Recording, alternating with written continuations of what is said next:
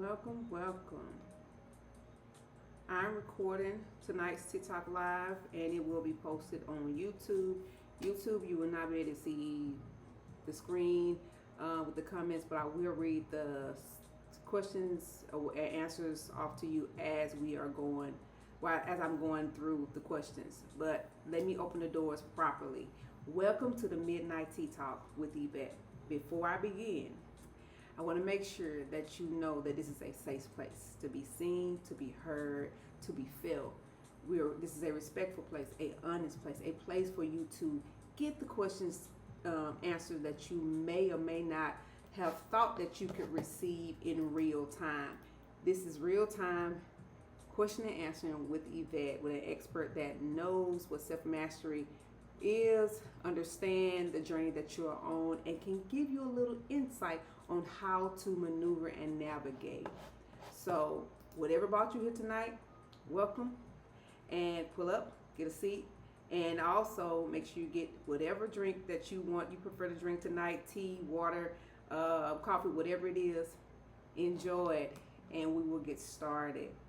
So tonight's live topic is about you were never meant to earn your worth. So we're gonna dive into our worth and our value, because a lot of times we forget that those two things are two different things. Thank you. They're two different things.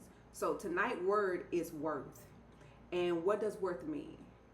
Worth, what you are, not what you produce, not your output, not your title, not your best year. The value stamped into you at your very first breath, already whole, already enough, and already worthy. So those of you know that when I do these lives, I pour into you. We gather, I pour into you, and I will open the floor for you to answer the question. Now on YouTube, the question that's on my screen right now, it says, have you confused your value with your worth? Now, most people will come into the chat and they will answer this question, or they will have another question they will ask me, and I will read it out loud, and I will give the answer that's best fit at that moment.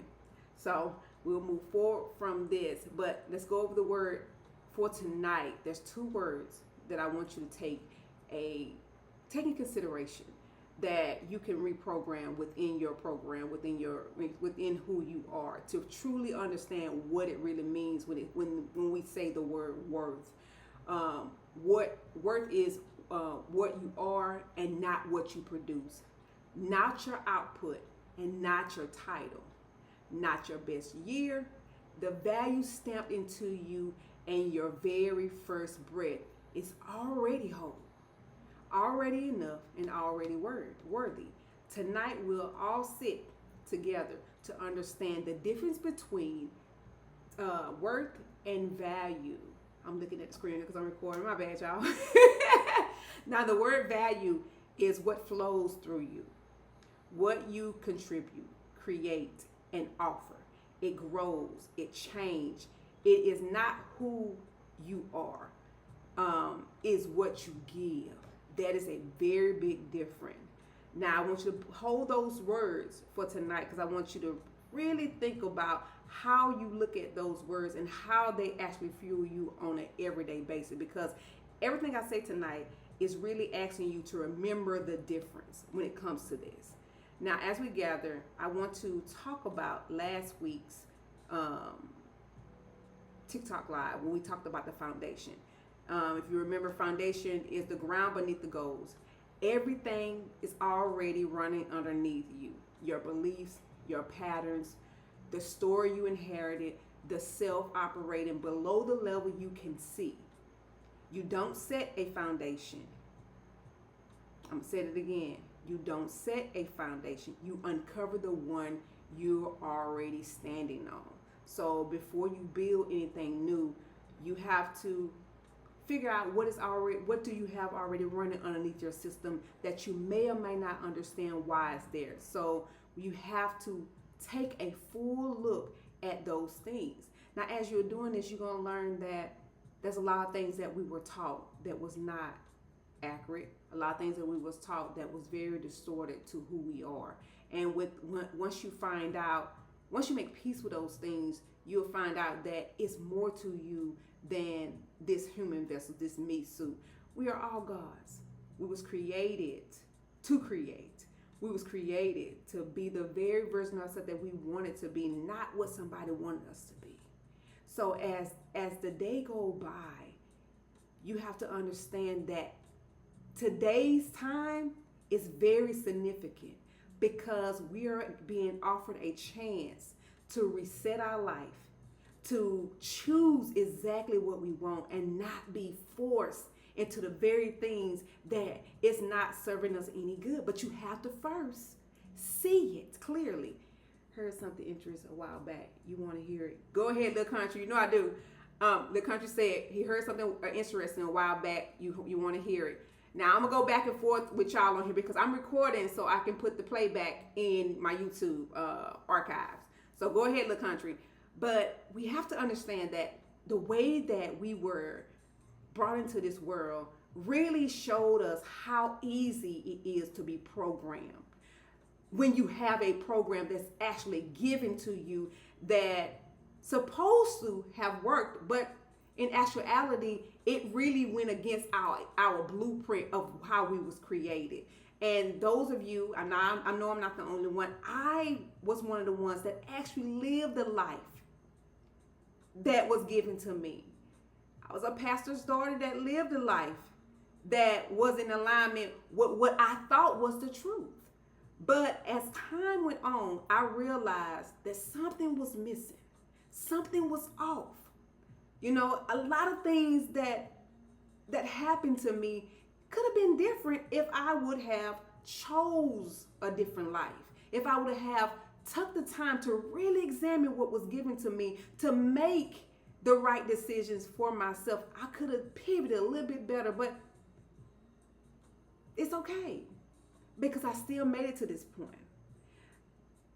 The comment on the screen says, the lowest point in your journey is when you find your higher self.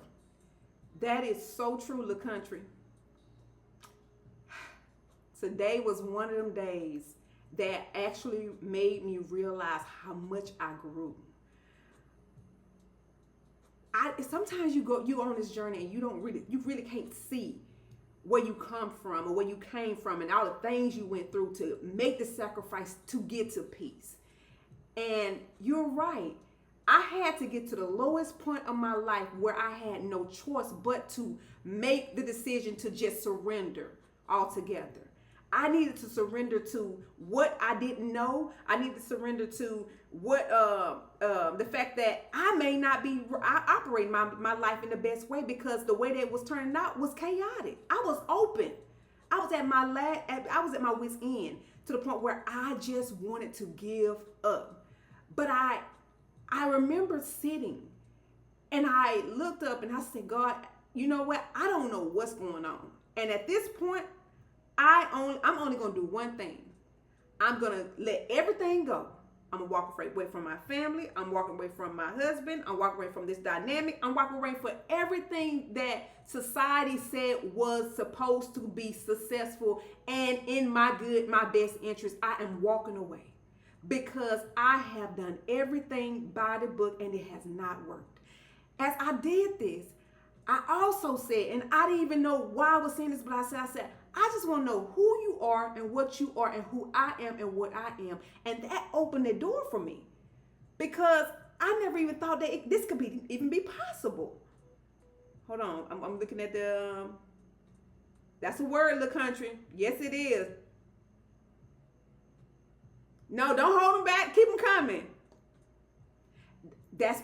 And I thank you, Little Country, because the entire time that I navigated on the lowest part of my life, there was parts of myself that I had to reclaim. I didn't understand why I had to walk the walk I walked. And by me walking it in a way where I was open and I was willing to see what I didn't understand, even if I didn't understand, I was willing to be a student to receive. Some stuff didn't make sense, but it felt right. So as I walked, I allowed myself to guide me and navigate. And I allowed Most High to give me the words that I needed at that moment. But by me doing this, it was the most rewarding time of my life. My entire 44 years on this earth, I don't think I ever had as much fun as I did when I surrendered and let everything go.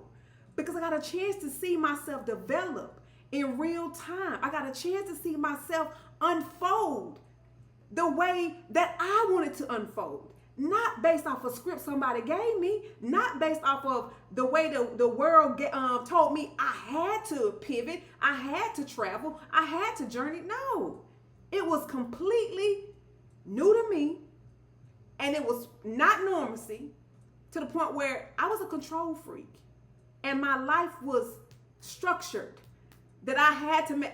I used to say I can't fuck up, because if I fuck up, my whole family gonna fall apart because they only got me. But at that point, I realized I took on something that really wasn't my job to take on, because I needed to allow myself to just flow, to receive. And I seen so many miracles in during that time that was the best decision I could have ever made. So I get on here and tell y'all these stories so y'all can understand that it is better when you choose to do the opposite of what we've been taught. They said, I get it. Hold on, y'all. I'm catching up on. That's me. That's now.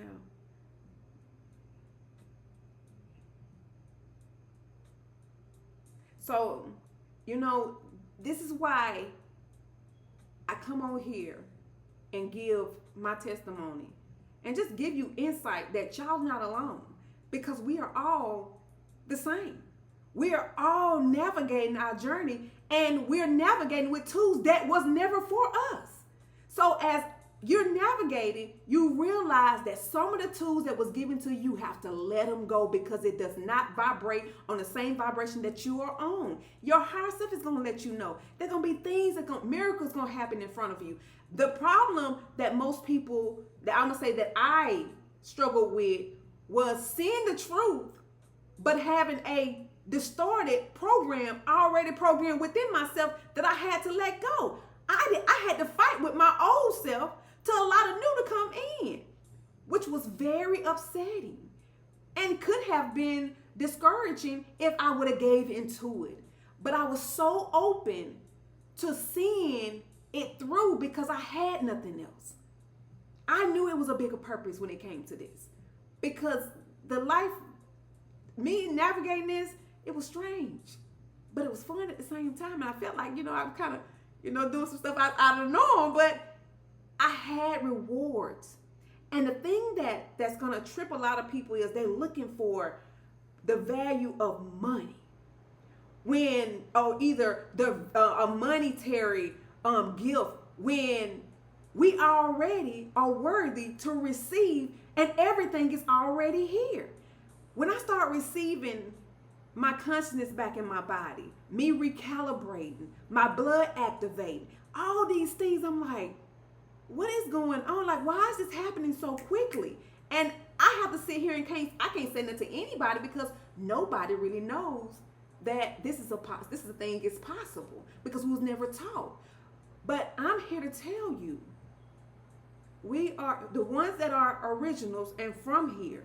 And this is our earth. There are things already here for us. You just have to vibrate and meet it to where the vibration is. But because we're so dense, and you're eating the wrong thing, and your distortion in the belief system are keeping you vibrating at a lower vibration, and you operate out of your lower chakra, you cannot perceive the aspect of your God self. This is where mastering the self comes in. This is where learning who you really are. This is where you have to forget everything else that you was taught, make peace with it, and walk through the doors of value. And understanding that there's a bigger purpose and a higher version of yourself that's waiting on you. You can't do this by sitting back and allowing things to happen. And don't get me wrong, I'm a prayer warrior, but there's just some other tools that go with it, that on this journey that you were not given.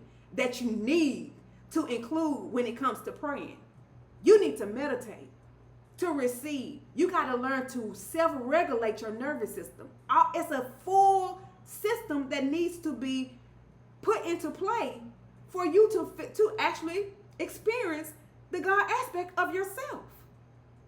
And they don't tell you this because they don't want you to wake up.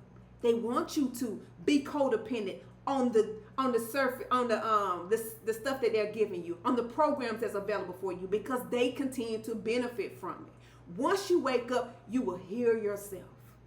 Your body is already designed to heal itself effortlessly. You have to wake up to understand that you need nothing outside of you. You don't even need me. I'm just a vessel that's opening up to give you insight that, hey, it's another side of earth. That's a new earth that's here that you can get to. I'm vibrating on it already, and it's not dense. But let me tell you how to get there, because this is what I did. This is what I'm here for. Y'all, I've got 23 minutes and I ain't even seen none of these. I'm sorry, guys. I get in. I just start. Hold on, y'all. Let me catch up. Here's something interesting a while back. You want to hear? Okay, hold on, y'all. I'm catching up. Lord's Point. Yep. That was good, little country. That's right, little country. You did.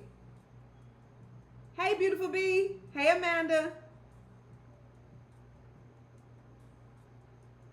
Welcome, y'all. Welcome.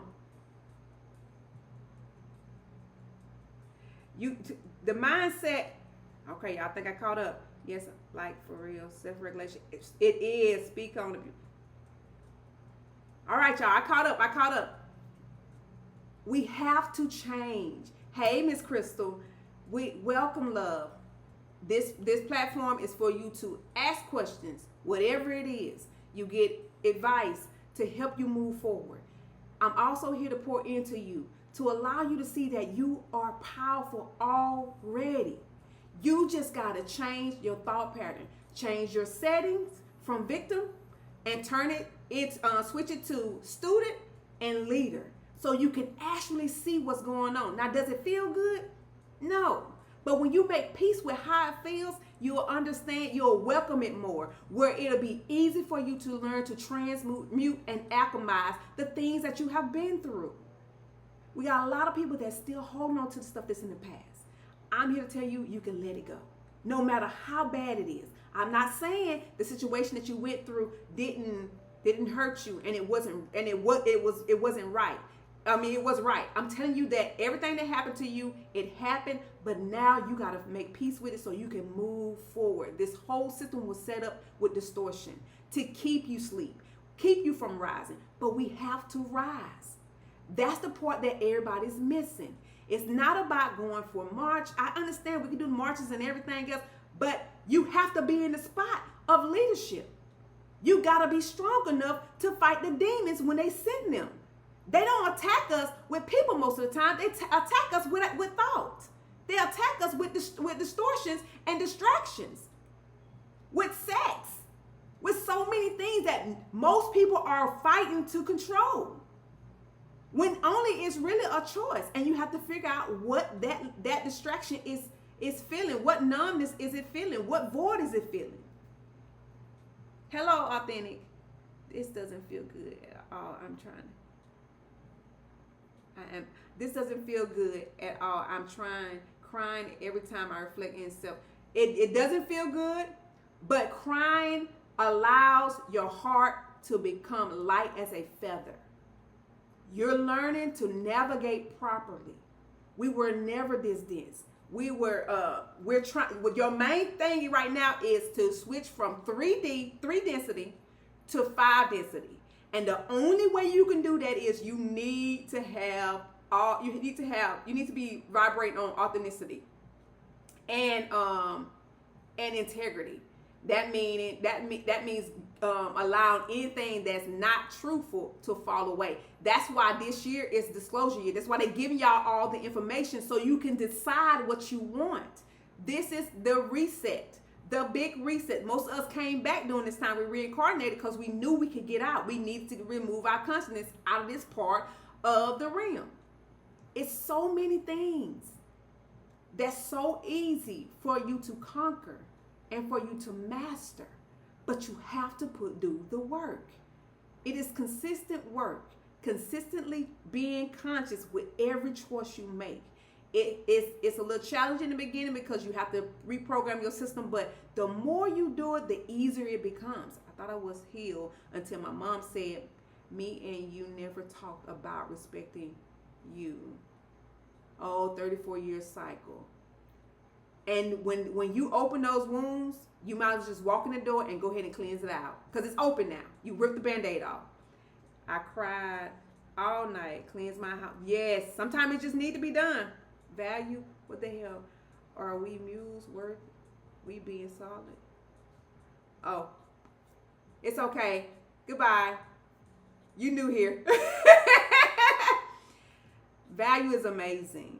You know, it's a lot of people that sit back and want to take the road of having a blind's eye to everything that's going on. There's so many people that are being manipulated. I mean, we were born into manipulation, lies, distortion, and most of the humans are acting out them same patterns. So at the end of the day, until we want to take accountability, and like I said, everybody can't go. Everybody's not going to want to do the work because they love where they are. Misery love company. You have to choose not to be a part of that, be that company for that miserable person. And it is okay. It's okay for people to reject information. They came to get what they need to get, no matter what. I don't get upset about little things like this. I show y'all how to see things. Every door that comes to you is coming to you for a reason. Whether they come to receive information, whether they come to reject you, whether they're coming to just for you to give them a word. It's always for a reason. Now, how you walk in that door, it's up to you. You either going to be the leader or the victim, or you're going to be the student. Whichever way you want to walk in. I tend to walk in the leader and the student at both, so I can see both ends. See where he coming from, where I'm coming from, and what I'm going to do. Because at the end of the day, you have a choice to not participate in a lot of things. I love to see people come here and put certain things here. Value is very important. There's a lot of people that don't value themselves. There's a lot of people that don't understand what value and worth is because there's two different things. They're not the same. But so many people put them together. We was already worthy. When we was born royal. There was nothing need to be done. We was created perfect. They knew that when you was born, so that's why they gave us stuff they gave us, because they knew we was already perfect. And if we would have just came in and lived a life the way we supposed to, based on our blueprint, based on our ancestors, based off our history, we would be in control. Got to understand how powerful you really are. That they have to start when you a child to try to control you. It means that it says a lot. A lot of people don't ask the right question. They sit back and they talk about a lot of things and they gossip and do all these things, but it's really, what do you really want to do? Do you want to stay in stagnation? Do you want to live a life where you're just on autopilot and you're struggling and you always chasing? That was never our life. You can have a better life than that. Authenticity. I'm gonna catch up, y'all. Okay, never thought about a bell. What does the bell done? Oh, she's talking to somebody else. Okay. Okay,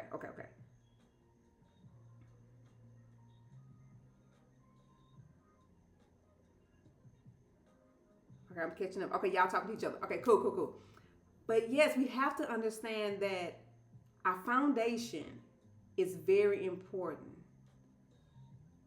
And the work that you want to do, you have to look at the foundation, because you cannot build a new foundation on a faulty foundation. It's going to crumble.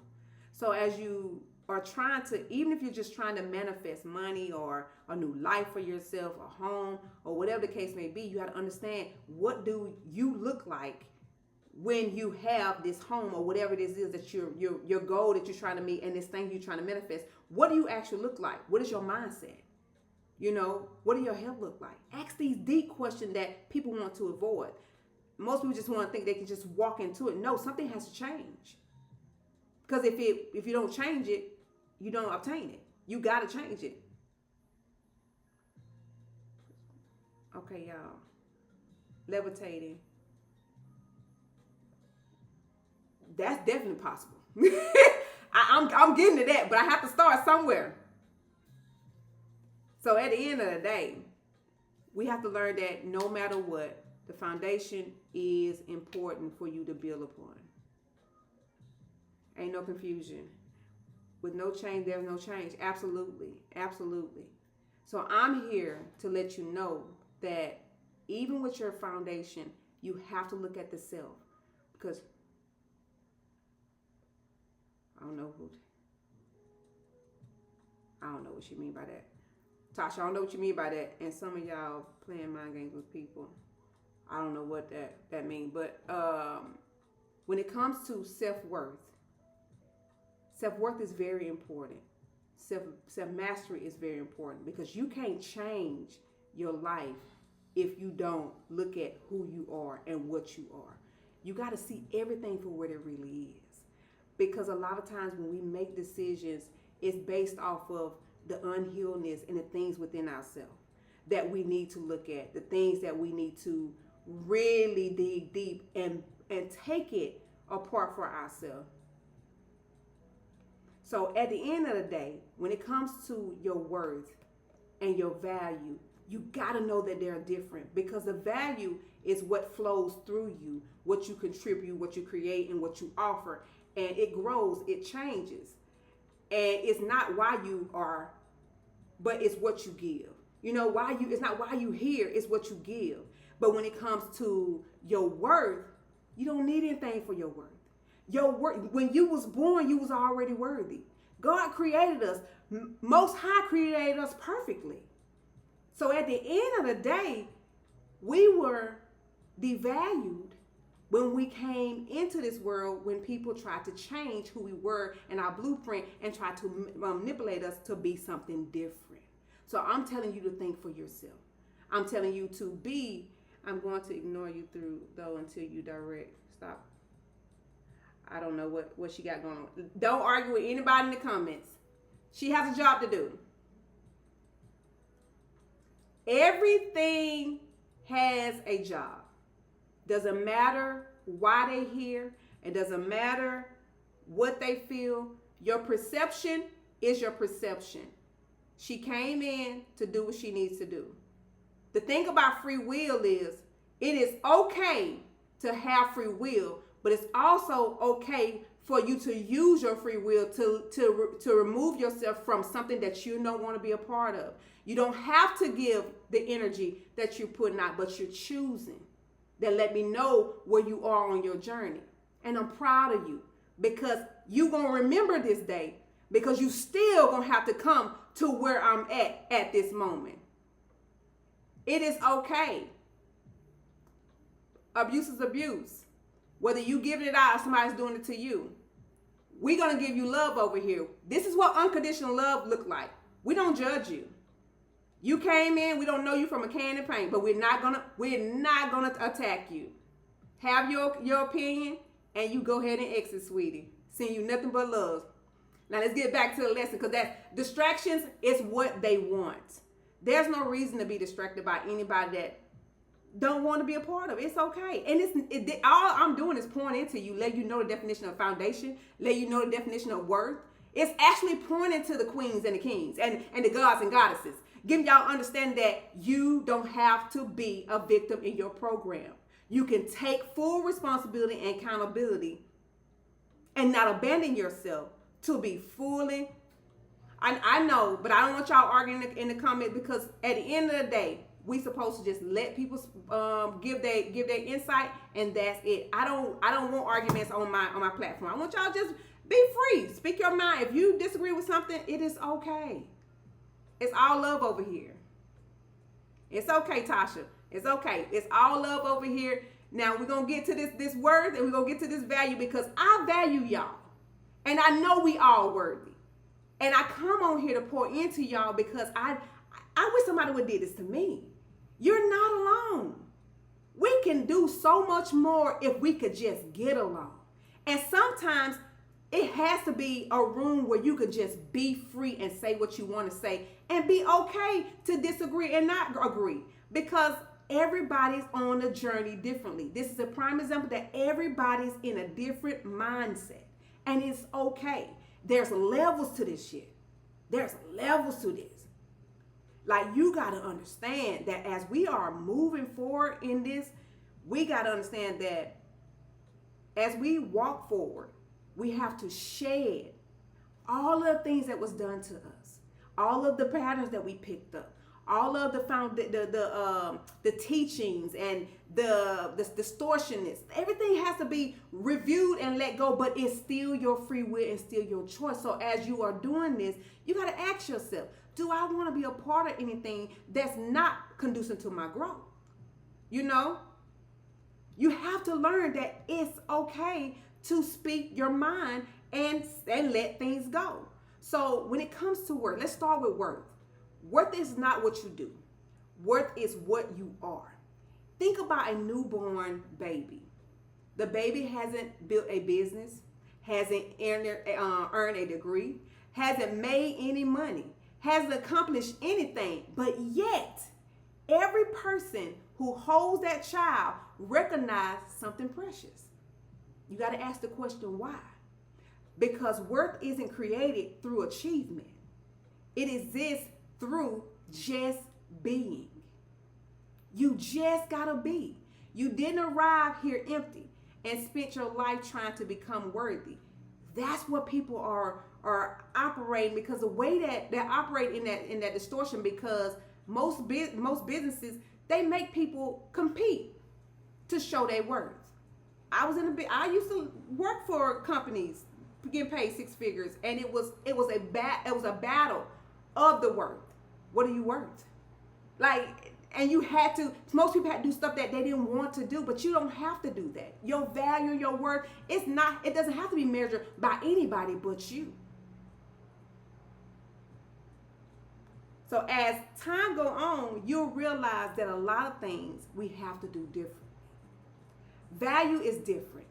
Value grows. Your knowledge creates value. Your wisdom creates value. Your healing creates value. Your discipline creates value. Your experience creates value. As you evolve, you gain more to offer the world. A teacher creates value. A doctor creates value. A mother creates value. An artist creates value. If you get my drift, everybody creates something based off of who they are. Value is your contribution. Worth is your existence. There is a difference. So as you are walking in the light of the self, you'll realize that most of the time your value and your worth is always challenged by outside people. We got to understand that it's okay for them to be distorted, but it's not okay for you to respond in a way where it limits who you are and it doesn't really show the value that you have based off of who you are. Because sometimes we can react in a way that's not conducive to our growth and really don't show the identity of who we are. So this is why you learn to self-regulate.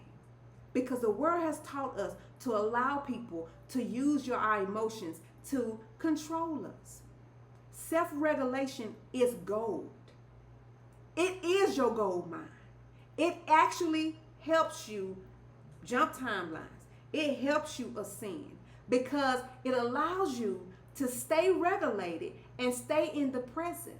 Most people emotions are distorted, and really it's all it is, energy and motion. That's all emotions really is. But because we have depression, anxiety, all these things that they have given certain things, and really those things are things that we need to heal, things we need to let go, things we didn't see that happened in the past. You know, situations that we attached ourselves to when we really just supposed to have learned the lesson and let it go. But because we are in victim mode or we are hurt and feeling pain, we hold on to it like a badge of honor. I'm teaching you this is why it's important to let things go. Because as you let things go, your heart becomes lighter. the density of yourself. You become lighter within yourself. You feel lighter mentally, physically, and emotionally. Okay, I'm catching up, y'all. Yes, Slade. With the yellow wrap.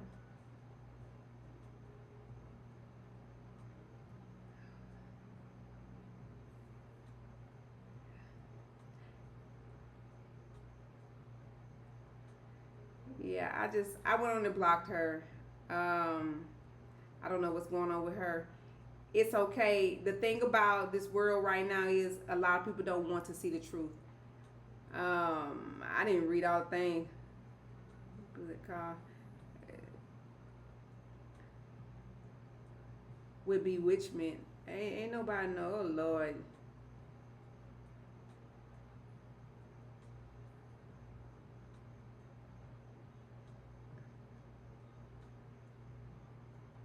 Anyways, Egypt is slavery. Once you learn to control your emotion, you learn to power. Exactly. I blocked. I don't. I never blocked anybody, but I blocked her. Once you learn to control your emotion, right? Absolutely. That is still something I need to learn how to be real bad. It's okay, y'all. It is okay. It is definitely okay.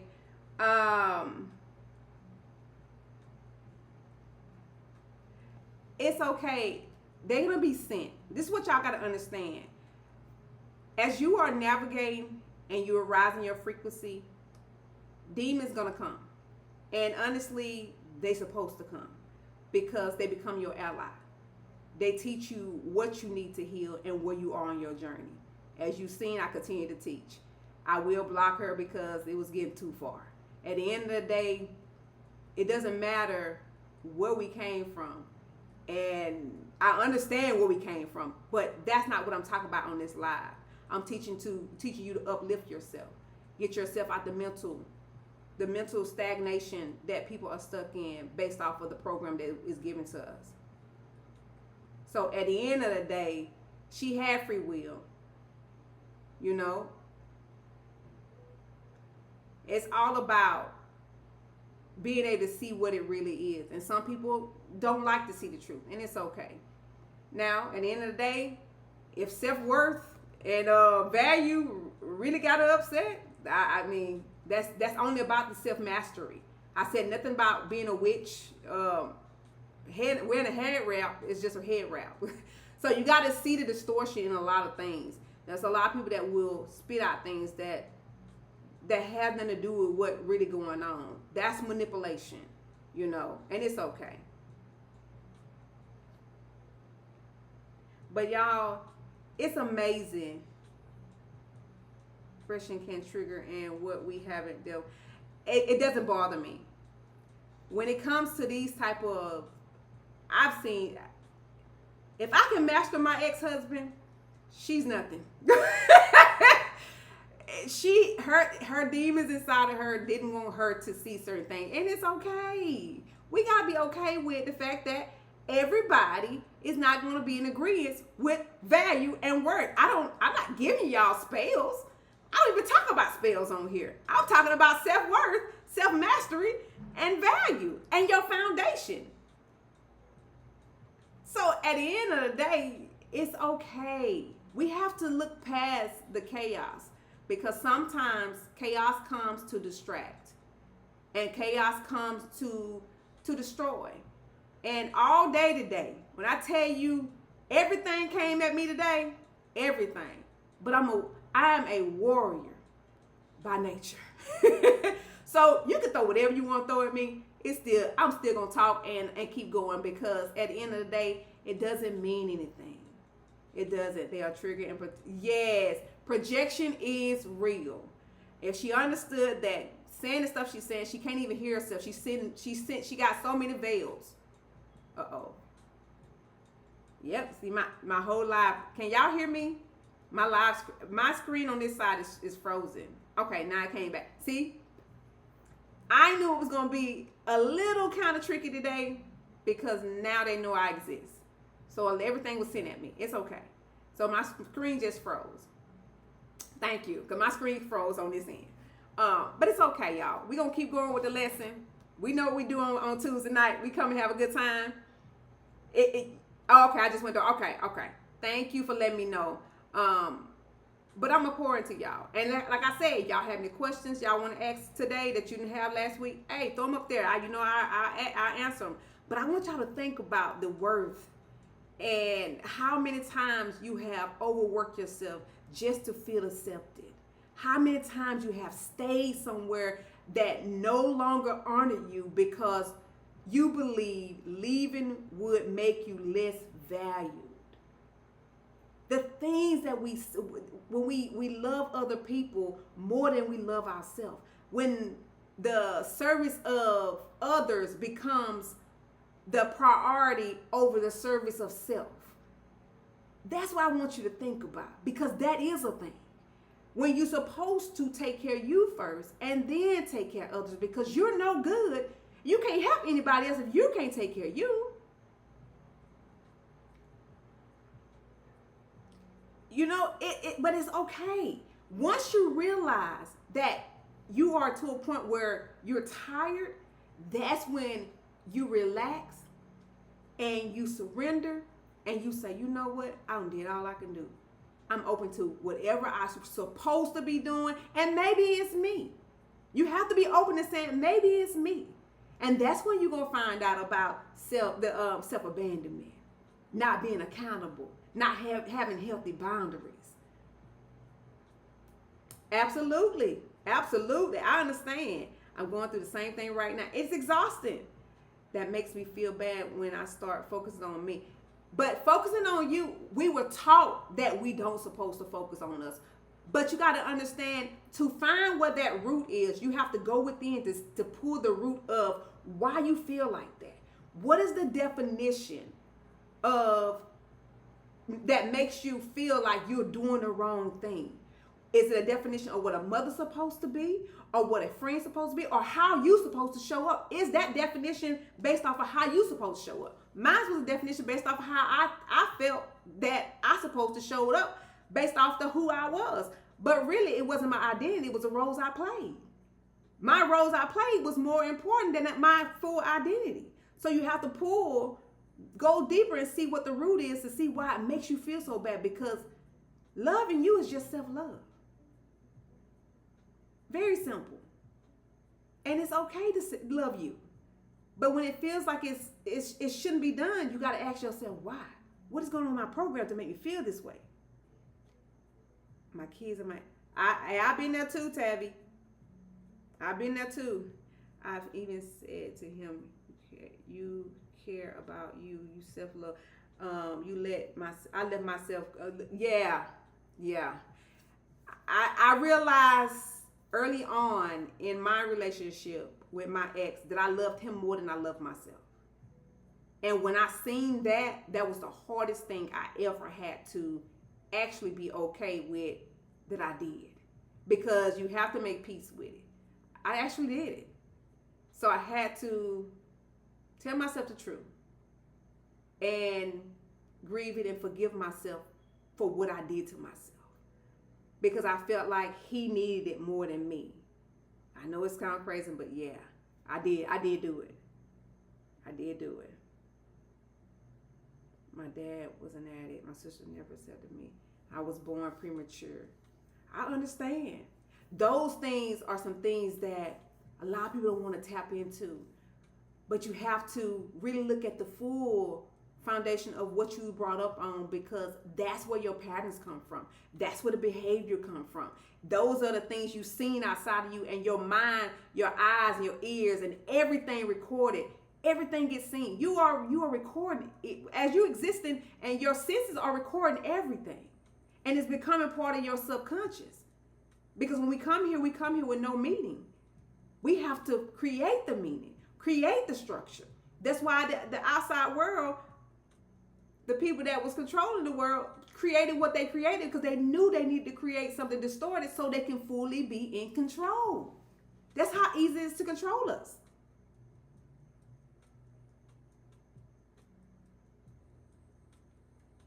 I have a hard time making peace with it. It takes time. You have to first allow it. Whatever it is that you're trying to make peace with, you have to allow it. This is a rule of thumb. The way that you embodied it, meaning the way that you programmed it into your heart, is the way you have to release it. It's feel like something coming, a knife or something coming out your heart, because like you're pulling a string. As you get to the root of the issue, you have to pull it out. And when you pull it out, sometimes it takes days, sometimes it takes a month, sometimes it takes a couple hours. It depends on how much healing you've been doing already, because you have to program the system to be okay with offloading, to be okay with letting go, to be okay with purging and releasing and alchemizing as you go. But it can be hard in the beginning, but then I promise you, the more you do it, the easier it becomes. I love all the things way too hard. Yeah, I've loved all of them way too hard. I get it. And honestly, you're supposed to love.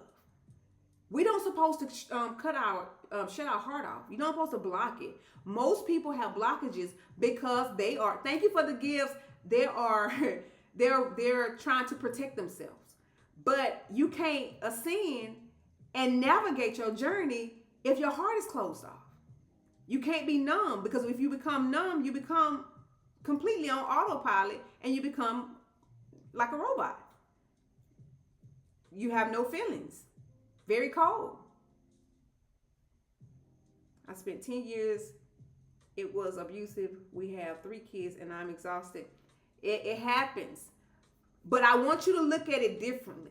Most of the time we think about the emotional imprint of what happened. But I want you to take it from the victim mode, because the victim mode is something that sticks in, sets in, because it does hurt us emotionally. But I want you to switch out the victim mode and go into the leader and the student mode and look at it as a reviewer and see, what did you learn from it? What can I take from this? Because that's what you're supposed to take, not the hurt and pain. You're supposed to take the wisdom so you won't make the same decision and the same choices as you are navigating, because we are all navigating. Pinky said, oh hell. Yes, he doesn't. Hold on, y'all. I'm catching up. Wait. What happened to your comments? Oh, they said all your comments had to be filtered. I don't know why your comments had to be filtered, beautiful B. I'm catching up, y'all. It's been 10 years. Yes, he does need it more than me. Now I am coming to realization. I'm sorry. Your parent. It's okay. And no, you need you more than you. He don't need you. He can navigate on his own. If you want to be a victim, let him be a victim. What if you can't remember some important information from your past, though? You locked that away. Hershey said, what if you can't remember some important information from your past, though? You can't remember it because when it happened, you couldn't process it. So your higher self, which is also you hid it away until it was time for you to heal it, until you are ready to actually walk through that door. I do past life regressions. I also am a shaman. So I've seen people, when I put them under, that's the first thing come up is the things that they locked away. And when it comes up, it's like your higher self is take action. You go into the journey and you're asking for whatever it is. You don't ask for a specific thing. Whatever is needed at that moment for you to heal. And sometimes it be the main thing that you need to heal several things at once. It's the original root of the very issue of most of your memories and your past and the things that you've been holding on to. And they'll walk you through it. And a lot of times it's very traumatic. That's why you lock it away. Yeah, I'm trying to get myself together. My older kids are going through it. You can't help Tabby. You can't help them if you don't help you first. They can get, now, when it comes to mothers, there's some wounds that you can heal for the bloodline itself.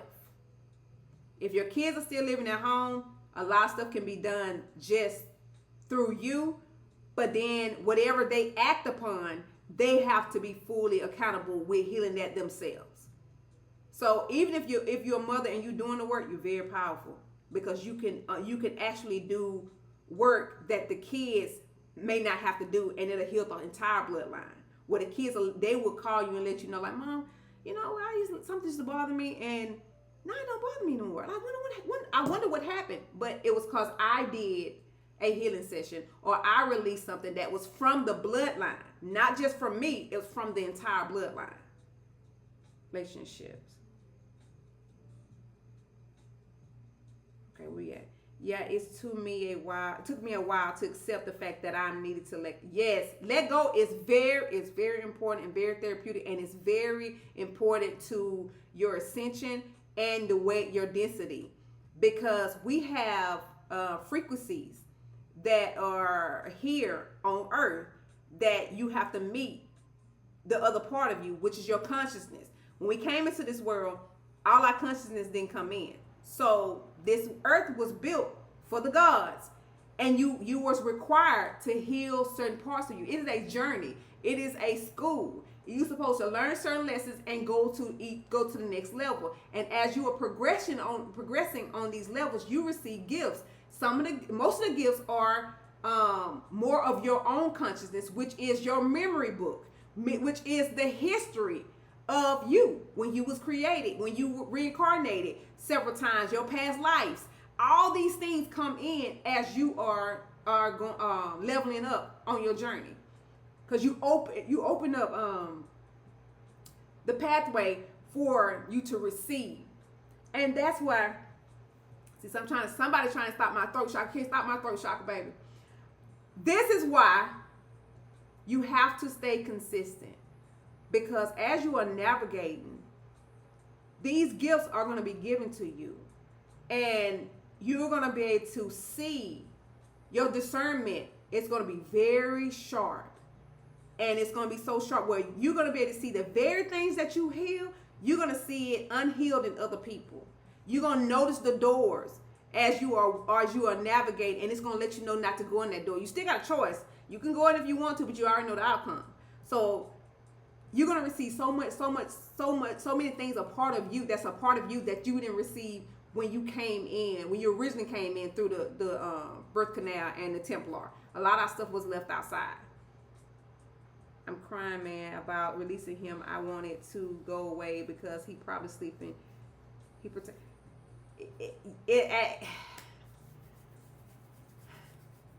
Beautiful B, that's deep. I have to really talk to you offline about that. It takes a while. And I won't say a while in a way where it's not doable. I'm saying based off of you. Because it's not him. It's actually you. You're trying to get to the root of what you did. You only seeing him, but you only seeing the emotional imprint that it left about him. I want you to start looking at, okay, now what I supposed to learn, and what did I do to myself when all of this stuff happened? Because even though it happened to you, you actually embodied it a certain type of way, made it a part of you. Therefore, it's stuck in your heart, and it's causing you pain because you didn't release it. The energy is supposed to be energy in motion, but you kept the energy and you held on to it. So you got to release it.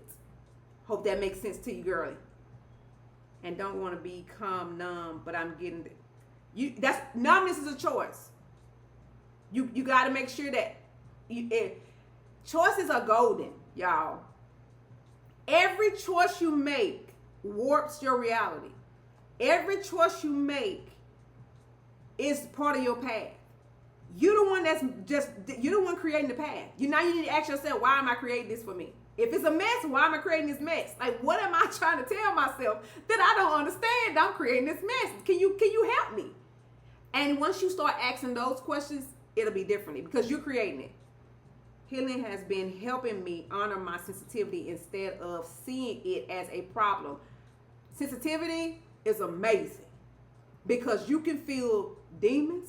You can feel the density of other people. You can feel frequency has a sound. Everybody has a unique sound. Everybody has a unique vibration.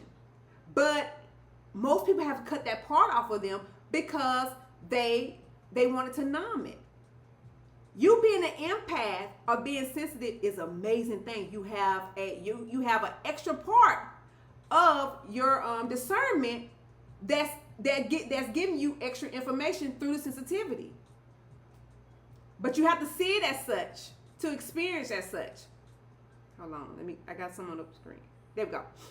You have to see it as a gift to experience it as a gift. So if you don't look at it as a gift, you'll look at it as distortion, and you will shut it off by pushing it away. So sensitivity is great. Now just learn your relationship with the sensitivity, and then you're gonna see that, okay, this is amazing.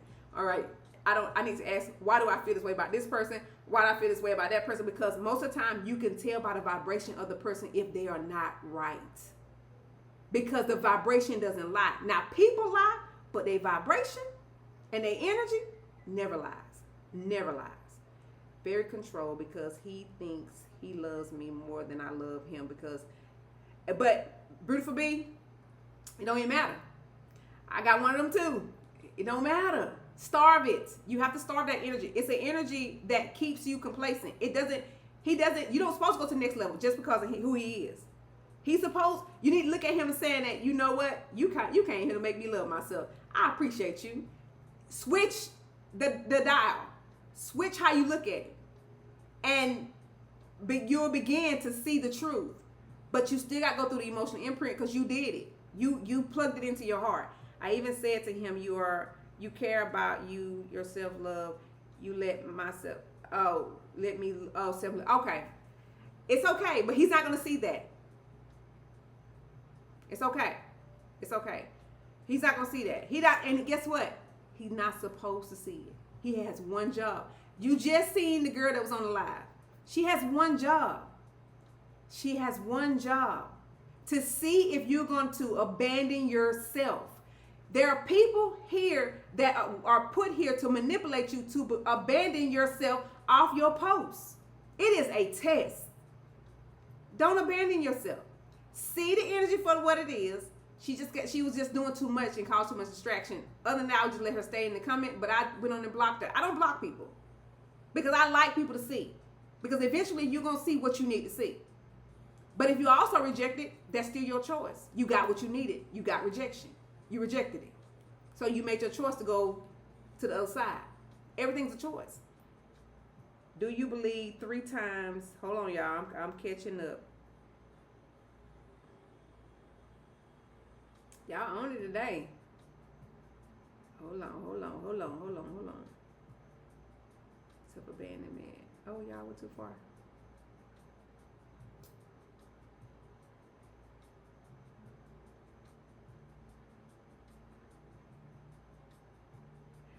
Keep crying, man. Okay, y'all. Good info. Do you believe 3 times cause spiritual connection? What do you mean, user 317250775004? You said, do you believe 3 times causes spiritual connection? I don't know what that means. That was too much, right? That's, you're talking about, yeah. Patterns recognition. I'm spending a long time. Yes. When you can see your patterns and your belief system, when you can actually call it out, the change happens when you make the change in real time. Now you can learn all you want, but if you don't use your tools as you are navigating, you're not going to embody it. So you got to embody. Oh, do you believe you can accidentally see some of your past life? You can. You will see your past life. Your higher self will only allow you to see it if you need to see it. Not everybody needs to see their past life. You don't need to see it. You don't need to see it. Now, if there's something that you need to heal, you will definitely see it. I had to heal a couple things, so I seen mine. Learning to know to trust through this relationship. Yes, I notice when I do my most healing, my child has a positive response. Yes, your kids will come to you. Do the healing. Women, do the healing. Because we are very powerful. We have a portal. There's more to us than a little bit. There's a lot to us than you know. There's so much that's happening right now. There's women that are having 2 or 3 menstrual cycles a month right now. When your cycle comes on and happens several times a month, don't be alarmed. Now, if you want to go to the doctor, go to the doctor. Check it out. Get all the root out. But I'm telling you now, right now, it's a lot of stuff going on where you are offloading. We are purging. Our cycle helps you purge old energy, old blood. Because the blood has to be activated.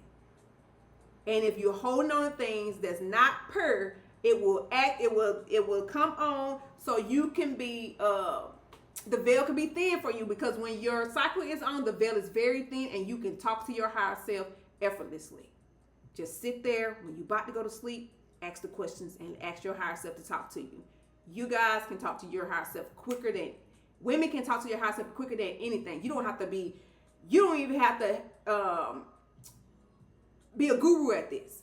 Your cycle makes the veil thin for us. Try it. See. Thank y'all for the gifts, y'all. I'm sorry. True indeed. Yes. Okay, I'm caught up now. Yay! Oh no, I'm not. I thought I was.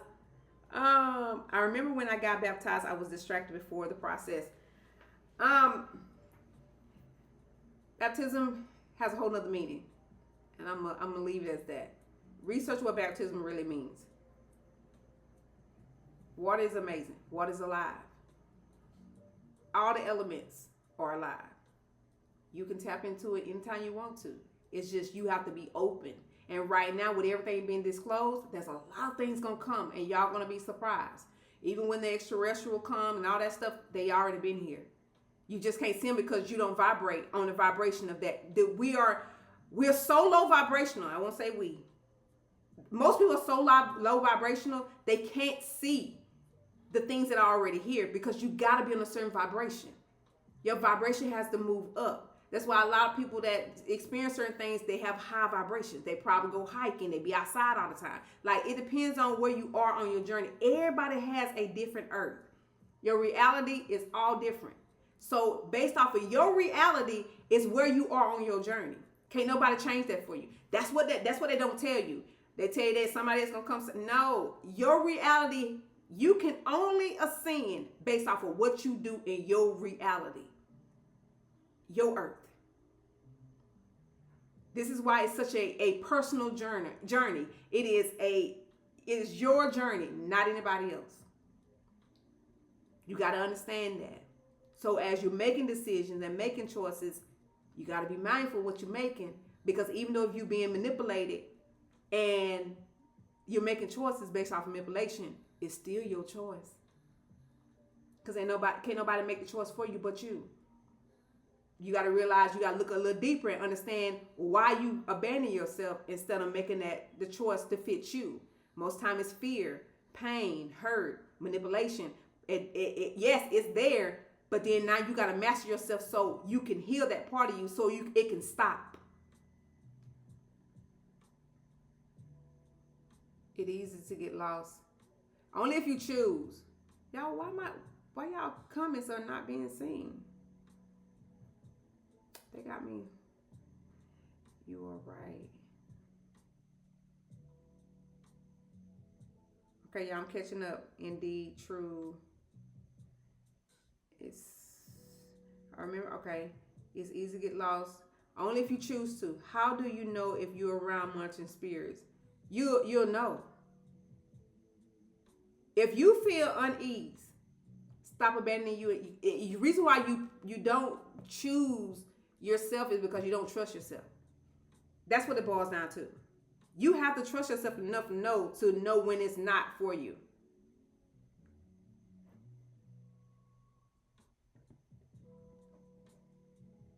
So just trust yourself. Share the light. You are so right. Currently purging. Purging is amazing. It is amazing. If you sit and lay down while you purging, oh my God, great conversation with your higher self. Great conversation. We have to vibrate high enough to get off here. This is a depth. Aries Queen, you have to, she said it. The earth is resetting right now. I'm going to say this one time on this live. You have to vibrate to go a certain vibration to go to the next level, which is you need to be, I think it's 5D, 5 density that you need to be vibrating on. Certain people are already there. Most people are not there yet because they haven't mastered themselves. But it requires a lot of mastery of the self. Because you have to master every chakra to get to this level. And little nonsense stuff, it won't even bother you. You won't even feel it. It wouldn't bother you. Because you are already at a state of peace. And it's peace start within. I mean, literally hearing nothing inside but your higher self. So this is why vibration is very important. You have to understand that. Sex. What you mean by sex? Go from victim to victim. Yes, absolutely. Go from victim to vector mindset. Absolutely. Because of God, I am 938 days clean. Oh, good job. Congratulations. Congratulations. You made the choice. That's why they spoon fed us info, because you know everyone go crazy. And the thing about it is, this is why everything was hidden within. Because by it being hidden within, you had to do the work. You had to want it enough to do the work. And this work, it's a rite of passage to it. I mean, it's literally you being you, but you gotta let all distortion go. You gotta let all distraction go. You have to make a huge sacrifice for you. Ask your question, always in your business. Do you believe sex causes spiritual connections?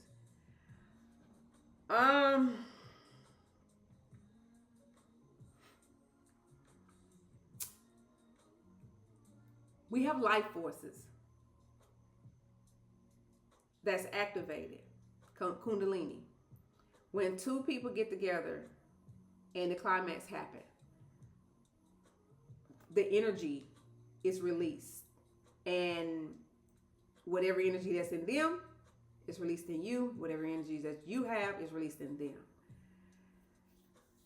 But then something happens where the identity, if you notice when you're in a relationship, the identity becomes a battle between each individual, because one person wants to be more dumb than the other. Don't believe me? You sit back and look at your relationship, you'll see some people just give in and just they are a person of service, but then they abandon themselves.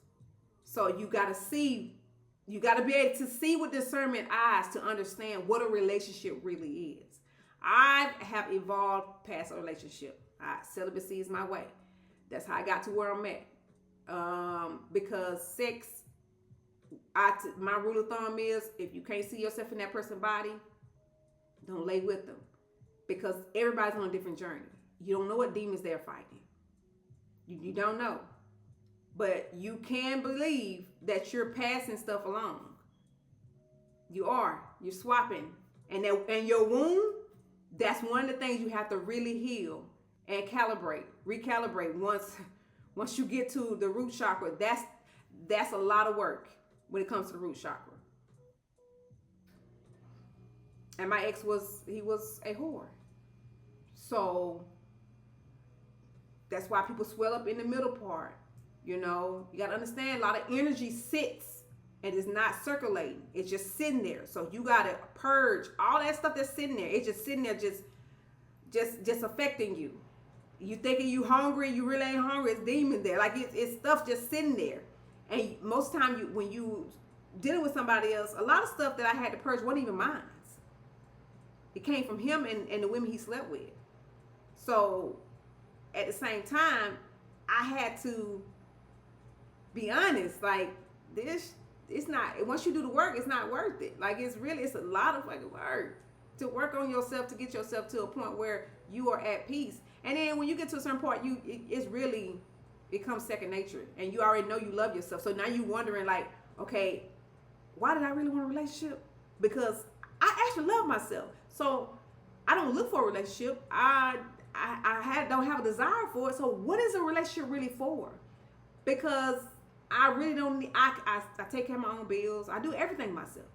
You know, change my car, my oil, my car, tires and everything. So what do I really need a relationship for? That's why I want to know, what is a relationship really for? Because I fulfill all those things for myself. So you got to ask yourself, what do you need a relationship for? A lot of people need validation, codependency. To be in a relationship, you really need a partnership. Like that person has to be able to be in alignment with their higher self and operate the way they want to. They can't build their will to yours, because maybe one day they may not be able to, they may need to sit still for themselves so they can actually do the work. And sometimes some people don't understand that, you know? So you just gotta look at it, what you want. But from my experience, I'm just gonna be honest with you, the connection thing with the sex thing it's deeper. If you look at yourself deeper and understand, when you start doing the work, you'll see what it really is and see if it's real worth it for you. Okay, y'all catching up. It's because they closed our third eye when we was born. So when we see you got I see what you're saying, Aries Queen. Yes, third eye is amazing. When it's supposed to open, it's gonna open. The more you do the work, it happens. You don't really have to force it open. But you're right. It was closed, calcified, and all the food and stuff and everything that was given to us really had a play in it.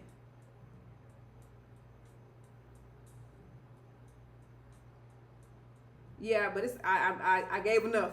You gave enough too. But yeah, the draining part, they vampires. I mean, and all they know is chaos. And chaos is not even bad, but the chaos they give is the kind that keeps you stagnant and stuck. The kind that you become a victim. The victim make victims. I'm gonna say it like that. Period. That's it. Still cleansing my wounds. So irritated that it's okay. Stomach is easy to clean. Ginger, you can do a lot of, it's so many natural remedies. You really have to, it's mucus. It's built up. And it's energy that has to be moved through. When you grind a lot and go by the water, cleanse yourself, you can self-regulate. But you gotta teach the body to do that. You can't just start and think it's gonna happen overnight. You have to, it's like a rite of passage. Oh, are we really doing this? Before I open up and make sure this is what she really wants. And then it's going to start happening the way it's supposed to. It takes time. But I went cold turkey. Like literally, I stopped eating meat. I started fasting three times a month. I did dry fast. I didn't eat nothing or drink. I didn't put nothing in my body. I was so serious. I was trying to save my life because there was so many health issues I had. So when I do something, I go all the way in. So I went and dry fast, like the breatharians. Amazing, by the way. It shows you all the demons within you. It shows you what's running behind the program. It shows you the things that you have to integrate and heal. And you can integrate it within you by addressing what comes up, making peace with it, and then rewriting the program in real time, and then it integrates. That was an amazing thing for me.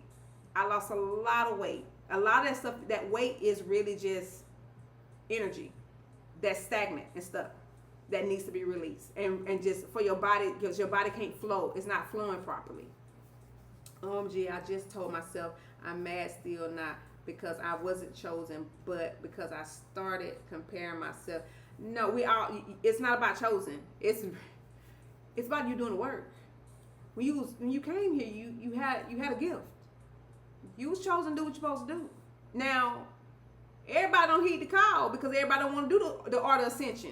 Everybody don't want to tap into the science of ascension. The science of ascension is what we missing from the world. They don't even know that is a possibility for you to be the God that you are. The gods that was here originally, they all knew the ascension process. You got to ascend. You have to be conscious enough to see the program, see everything going on behind the scenes, so you can ascend.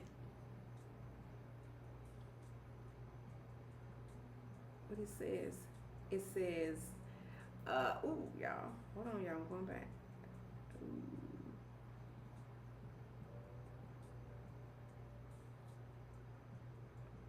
Yeah, food and the water does affect the peanut. Yeah, it absolutely do. It really do. Food and water definitely do. Scared to fast. You only angry. The anger is good. Now ask why you here. I want you to take yourself inward and ask the anger why you here. Pull the string of understanding. So once you understand, you will understand. Then you will make peace, and you will let go, and you will release control. So you can integrate, embody, and make it an ally. Beautiful, beautiful process. Beautiful process. I knew it. I saw an X-ray of two people, and one was heavy. I say, oh, this is spiritual. Yeah. I have control. I have trouble completing fast. It's a mind thing. It's mind, and most of the time, when you can't finish it, it's only showing you your habits and your patterns. So when you go into a fast, I need you to go in as a student and a leader. You're going in to review yourself to see what it is running your program and why you act the way you act. It's you. It ain't nobody else, it's you. So it's nothing to be afraid of, because it's actually just you. Let's understand what my worth is, and mad because I tried to be worthless. Yeah, your worth is everything, honey. But forgive. You gotta forgive. Just forgive. People got to read the book Enoch and the Quran. They can read the book of Enoch, Quran, as long as you understand that it's more, you're more than a human, you'll be open to really seeing. And sometimes you don't have to read the whole book. Sometimes your higher self will give you just enough so your belief system can be open to changing. And then you'll be able to see everything's going on. It's a lot of stuff going on underneath that people don't understand, but you got to be open to it. Yeah, do it at an hour each day and you will be okay. Drink water and pray. Yep. Breathe. I'm working on it. I forgive, but still ache. It's okay. It's going to take time. Because when you ache, it's just you learning to be safe and being okay with you regulating your nervous system, because you have never regulated properly. So it's gonna be a little wonky at first. But just journal. Make sure you journal so you'll know how you respond. This is how you learn how your conversation with yourself. Because when you're journaling, it makes it easy for you to have something to look back on. Yes, water fasts are good, and also going in the sun. Yes, sun is amazing. Sitting by a tree meditating is amazing. Trees actually talk to you. You just got to be open to it. You can. Okay. Y'all talk to each other. Okay. Cool. People got to read. Oh, yep. Y'all, I'm catching up, y'all. Breath work is amazing. It is. Breath work, actually, when you do breath work, you give your cells new air. You actually, prana, when they talk about the prana, it fuels the cells within. This is why you need it when you get up in the morning. You're supposed to sit and you just breathe in new air. It actually allows you to wake up the cells within. And then if there's any energy or forces that is not in alignment while you're doing this, because your vibration is going to raise as you're doing it, it's going to go automatically integrate within you. You're going to feel that energy dissipate. You'll start yawning. You may sneeze. but you're gonna feel like something's gonna be embodied. It was just sitting there, but it's so low vibrational it can't touch you. Don't overexert yourself while doing dry fast though. It works. It feels good to manage. It is, but for me, I went to work and everything. It was amazing. I was so determined to change my life. I was supported the entire way. And I owned an assisted living facility, and I was one of the main workers there. And I worked and took care of the elders and everything. And even though I worked at the VA, I did the same thing too. Worked at the government, I did the same thing. My dry fast, I did that for 12 years. The 1st through the 3rd of every month, dry fast. And I broke the fast with fruit. 12 midnight. Yeah, please, people have to open up to stuff. You do. I don't know why they blocking out. I would do it when you're not working. Yeah, it's just, it depends on the person. How if you feel like you can try. But I did it. For me, it was the best because I already talked in my mind. Now my higher self, because I was so occupied, my higher self can give me all the information I needed. So it worked out great for me. Yeah, I worked in a warehouse where I'm in the heat in the summer with no AC. Oh no, you can't do that. I wouldn't do that because you're gonna deplete the water, more water out of you. Even though I did go walk, I worked out on mine too. I went to the gym. I did some stuff. I didn't care. I feel like sometimes you limit you. Depends on, you have to see how far push yourself. And I have been doing it for so long that it became second nature. So I didn't even think about anything else. I still worked out. My body changed. And I needed to move my blood. When you move your blood, your heart pumps faster. And your main thing, you want to activate your blood. That's the main thing. Well, I'm glad you're here. I'm glad you're here. This is what I do on Tuesday midnight, Wednesday morning. I pour into you till 4 o'clock in the morning. I'm here to answer any questions. Normally we chill. It's very live. That was the first time we ever had anybody on here that was disrespectful, but it's okay. It's like one of them days. Today was one of them days. It's okay. But I love the fact that y'all get a chance to see stuff in real time because I'm showing you how you have to respond to it. It doesn't matter how people show up. It's how you respond. If you're going to abandon yourself and your work and your tools, that's what they want you to do. They want you to respond that way so they can control you. At that point, they control you. No, you don't get no control. You get no airtime either. Just let you talk, and then I went on and blocked her because it was too much. It was too much. This is confirmation. I keep pushing, kicking. Oh yeah, keep pushing. I was feeling low. No, don't give up. And then you got to understand this is a journey. It doesn't happen overnight. You have to train yourself. Now, will it happen quicker now than when I started? Yes. Because a lot of things are out now. A lot of disclosures are out. CERN is off. So a lot of things that I had to go through to get to this part of me, you don't have to, you shouldn't have to struggle so hard. It should become second nature. But the main thing is mastering you, because you only mastering you. It's just you. And you got to be gentle, because you program that version of you. Now you got to reprogram that version of you. And it's going to be kind of a little upsetting as you are unfolding and unpacking the things that are there and seeing what's really running underneath your system. It's not a bad thing. It's just being aware that it's there. Now you're going to choose differently. I used to meditate so much and got to the point where I could control weather. Absolutely. That means the elements were supporting you, love. It's amazing.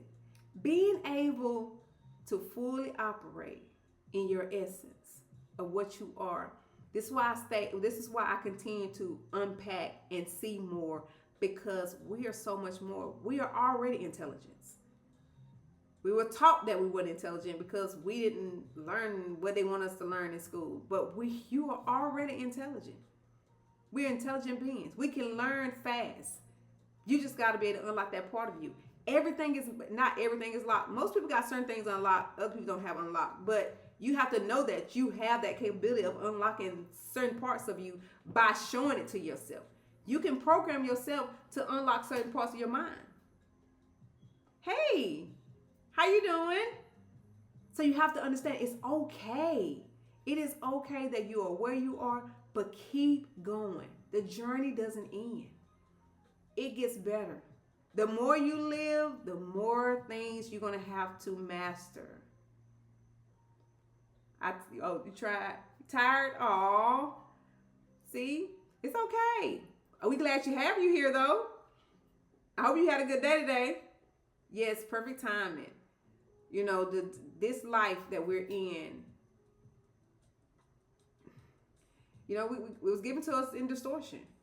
Even though we wasn't started when we was born, we have to unlearn the things that was given to us. And it's going to take time for you to let go of that program and make peace with the fact that your whole foundation was built on a faulty foundation based off the program that was given to you, and you trust it.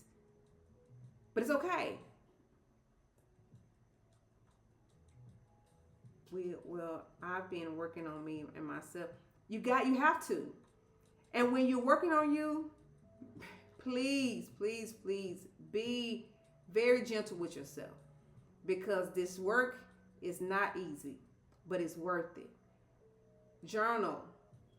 You may not understand everything, because a lot of stuff that I've learned along the way, I didn't see it by anybody else. And a lot of people don't talk about a lot of stuff that I talk about. The only person that there's two people that really talk close to about a lot of things. I'm gonna say this, that I resonate with. And that was the lady, I can't think of her name right now, but she's on YouTube. She's older now, but her name is, her book is in my bio. Yeah, her book is in my bio, but she talks about a lot of things, the distortion, the drama. I was aware of a lot of things. I was taken to ships. My ex was a part of the malevolence beings. So those things, I resonate with it because I was afraid to tell anybody that it happened to me. You know, there's a lot of things happened to me, but when I woke up, a lot of stuff had to stop happening to me, because now I was in full control of who I was. Before, it was just happening as I was becoming, but I didn't understand what was going on. I just wrote it in my journal, and I would cry, whatever, and like, you know what, is this really real?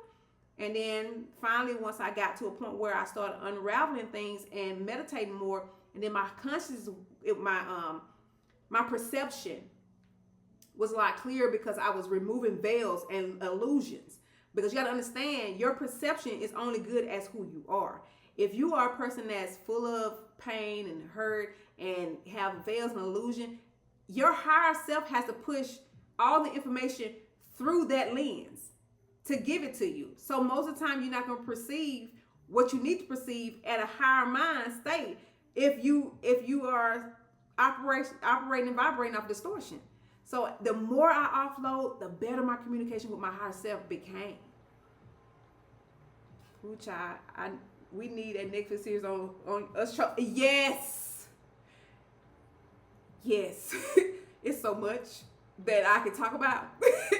I just don't talk about it on here because I just don't know who listens and who not. But I do want to come on here and let people know that some stuff about to happen to them, and they're not alone. It's some people that don't want us to ascend. I'm gonna say that. They came to steal souls. And some people want bodies. If you understood how important it is to have a body, you'll see what the fight is really about. Because there are people that are pushing souls out of the body and taking the bodies over. And a lot of people are walking around with no souls. But you got to understand what that means based on the vibration that they have. You will understand more and more as time goes on. But this is why I want to come on here and give you information, because the more you tap into yourself and understand the identity of the self, the more you'll be able to operate in the aspect of your God self and experience a lot of these things, and understand that the consciousness can leave the body. You can go to different dimensions and come back. It's so many things. Thank you for the gifts. But yeah, this ascension thing is amazing. Um, but it really just starts with self development and self mastery. And the more you are mastering yourself, the more you'll get a chance to see parts of you that you have never seen before. But a lot of people may get to the point where they don't believe, or sometimes it may trip up the psyche. It depends on how open you are to receiving the knowledge. But I'm telling you, don't be scared. Go within, master yourself, master your emotions, purge the things that you don't need. Make the heart as light as you can so you can experience the God aspect of yourself. And self-worth and self-value is very important when it comes to this. Because your value, your worth, when you was born, your worth was already there. You didn't need to do anything to receive anything. You don't even need to receive anything. Just by you existing, you had the worth. So, but when it comes to value is different. Value is growth. It's your knowledge you create the value, the wisdom that creates the value, your healing creates the value. As you are becoming, your value increases as you are going. So continue to move forward. Don't give up. Don't give up. And I know I have on the screen, have you confused your value with your worth? A lot of times we are not taught that our value and our worth is two different things. When it is. We're manipulated by a lot of things in this world because they want to use your energy for whatever they want to use it for. But I'm here to tell you that you can walk in the light as who you are. You don't have to be used. You don't have to follow anybody else. You can open up doors for yourself effortlessly. You can create the reality that you want based off of how you show up, how you vibrate.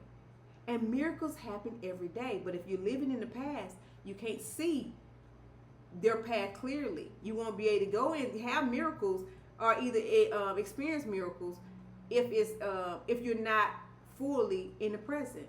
The present is where it's at. That's where you see miracles in real time.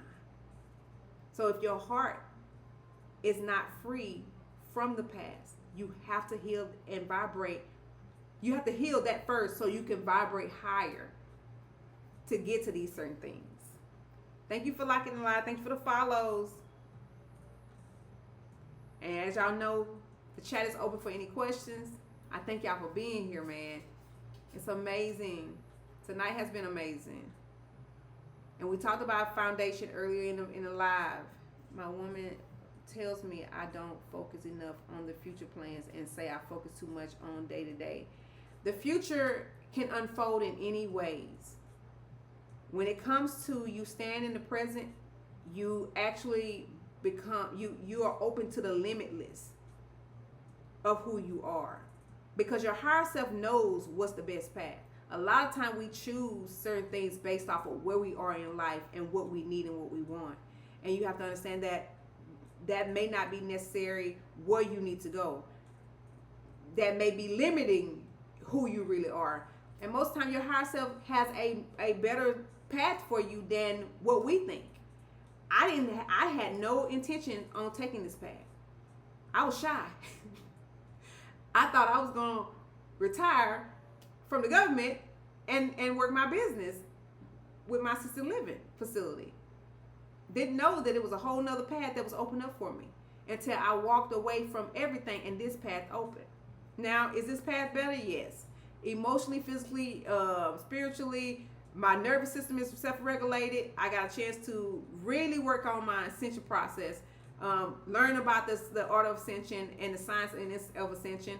I would have never had a chance to do any of this if I was doing what I was doing based off of what the world and society felt as if it was successful. I was making six figures in both my business and my job, and the job I had. But I was dying. So you got to ask yourself, is it worth it? Most of the time, it may not be. Yes, everything is a continuation of the present. Yes. And maybe she may not understand that. Because maybe her expectation or either her definition of what she wants out of life, it's okay to have a plan, but be open to how the plan is going to unfold. That's where the limitations come in, because most of the time, when you manifest, people may manifest and they want this exact thing, but you have to let go. Once you visualize it, you have to let it go to allow it to unfold the best way possible, because your higher self can see all the paths and try to get you there as close as possible as what you want, but it's always going to be better. Always better. Trust me. And it's not really based off of, it's based off several things. Your self-regulation, your freedom, your peace, all the things when it comes to how you operate as a self. Because if you're not good all the way around, you're just not going to be good long term. So we have to look at every aspect of what we asking for. Is it good long term for me? Will it allow me to operate in my purpose? Because purpose is everything. Yes, that part about letting go and not holding too much. Right. Because that's what the outcome. People get upset about a lot of things. And I'm not going to lie. I used to be one of them. I wanted money. I wanted a better life. I wanted a lot of things, but I also had to understand that where I'm at currently, I would have never got what I have right now if I would have did what I wanted to do. I understand why my path had to go this route. I get it. But did it feel good? No. Because it didn't feel good, because I was resisting based off of my expectations. And I had to finally let go and surrender. The surrendering process is hard for most people because you have to believe in the unknown. And the unknown is amazing, but the reason why it's unknown is because if you know, you can sabotage it. We will sabotage it if we know exactly how it's going to unfold. That's why you have to make sure that whatever you say, even if you are specific in what you want, you got to be open for it to unfold better than what you asked for. Yeah. You got to be open. I learned to be open about a lot of things. But I never expected it to be this peaceful. I didn't think that. So once I got to this, I even told my daughter today, like, I'm the most stable I have ever been. And it's not even about money. For the first time in my life, I am more stable than I've ever been, and it's not about money. Yes, my mental, my everything when it comes to me is healthy. And I don't worry about anything. I allow everything to just flow. And it's so, sis, you did such amazing work by sharing this work. Thank you. You're welcome. I thank you. It's an honor. It's an honor because this ain't easy. This is why when I get on here and I come here on Tuesday night, I tell y'all 4 hours, you can ask me any question you want to ask me, because I know how hard it was for me when I didn't have anybody. Because it seems like you're alone and you're navigating and you're so used to talking to people. You have nobody to talk to. You don't know what to say and what you can say. Then the people around you, they already think you're going crazy because they can no longer use you or abuse you, and you're no longer the person that you used to be, which is a good thing because the person you was unhealthy for you, but because you was that person for them, it was healthy for them. So I understand how this process works. I understand that as you are navigating, it may feel a little lonely, but you're really not. You're not alone. The family thinks, man, mine did too. Now it's gonna change though. Mine is changing now. My family, my kids are coming back around and everything. Like they're coming to me asking me questions. They was like, Mom, you like I want to be peaceful like you. Like what are you doing? Like they're grown. They one is a nurse and the other one's doing her own thing. And she was like, Mom, I just want to be peaceful too. How do I do this? So eventually it's gonna get to a point where, because we were the first line responders, people gonna start coming asking us, how do we do this? How can I get to this? Because the chaos in their mind is gonna get louder to the point where they can't avoid anymore. They're going to be forced to show up and ask the right questions and to change if they want to. It's still going to be a choice if they want to or not. But it's going to get loud enough for them to know that it's time. It's going to be time. But it's okay for them to judge. Because most of the time, the version that you are, if it's killing you, you already know that what you used to do, you're not going to be doing anymore. And the people that you used to be around, you're not going to be around them anymore. So you have to make peace with the fact that everybody's going to really fall off. Because as you are being truthful to yourself and you standing in your authenticity and you are standing in integrity, it's going to ruffle some feathers. Because people thrive off distortion. Families thrive off distortion. I piss a lot of people off because I told the truth. About rapists, about lying, cheat. I mean, all these things. Manipulation. I called it out. And because I called it out, I was deemed crazy because I called it out. But people love distortion. People would rather for people to lie than tell the truth. But that's going to change. As time goes, this is why you don't abandon yourself. This is why you stay operating the way that you're supposed to operate, because it doesn't matter how they perceive you in the moment. It matters how you are operating with yourself. People don't like to see people saying they shoot. Oh, but it's their job. Jay, it is their job. It is their job to do what they're doing.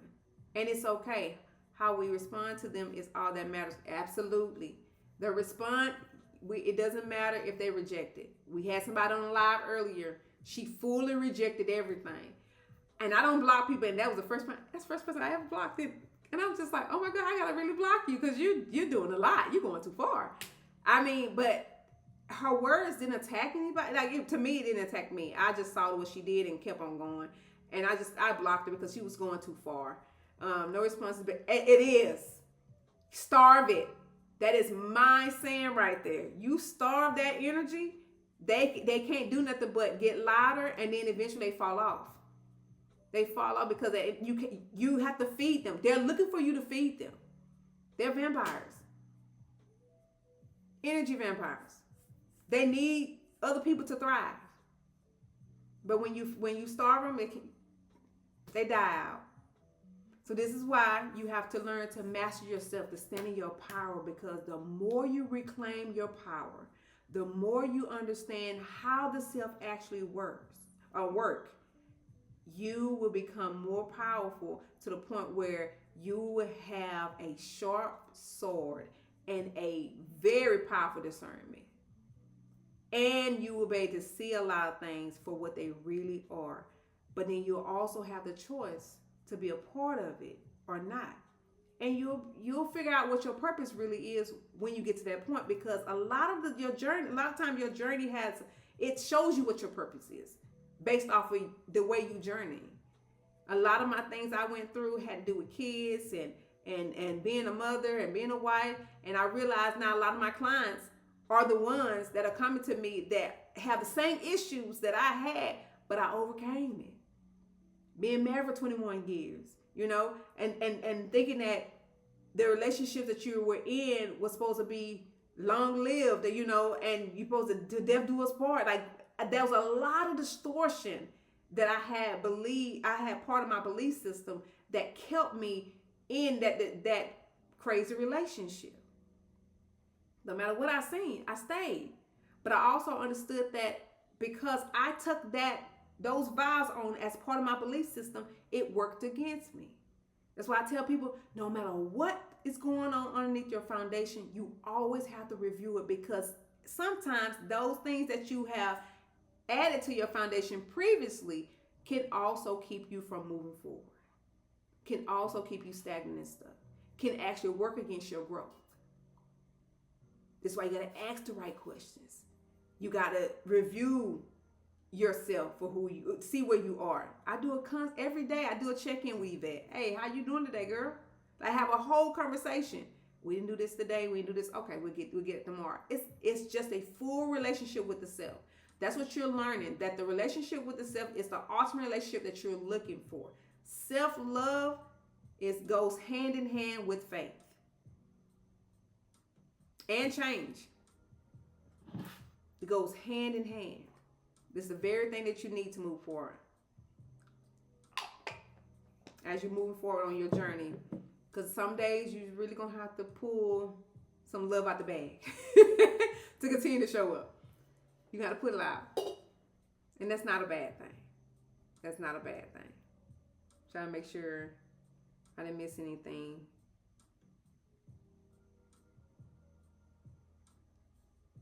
A lot of peace. Absolutely. I appreciate y'all being here. But I'm caught up on a message now. And those of you that needs new definition for your foundation, on my website, I have a glossary that has words with the definition and give you keystones to those definitions that just help you look at certain words that's running underneath your program. Your program can be rewired. It can be taken apart and put back together. It's just up to you what you want to do with it. A lot of times we forget that these very things that we are taking on as our own really are just stuff we picked up along the way and needs to be purged. Purging is a very important part of maneuvering on your journey. The more you walk through your journey, you pick up things that don't belong to you. Meaning conversations that you may have with other people and you take it on as their words as part of your subconscious. You need to scrub that too as well. That's why when a lot of people say people that you hang with, I mean, not necessarily it's still a choice because choices are golden, but you can pick things up. This is why being accountable of reviewing these sorts of things is very important. Accountability for who you are is also a very important key to self-mastery, because accountability shows you how you govern yourself. The willingness to be honest, acknowledge your choices, accept responsibility for your impact, and take intentional action to grow. It's not blame or punishment. It is ownership. Most of the time people want to own other people or control other people. But really, you are the only thing that you're supposed to be governing. Taking full accountability about how you show up, how you are operating in this world, how you are maintaining on each and every day basis.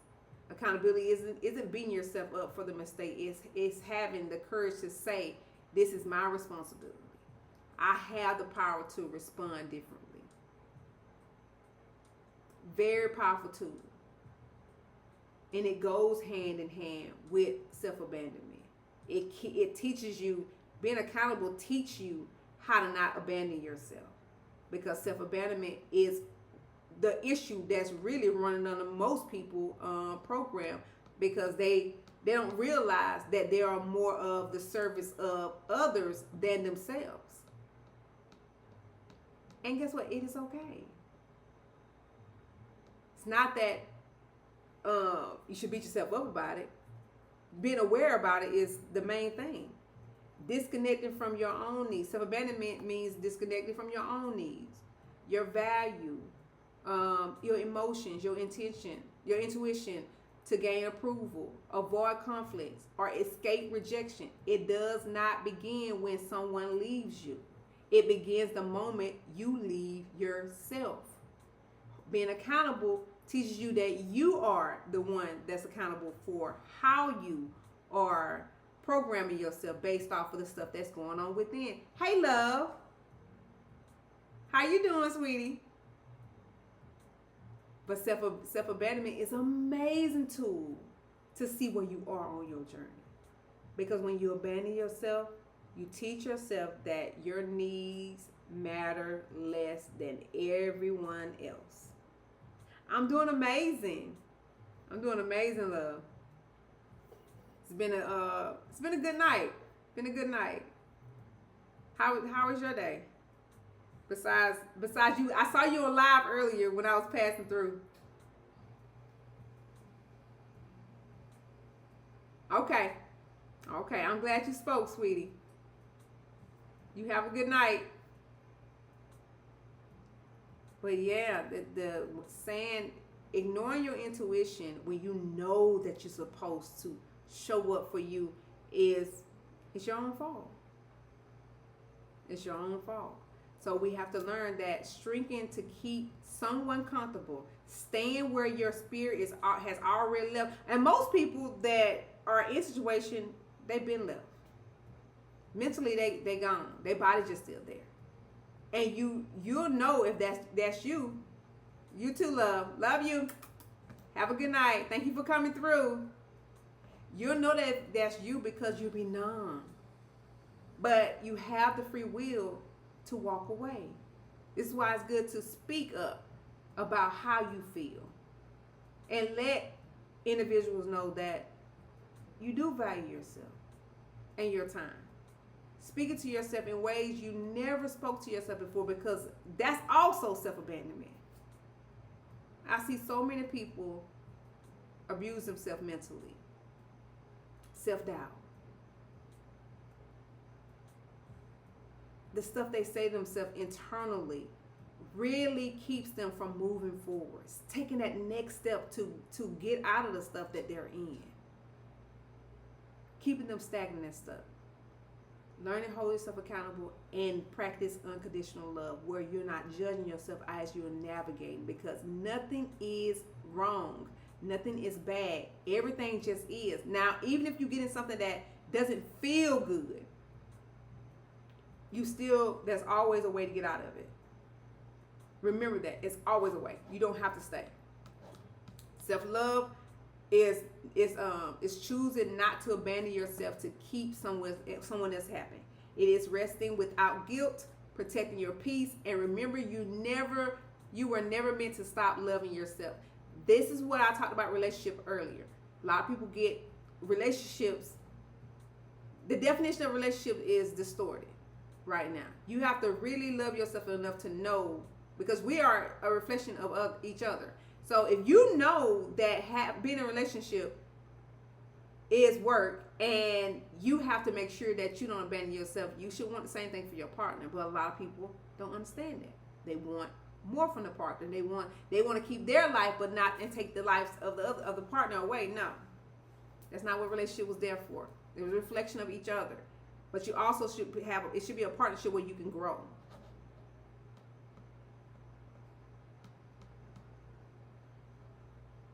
And make sure I ain't missing anything.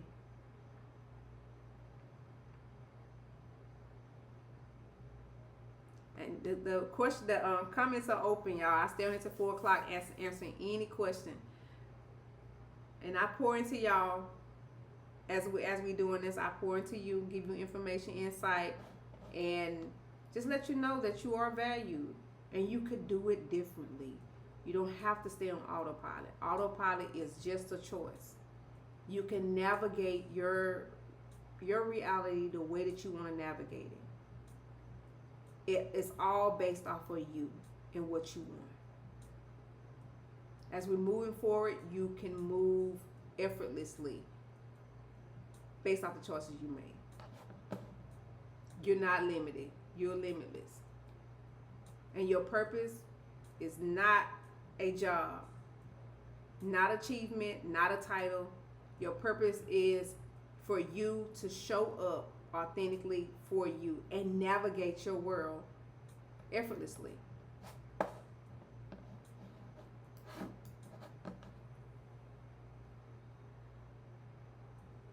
Hold on, man.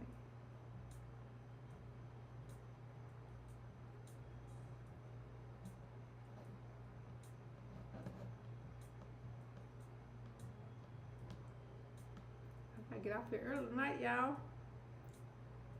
If y'all have any questions, let me know. If not, I'm gonna keep on going, keep on teaching. Remember, you are a divine being, a spark of sacred wearing a body. The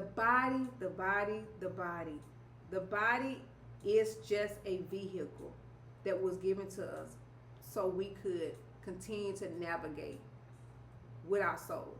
The soul came here to grow. But with the body and the mind has become one. Once you learn to master the self, you'll understand the mechanics behind who you are.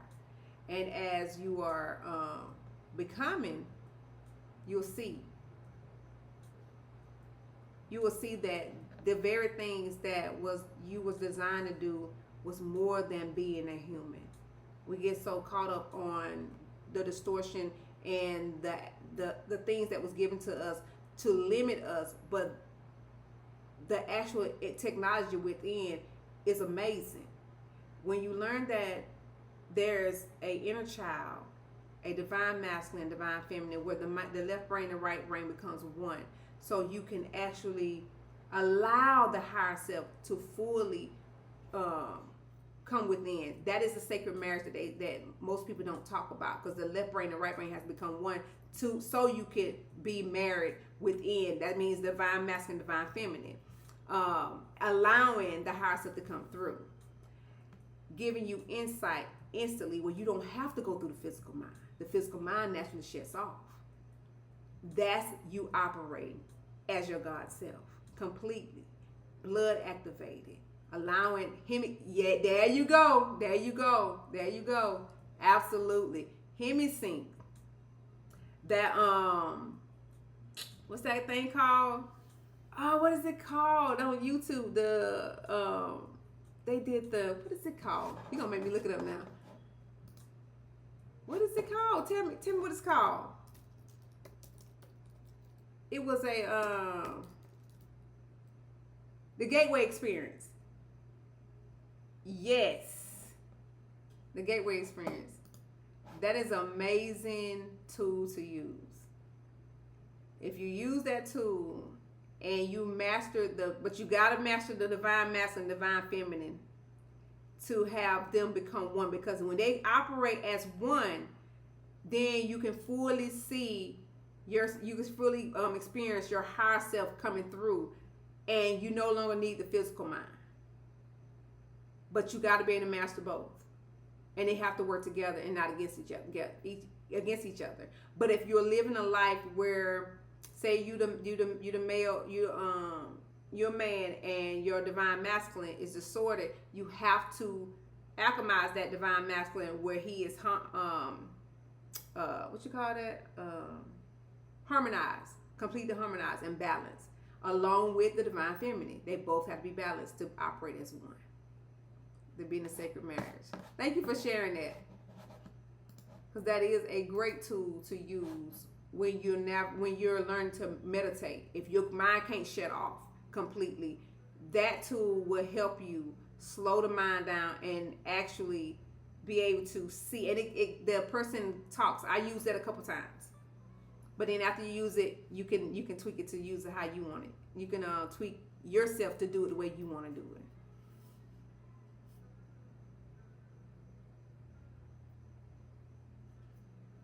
Seraphim, do you go and what's I'm looking for? Do you lead the body? Do your consciousness lead the body? And you travel? Yeah. Yeah. Okay. That's amazing.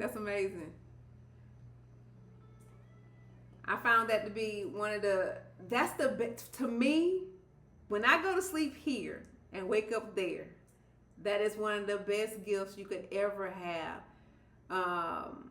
because it allows you to see different dimensions, visit soul tribes. I'll also visit your galactic families. There's so much to this that nobody really knows about. Understanding different species and all that stuff. I did that years ago, seeing the different things that is actually here when they're saying it's not here, and it's really here, but just on a different dimension and a different frequency. But as we move forward, I feel like right now, a lot of these things are going to be shown because the disclosure is going on. But most people are not going to be able to really fully understand. It may freak them out at first because their frequency may go up to the point where they start experiencing certain things, but then their psyche may not be able to hold it. That's the thing that your psyche has to be able to stay stabilized, because we are mammals where we could go in the fight or flight. to the point where it's fearful versus helpful based off of the frequencies of the extraterrestrials or the frequency of these things that may come in. That's part of our galactic family. But the vibration is very high exactly because it's not for the weak. No. When I had my first encounter, I cried because I was so upset that they had to leave and I had to come back here because the love was so high. They're very high vibrational and very loving. And I wanted to know why they left me. Like, why did they want to leave me here? I wanted to go with them. I didn't want to stay here. It was so dense. It was so dense. But it's amazing if you could be open to it. Because it's a lot to take in. Especially when we were taught that fiction is fiction and facts is fact. And it's like, really, all that stuff is just backwards. None of the stuff we was taught. And a lot of stuff is coming out right now. So if you watching certain things, see what's true. What you can take in as truth and see what you don't want to take in as truth. But a lot of stuff that's coming in is some facts behind it. You just got to understand that you was lied to. And the fact that we was lied to is, you got to make peace with that part too. It took me a minute to make peace that I ran my entire life around a religion that was not in alignment with my blueprint and was very distorted. So I was wondering why it didn't work. After my mom passed, I left my body to visit her, and she told me what I needed to hear. I resonate. I actually went to see, my first time I left, I went to see my higher self. And then she pushed me back. Why she put you back? That's amazing. It's still amazing.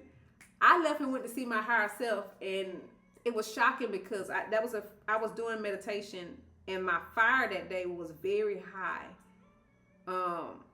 I didn't realize I was angry about something, but instead of me doing something crazy, I went to meditate, and it happened to be the best meditation I could ever have. And I remember leaving the body and hearing the sound and waking up to a huge fire and this lady standing there, beautiful dress, and I could see the side of her face, I can see her face, and she looked at me. She asked me from the side, "Do you know why you here?" And I was like, "Yeah." And I was at that point, I was just starting my journey, so I told her I wanted to be an empress, and she said, "Are you sure about this?" And I said, "Yeah, like I deserve this," because it was exciting for the first time out of me being outside of Christianity. That was the first time I had something that actually was something that was close to biblical for me. it resonated for me. I wasn't supposed to be there. I understand. But you need to be there, because if you didn't see what you need to see, you need to be there. Everything happened for a reason. But yeah, when she told me that, she asked me, and I said, yes, I want to be an empress. So she pulled out a crown, and she put the crown on my head, and she said, "Are you ready for this journey?" I was like, "Yeah, I'm ready for this journey." So I didn't think nothing of it at first. I was just excited that I had went somewhere, and honestly, I had been gone for like 2 hours. And when I don't even know how I sat there that long in the, just like this, sitting on the floor in Indian style, and I had left, and I was talking to her. And when I put the crown on, I didn't know that was the start of my journey, and it took me down through there. I had to do a lot of healing. I had to accept a lot of things. I got a chance to see parts of my past life and understand the art of ascension and the 15 dimensions and how the consciousness moves and work and how it travels through all the stargates. I got a chance to understand all that. So at a certain point, I knew that I was going to be a teacher, because how detailed I was seeing things. And I just didn't see anybody else talking about it. Like all this stuff I see, I'm like, this is a lot of detail. So I actually just wrote everything down. My hair is turning more silver now. Wow. Mine's is in the front. I just cut all my hair off again. Yeah. I don't have any hair right now, but I have hair. I have silver hair in the front. So I understand. I totally understand. The jumping timelines and the hair changing, people don't talk about that either. Like you can be a whole different person. Like when I jumped one night, I woke up, I had a whole bunch of gray hair in the front in one spot. And I'm like, wait a minute, what is really going on? But I knew then I had to choose a different version of myself. But that's pretty cool. That's pretty cool. Thank you, Tia. That's pretty cool that your hair is silver. And it's pretty cool that you're on this journey. Do you journal a lot about your experiences? Or do you share a lot with others?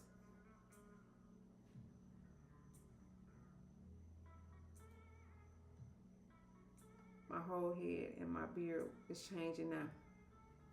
Congratulations. You already know what that means. You already know what that means. That gray hair is a lot. It's amazing. I had a kid, my oldest, she was born with gray hair. She was in her 20s with gray hair. I knew she was old. The child had blue. She came out blue. Her whole body was bluish green. When she was born. Not many people can relate to me. I know, absolutely. I started coming. I just started doing lives. This is my fourth month. My fourth month doing lives every Tuesday, giving insight. I keep to myself. Absolutely, me too. This is besides the business and my clients, I give a lot of insight. But I feel like now that we are in a place where a lot of people are wanting to be free. That's what I'm finding out.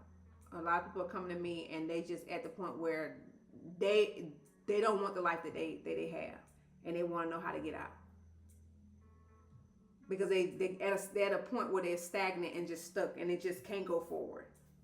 So I totally understand. I feel like a lot of us went in isolation. I know I did too. I didn't go out. I didn't do anything. I really just journeyed within and did the bare minimum with the world. Kids in school, and did my business, and then that's pretty much it. Work out a lot, but that's about it. But now I'm out more because my vibration is way higher, and I've learned how to not connect with others as I'm navigating to stores and going different places, because vibration is everything. It is everything, and you can actually feel it in the grid. No matter where you go, you can see it. Like a lot of people don't understand why homeless people are in certain spots. Like most of the time, that area is low vibrational, and that the grid on that side is damaged. So a lot of work needs to be done on the grid over there. They're holding the space and keep the energy at a low vibration on that side. So when you see certain things, you have to look at the area like, okay, the vibration is really off over here. And if you're high vibrational, you shouldn't be over there, especially if you're learning how to vibrate and you're learning that you are a God. You have to protect your crown, because the more the crown opens, the more you're going to want to make sure that you are aware of what you expose yourself to, because there are things that try to steal the body. But there are also things that come to help. A lot of the things that come are coming to be allies. I'm going to say that because I have had more allies than distortion, than malevolent beings. A lot of allies came to help me. And people don't understand that when you're God's, there's certain parts of you that you have to embody. You embody that the so-called, what they call demons. You embody those things. But really, it's just a version of you that is unhealed, that the energy of force has attached itself to let you know, oh, I'm hanging out, and it's going to show you in a vision. Most stuff comes up in as a vision and thought, and you just have to ask the question, like, where's this coming from? Where's the root to this? Let me pull the string, go ahead and master this part of me. It's so many things that has to be learned, but once you start exploring that part of you, you move differently, you show up differently, and you understand a lot clearer. And then you realize that we all connected, because I've experienced so many magnificent things. When I'm in the present, some people will give me messages that I've asked questions about, and they'll come up to me. And a homeless guy gave me a message one time, and he told me what he had to tell me. He said, okay, that's it. And he walked off, and I'm standing there like, my mouth open like, you weren't at the house with me when I just asked this question. What is going on? But it's amazing to see it unfold in real time, to see the magic actually happen. God is amazing. Source is amazing. Most High is amazing. However you look at the higher power, is amazing. Your higher self is amazing. We're all connected. And you can experience so many things if you are in the present and you're open to it. The more you move forward, the more you love yourself, the more you are accountable for how you show up, the more you experience. I experienced so much by just being me and being open to just choosing peace. I didn't come into this life to when I first started this, it wasn't about consciousness. I was only searching for peace. And things start unfolding. I didn't research half of this stuff. Now, I did research the Bible and the different things behind it and the distortion behind it. And when I seen that, that was really my foundation, because of the Bible was something I followed. But when I realized that they had rewrote it and tampered with it, and then they made it a tool for control and enslavement, and I was just like, you know what? Let me give me the original manuscript. And I went and seen certain things, and I was like, okay, I made peace with it. I said, you know what? It's got to be a way. God didn't put me on this earth for me to just experience pain. I know for some reason, something in me knew that it was more, and I needed to keep searching. And so as I searched, I meditated. And then that's when I realized that the higher self gives you certain words. And certain things will come to you based off of your reality. You can get certain videos that show up just to give you insights. You know, can you give me any advice to access my Akashic records? Ashe. Your Akashic records is the records within you. You have to meditate to get that. But the thing about it is, about Akashic records, you have to be fully, how I want to say this. You have to know yourself enough to understand what's being said to you. Because in the beginning, when you start receiving information, it's going to be 1 or 2 words, just so you can research. Because your higher self is trying to build the communication with you to give you the information. And a lot of times, if your system isn't set up with all the proper information that's from the Akashic records, because Akashic records, the reason why the words we have right now, it didn't go with none of the language we had back then. So they have to find the word, like your physical mind translate the information from your higher self. So it's trying to find the best word to fit it. So you can receive the information, but I'll tell you this: if you're not fully in a situation, a great relationship with yourself to understand what it's telling you, then just develop the relationship with yourself first, and then they will give you the Akashic record when you're ready. It'll automatically, you don't have to ask for it. They'll know when you're ready, and they'll start feeding you the information. A lot of stuff was just fed to me. I didn't go in for ask for nothing. I just said, I just want to know who God is, what God is, who I am, what I am. And that's all I kept saying. When I would sit down, that's all I wanted to know. Because I was frustrated with how my life was going. And I felt like I was missing something. And maybe I wasn't interpreting it right. Like I really blame myself. So Akashic Records is amazing. It's amazing. But you sit down, you meditate and ask. Best time to get the information from me is early. Absolutely. Right now, between 2 and 5 o'clock in the morning. Amazing time to get information, because the veil is very thin. I have an ancestral line that I feel when meditating, and I'm at a standstill unraveling it. Thank you. What are you afraid of? Don't let fear block the greatness. Are you afraid that do you not believe him? To believe the information that's coming in? Or do you not trust yourself to receive the information? Because a lot of times it has a lot to do with how you feel about yourself, not them. We stop with resistance a lot with based off of who we are. So if you are still wondering about your identity, sometimes that's the main thing that keeps us from moving forward. Is the fact from receiving information too. Is the fact that we don't trust ourselves and we don't. We're holding things for coming. The things that's trying to come into us, we're resisting it based off of fear.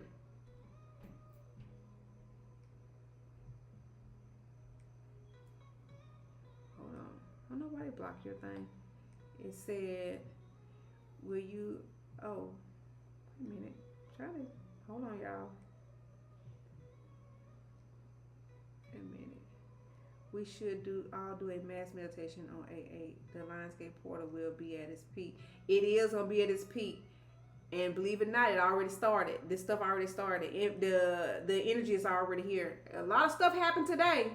I don't know if you felt it. Will you say that no matter what is going on in your foundation and the rest of it, because I missed? Oh, what? No matter what's going on in your foundation. What you mean? What did I say? If you miss something, I record these. They're on my YouTube. I don't know which part you missed, but when it comes to your foundation is everything that you've allowed to take in as your own definition. So if you never went in to reset it or to review it based off the stuff is in it, I guarantee there's stuff in there that you need to take out and reprogram or either add stuff in there to assist you on your journey so you can navigate properly. And then when it comes to the 8/8 portal, I'm very selective about what energy I meditate with. Seraphim. I am. Because I hold myself accountable. Because when you're the one that's facilitating it, you take it on as whatever happens during that time is part of you. Hopping on to identify differently. Oh, hoping to identify differently can't hold you back. Yeah, it can, especially if you're trying to control it. You gotta let it flow. Exactly. Yes, I felt it today. The Lions Gate. That was when I had that Seraphim, when I talked about that my first time leaving my body, going to see my higher self. It was during this time. The Lionsgate portal is really it's very thin, and it allows you to activate your DNA. It depends on what level you are on your journey. You can get all kind of stuff. You can actually you can awaken, you can ascend, you can do a lot of things. But some people that have certain DNA can do a lot more. Like I jumped some levels when I did this, because I went from being a Christian to fullest spirituality when that happened. It was no in between for me. So it depends on where you are in your journey and what you're open to. Yes, I do think it's my trust and my power. I question my choices in the past, and I get that. And see, that doubtfulness, you have to make peace with that part, because trust will block a lot of things. You will get the wrong information when you don't trust yourself, because your ego is gonna put something else in the place of it. You want it to just flow and you not stop it and control it. So I will work on the self-worth and your trust with yourself. Really forgiving yourself for the decisions you made. That's all it is. You got to make peace and forgive that you allowed yourself to go through stuff you went through, and grieve it. Allow it to leave your nervous system fully, because the grieving process is the healing process. It may not feel good, but the way it went in, it has to come out the same way. And once you do that, you'll be a totally different person. It's real easy. Mostly definitely to be aware of it. Right. I don't mind doing that, but I have to be careful who I do that with. Man, exactly how it would be. Yep. Trust just don't happen in one period of time. It just depends on where you're on your journey. When I realized I didn't trust myself. I was farther along on my journey, my healing journey, than in the beginning.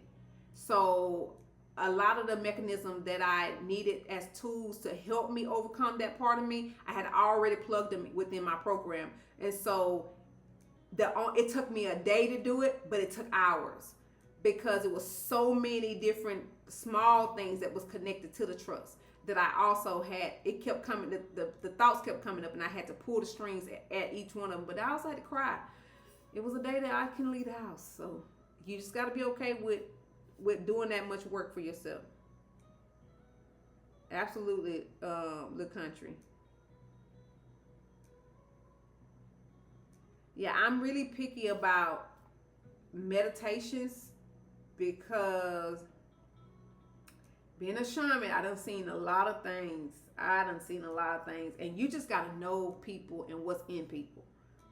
Because when you open that door, you open that door.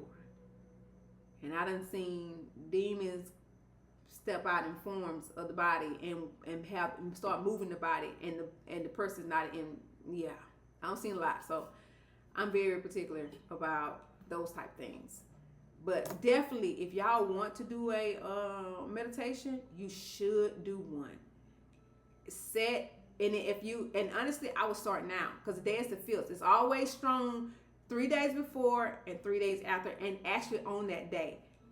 Do a meditation, set your intentions. If you want to go deeper within and get to know yourself more, ask your team to help to assist you during that time. I meant definitely meditation on. Yes, I'm definitely gonna do that because even though I done experienced a lot of stuff and I know some stuff is coming. It's levels, so you can receive gifts, and the gifts are amazing. I be looking forward to the gifts when I go in and master certain things and get past veils that's put there. So many things that was put there by man and everything. It's a lot I learned along the way.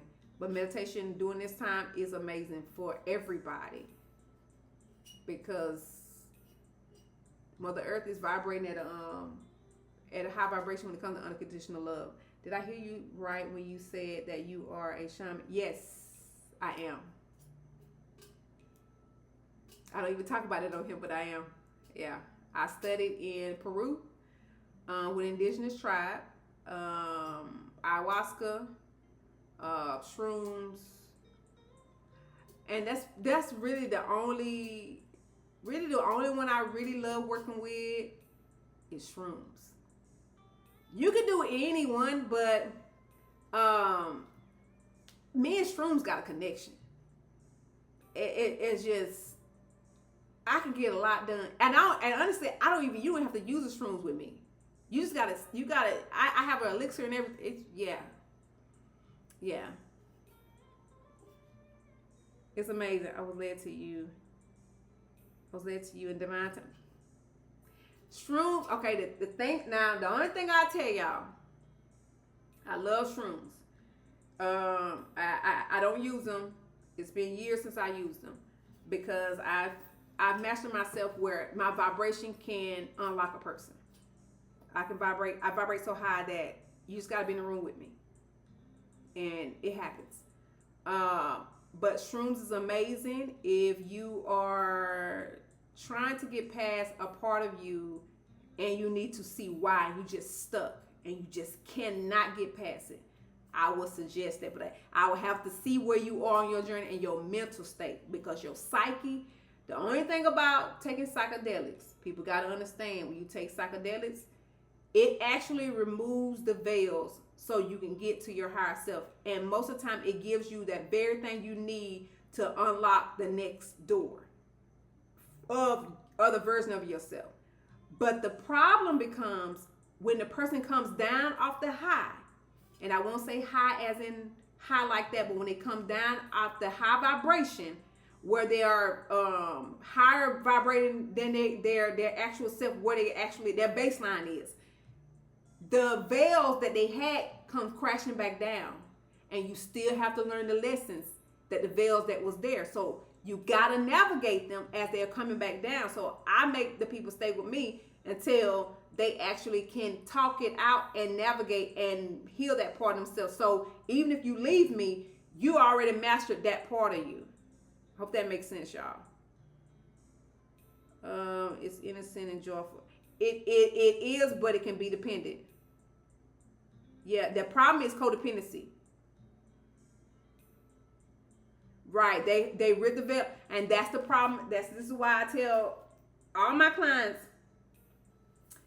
I've worked with a lot of psychedelics, and it's up to you what you want to do. That's your business, but know exactly what you're doing, because it's just like any gateway opener. It's gonna be a crash, and sometimes some psychedelics are harsher than others. So you got to make sure that you are ready for that. And people that have addiction, that have previous addictions, I suggest you don't do it. Because if you haven't fully mastered your addiction issue, because the addiction is just a choice. I'm going to say that. It's just a choice. But if you haven't fully took accountability for the choice you made, it can come back. I would have to inbox you because I'm looking to begin my journey with shamanism. Do that. Now, I don't check my inbox that much because I'm not on here like I used to. I'm starting back being on here, but if I don't respond to you, don't take it the wrong way, because I do work with my academy. But you can also email me too. My email's in the box. I do check that more. But go ahead, inbox me. But it's amazing. I went to Peru for 3 weeks and I did ayahuasca 7 times. Mother Hour is amazing. And the people I was with, the first time I did it, I wasn't with those people. I was in the United States. I would never do that again. Because my higher self didn't allow me to participate. I was only observing. So even when I took it, I was watching everybody and their demons. Like I seen everything.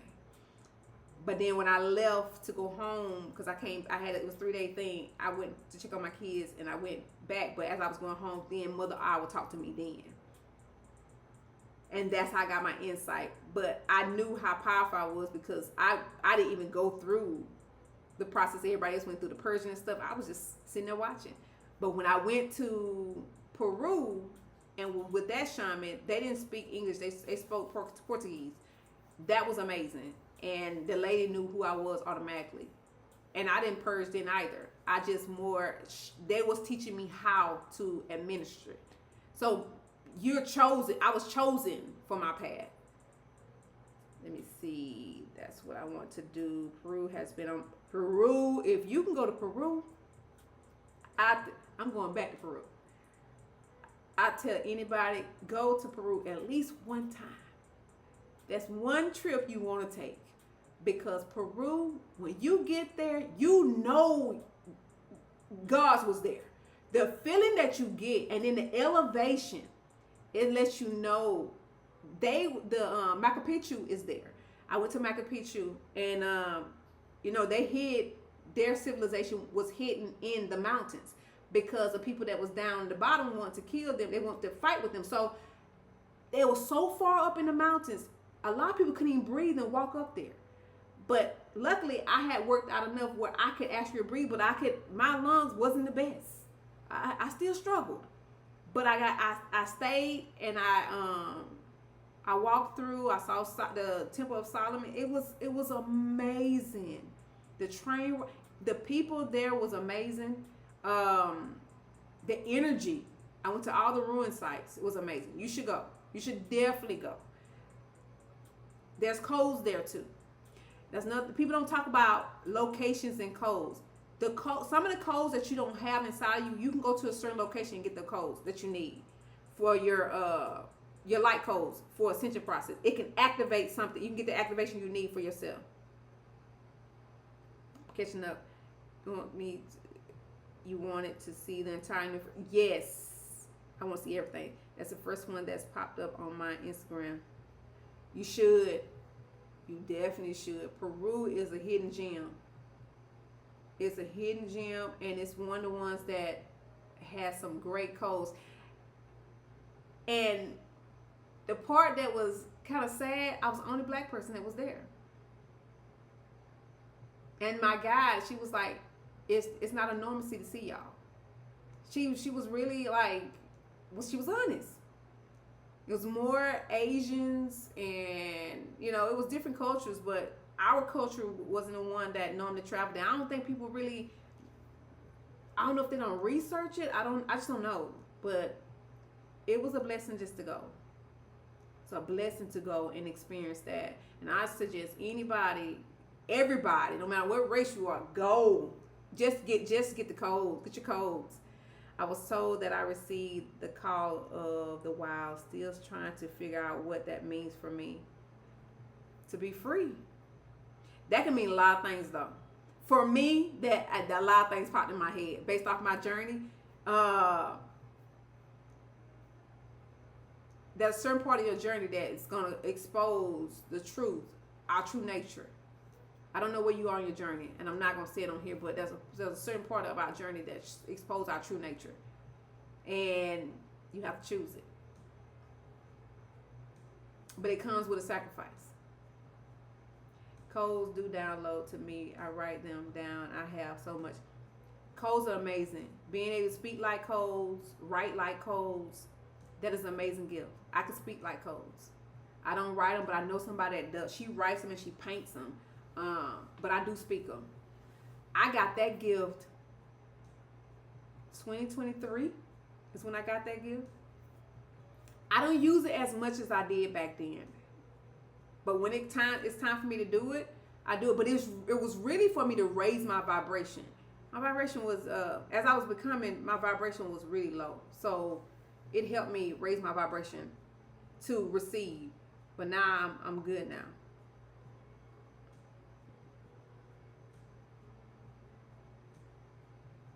Okay, please tell me. I got a story about an owl. It freaked me out, but it stood right in front of me. I'll tell you about it. We'll exchange stories then. But this it's so many things that when you understand this is a holographic reality, and everything is placed where it's supposed to be just to communicate with you, you will move more effortlessly. You will move more with more confidence and understanding and openness. There's so many things. I seen the earth change in real time. I seen timeline jumps.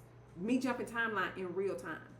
And that was amazing gift to actually be able to witness that the earth, when I jumped timeline, there was something different. The earth changed. Yeah, I believed in holographic realities when I seen that. It was enough. That was enough for me. Because even when it rains and stuff happens outside, that's the wherever you are, sometimes that's jumping timelines. Do you get scared? You know what? In the beginning, there was, and it wasn't me. There was something at the door when I first started meditating. There was something that was there, like a I don't know what you call it. It was like a animal. Like I was paralyzed on the bed. I was meditating. I used to meditate so strong that I would blow I don't know if I should say this over here. I would blow the meter for the electric company on my house. You know the electric box meter. You know they'll never change those out.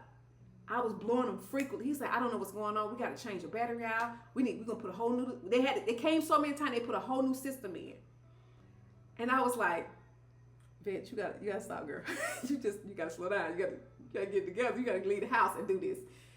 But there was something that was sent to me to make me fearful, and it had me paralyzed, and it was walking around the bed. But then I said my safe word. Back then I called on Archangel Michael, and then it disappeared. So even if you get scared, you can always have something to say. I don't call on Archangel Michael anymore. I use something else now. But that was in the beginning. I used that, and it worked. It worked. Folks keep saying Sinbad didn't play on. Yeah, that's the Nelson Mandela thing effect. Yeah, I seen all of that. I seen when he wasn't there, when he was there, because during my time I remember it as a kid. But then when he said he didn't do it, I was like, wait a minute, what is going on? And I had to research it. But that was a lot of the timelines collapsing. They was doing a lot of stuff, especially CERN. CERN was doing a lot of stuff. Thank you for the gifts. And with CERN being off right now, I don't know what happened today. There was something that happened today. There was a lot of darkness that was released today. I don't know what was going on. I just seen it, and I hadn't seen it in a while since CERN been off. But something happened today. Because even when I started my live, there was a girl that got on here that was trying to attack everybody. And I was like, what is going on? Like, but I didn't say nothing because I'm so used to seeing those type of things and closing the door and ignoring it and not feeding the energy. But I knew it was high. That energy was high today. So a lot of things when you are on this path, you have to trust yourself enough. And even if you don't understand, just write it down and don't try to go into the door. You have to make sure you are safe. You have tools to go in and come out. But fear is not real. It's you are the one creating the holographic reality. But there are some things that, and a lot of people don't talk about this, when you jump timelines, not timelines, but when you are mastering your chakras, there are things that's at the stargates. This is why they're trying to control the stargates, because they're placing things there. But the things are just either dark or light. So you either gonna choose dark or you're gonna choose light. But it's based off of you. So if you are vibrating at a high vibration and you're choosing you constantly, you can never fall into the dark if you choosing your actual path and you being honest. This is why this path requires you to be very honest. Yes, someone called me doing the same thing. Yeah. And I didn't feed none of it today. I actually laughed. I was like, oh, I see what's going on today. There's a whole bunch of it going on today. But I bypassed the door. But the path is not that bad. You have to be honest though. That's the only thing. You have to be honest.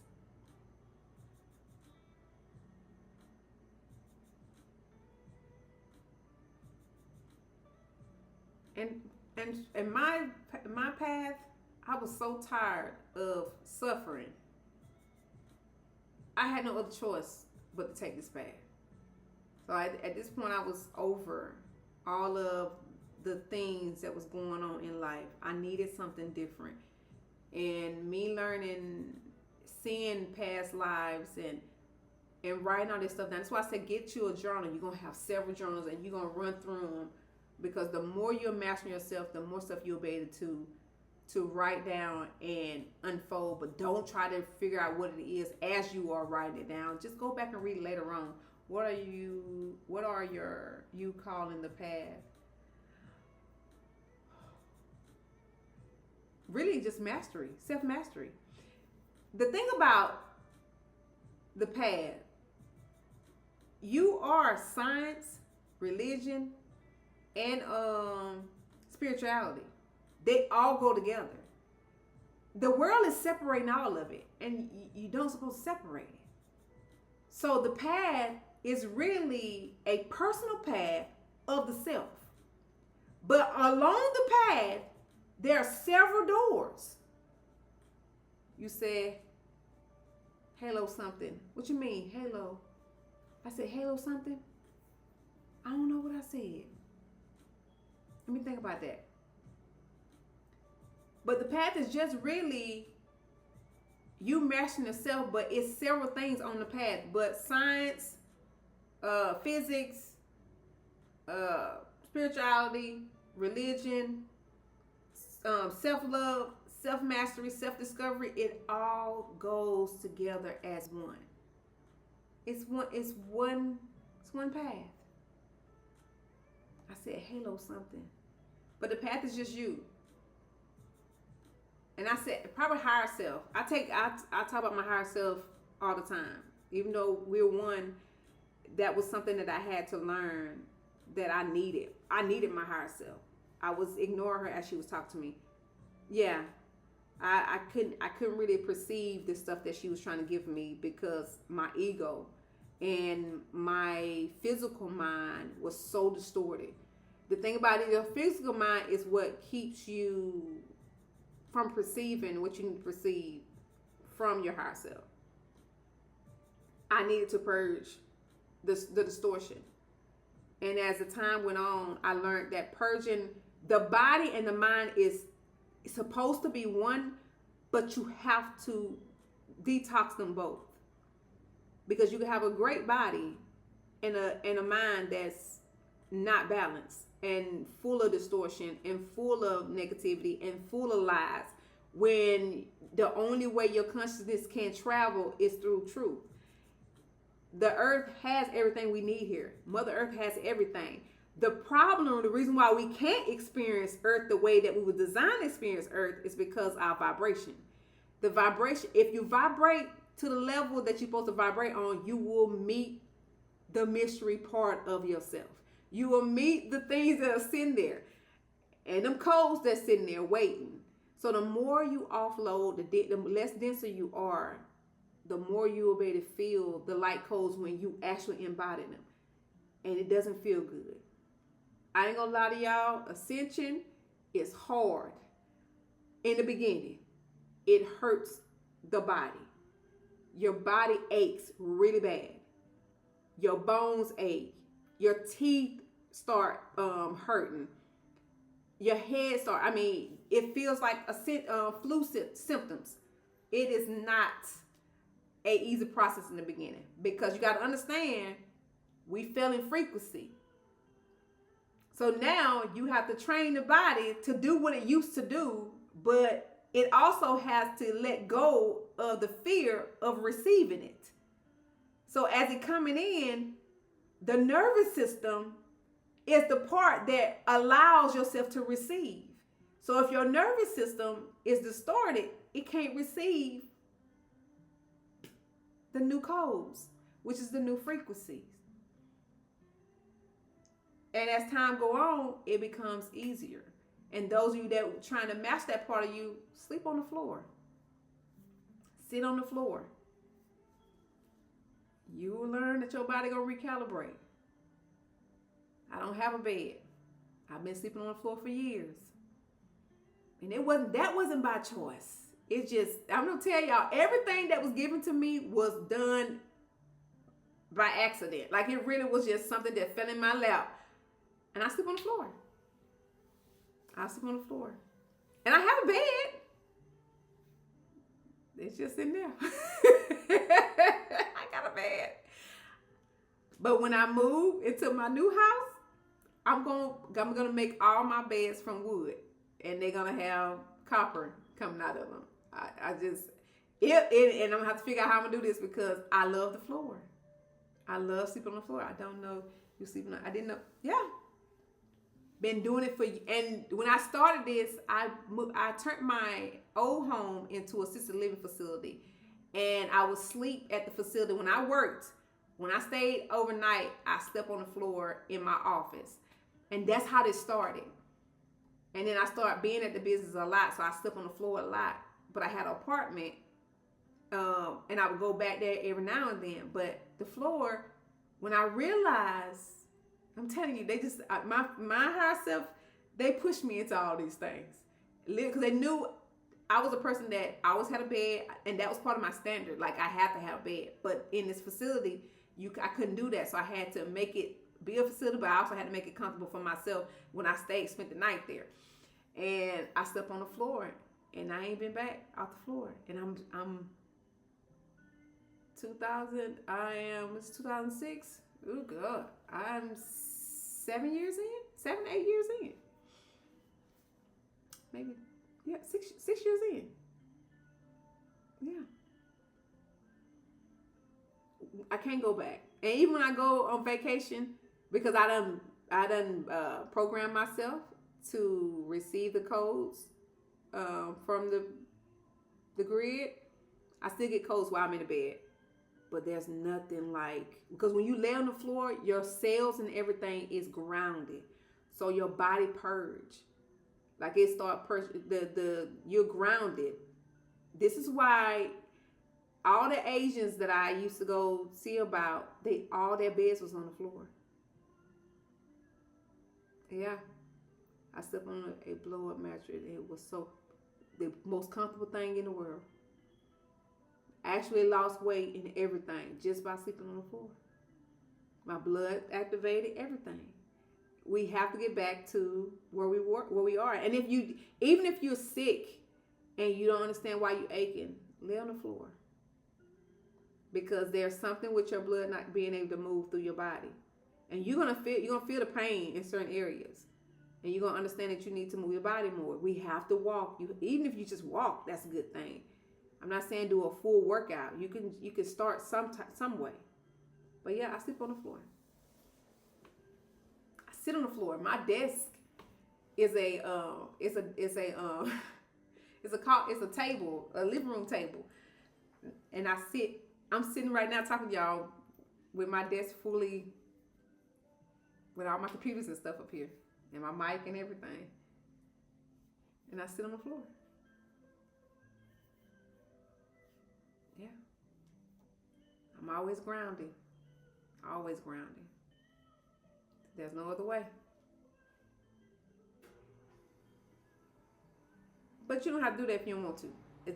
I chose to do that because it feels amazing. It feels great.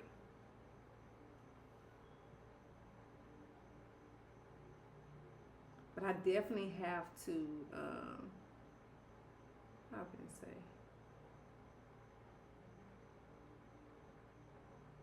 I'm checking comments, y'all. Make sure I ain't miss nothing. But yeah, this path is amazing. It's amazing. It allows you to actually activate what you need to activate, and it becomes effortless. Even with the meditation change your life. It helps you see where you are on your path. It helps you see where your mind is at. See what's running underneath there. Even if you first start and you see how the mind runs, how the eyes start moving, you'll see what shape your mind is actually in. Your mind is everything. That is your goal. That's why they try to control it so much. You need to see what it is that's running underneath there to fully be in control. And I won't say control, but just master it, to understand what it is that you need and you don't need. Because a lot of stuff we're doing is unhealthy. And a lot of disease starting in the mind. And you don't have to take my word for it. You can look, you can research all of this. And I just love to research. So as time went on, I learned that a lot of things I had to be in alignment with to receive it. Even with ascension, when it comes to the different frequencies that are already here on earth, everything you need, abundance, everything's already here. You just have to be on a certain frequency. You have to be in alignment with your assignment, be in alignment with that frequency. And when you're in alignment with the frequency, it's amazing. It's no hard work. You don't have to work. You don't have to chase, because it's a part of you. You vibrate it. Everything is vibration. And we magnetize. We are magnets. So if you're pulling in things that you don't want, you have to review that. Why am I putting in things I don't want? Like, what is it about my system that's making me vibrate or receive or attracting these type of things? What do I need to learn from these things? We have to ask questions. Not a lot of people ask questions. And journaling helps you offload. To keep the mind balanced, always remember journaling is one of the most powerful tools to hear your higher self come through. You can actually have a conversation with your higher self, and most of the time, your information that comes through as you write is not distorted. It'll be exactly coming from your higher self, and it gives you information effortlessly. But that's one of the tools that a lot of people don't want to sit and write. But writing is a golden tool. One of the tools that can help you in several different ways to offload, to understand the higher self, and to fully communicate the words that you want to communicate and see what's really going on underneath your foundation.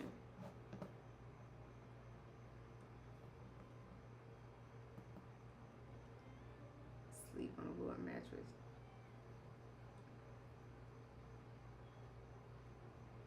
All right, I'm caught up on the comments.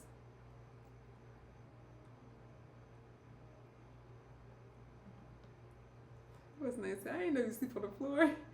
Yeah, you learn something new about me all the time, Rich. I think I say something new every time I get on here. But yeah, I do it. I went all the way in with spirituality. I wouldn't change it. It saved my life. And I don't like to say spirituality because my kids, I was like, Mom, what you call it? What you call it? I said, well, I just call it me being me. I done went in all the doors and I seen every door that's available is helpful based off of your intention with it. A lot of times we want to judge things because we're afraid to try new things, but your intentions with whatever it is, you're going to receive what you want to receive. Absolutely, lifestyle. It's definitely a lifestyle. Man, you got to constantly choose this. Peace is priceless, but it's so much hard work. Once you get it, it becomes second nature. You don't even want to leave your peace. Right. I call it none. I can see that. I can see that. I just love it here. I mean, and then when you see your old life, I love to see my old life. I don't like to see it, but when I see it, it's like I really lived in that. I really made it through. When it came to from where I was, I'm just grateful that I chose peace. Because you actually see the chaos. But when you in it, you don't see it. You just don't see it. You don't see it.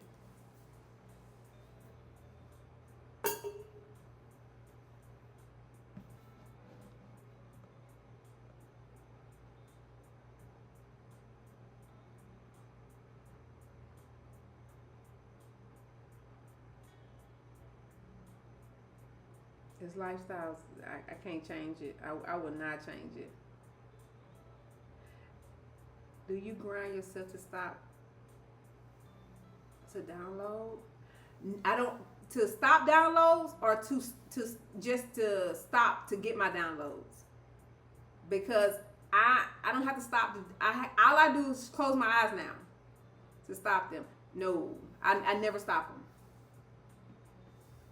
I don't have to sit anymore to get my downloads. My body, I know when my body's receiving something. And so I can stop in or I could just be talking to somebody and I close my eyes and a download will come through and my eyes I'll start flickering. Yeah. Well, it depends though, because sometimes you can get so much where they start rewriting the program in here. You can get to the point where you could rewrite your programs instantly. Because once you set the program up to purge and release and compress the files, you can compress the files. Because a lot of people don't understand depression is not depression. Depression is the compression process. So when you're actually receiving a lot of information, not information, but a lot of emotions, where it's overwhelming and it makes you like you don't want to go nowhere and you just like stuck. Your body is telling you there's files that need to be compressed. That means there's files that you need to review, and you need to rewrite the negative belief system. And once you rewrite the negative belief system and make peace with it, whatever definition that you're rewriting, it's going to go along with whatever those files are. It's going to compress all the files and memories that attach to that belief system, to that one belief. It's going to compress it and put it in one file. And when it does, it removes itself. You make peace with it. It becomes a tool in the toolbox, which is the wisdom that you got from it. And then the memories, most of the time they erase the memories. You won't have the memories anymore. And a lot of people don't understand that too. Your memories sometimes get erased because you passed the test. Or either you did what you need to do and you made peace with it. And so the memory is totally gone. My past life, not my past life, my relationship with my ex, that was one of the biggest wounds I had. And once I healed it, whole file got compressed and they gone. All I got is wisdom from it. So it's like we never had the connection. So when I see him, the feeling I used to have, and it's so obvious to the point where he can be standing in front of me and I can't see him. That's how much he's out of my reality. I started eating a lot of donuts to dull myself. Why would you do that? You want to get the downloads, and maybe you need the downloads for something. They don't give them to you for no reason. The downloads is amazing. I love the downloads. So I know when I'm getting downloads, I'm about to either go through a purge or there's a test about to come up. Because sometimes you can get the downloads before the test so you can use that tool before the major test. I just go ahead and review it, see what it is, plug it in, and go on about my business. But I take all my downloads. But I could be walking around and feel it and just close my eyes, stop what I'm doing, close my eyes and receive it. Because a lot of people can get codes, but the codes fall dormant. That's what they don't talk about. Even if the codes are being given, if you're not vibrating on the level to receive them, they're just going to fall dormant inside of you. So everybody's receiving codes. People are choosing to ignore it, which is their own right. I just want to be nosy, and I enjoy it. So I love it. I love it here. But you can choose to not be a part of the science of ascension and ascension process. That's totally your choice. But I mean, I wanted a better relationship and understand my guides and understand my higher self and who God was, who is source. And the main thing is you want to get connected back to source, and source is really your higher self, because we are a piece from source. We're all cut from source. So your higher self is operating at its full capacity based off of what it's giving you, but it's also limited based off of how much you receive and you don't receive, and how much knowledge you take in, and how you program. I want to know about other chakras. Okay? There's 7 major ones. Once you master the 7 major ones, there's I'll say 5 more that's going to be very important to your ascension process, and you're going to feel them, because there's 2 between the heart chakra and the sacral. That's like, you know how, what's the man name? The one that got the light in his chest, the Marvel. What is the name? Not Iron. Is it Iron Man? There's a chakra right there. Yes, there is a chakra. There's a chakra right there that nobody talks about. There's actually 2 in that area, but there's one that's right underneath the heart chakra. Oh, it burns because it lights up. Once you get to a point you master all those chakras, there's other chakras you gotta master. Yeah, when I tell y'all it's amazing, you have to master the art of ascension so you gotta master every chakra to actually go to the next level when it comes to the 5D density. There's a book. I told you about this already, Rich. There's a book in my bio that's free. It gives you all the information of art of ascension. It gives you everything about the drama that's going on in the world. It gives you the foundation to let yourself know that you've been living a lie. So it's time for you to change and receive the new information. But it also talks about the art of ascension. It talks about the 15 dimensions. Your consciousness has to travel through each stargate, which is the 15 dimensions. The stargates are the dimensions. There's a version of you in every dimension. But you cannot experience those versions of you until you master each one of the doors. Solar plexus. No, it's not called solar plexus. It's not called that. I don't know the name of those. Those is not one of the major sevens. It's not one of those. I thought I was tripping, but I remain calm, feeling that under my heart. Yes. It's amazing. That's how you know when you tapped in and the Kundalini energy. But if you're fully in that mode where you have activated that part of you, you also activated bioregenesis, where your body start healing and it start changing automatically, and certain parts of yourself start the fat is being eaten away. You are losing a lot of weight. I call it the God body coming online. Well, automatically your muscle, your body is being strengthened and it's being corrected. Like everything is being pushed back where it's supposed to be, and you ain't gonna be hunched over. It's like automatically your body just sits up, and it's very strong. You can feel the strength in every part of you. It says, okay, exactly what I'm experiencing. Yes, it's amazing. It's amazing. This is why I want to teach people, like, do your self-mastery, do self-discovery, because there's gifts in this thing, and the very thing that they don't want you to know is that's the part of it that you need to know. You got to master you. And when I felt that part that was burning, I was like, what is that? Like, but I like to write everything down, and my heart will tell me. And if they don't give me the message, it will come through on some type of message, either on TikTok or either on YouTube. I get information, but I'll get the information on what it is. But you also need rest. Rejuvenation is a must, because as you are jumping timelines, your body change. As you are mastering the chakras, it shows you the trauma, where the trauma is processed in the body, and then the mucus and stuff start leaving the body, and you'll start losing weight naturally. Everything start changing. Your head will start changing.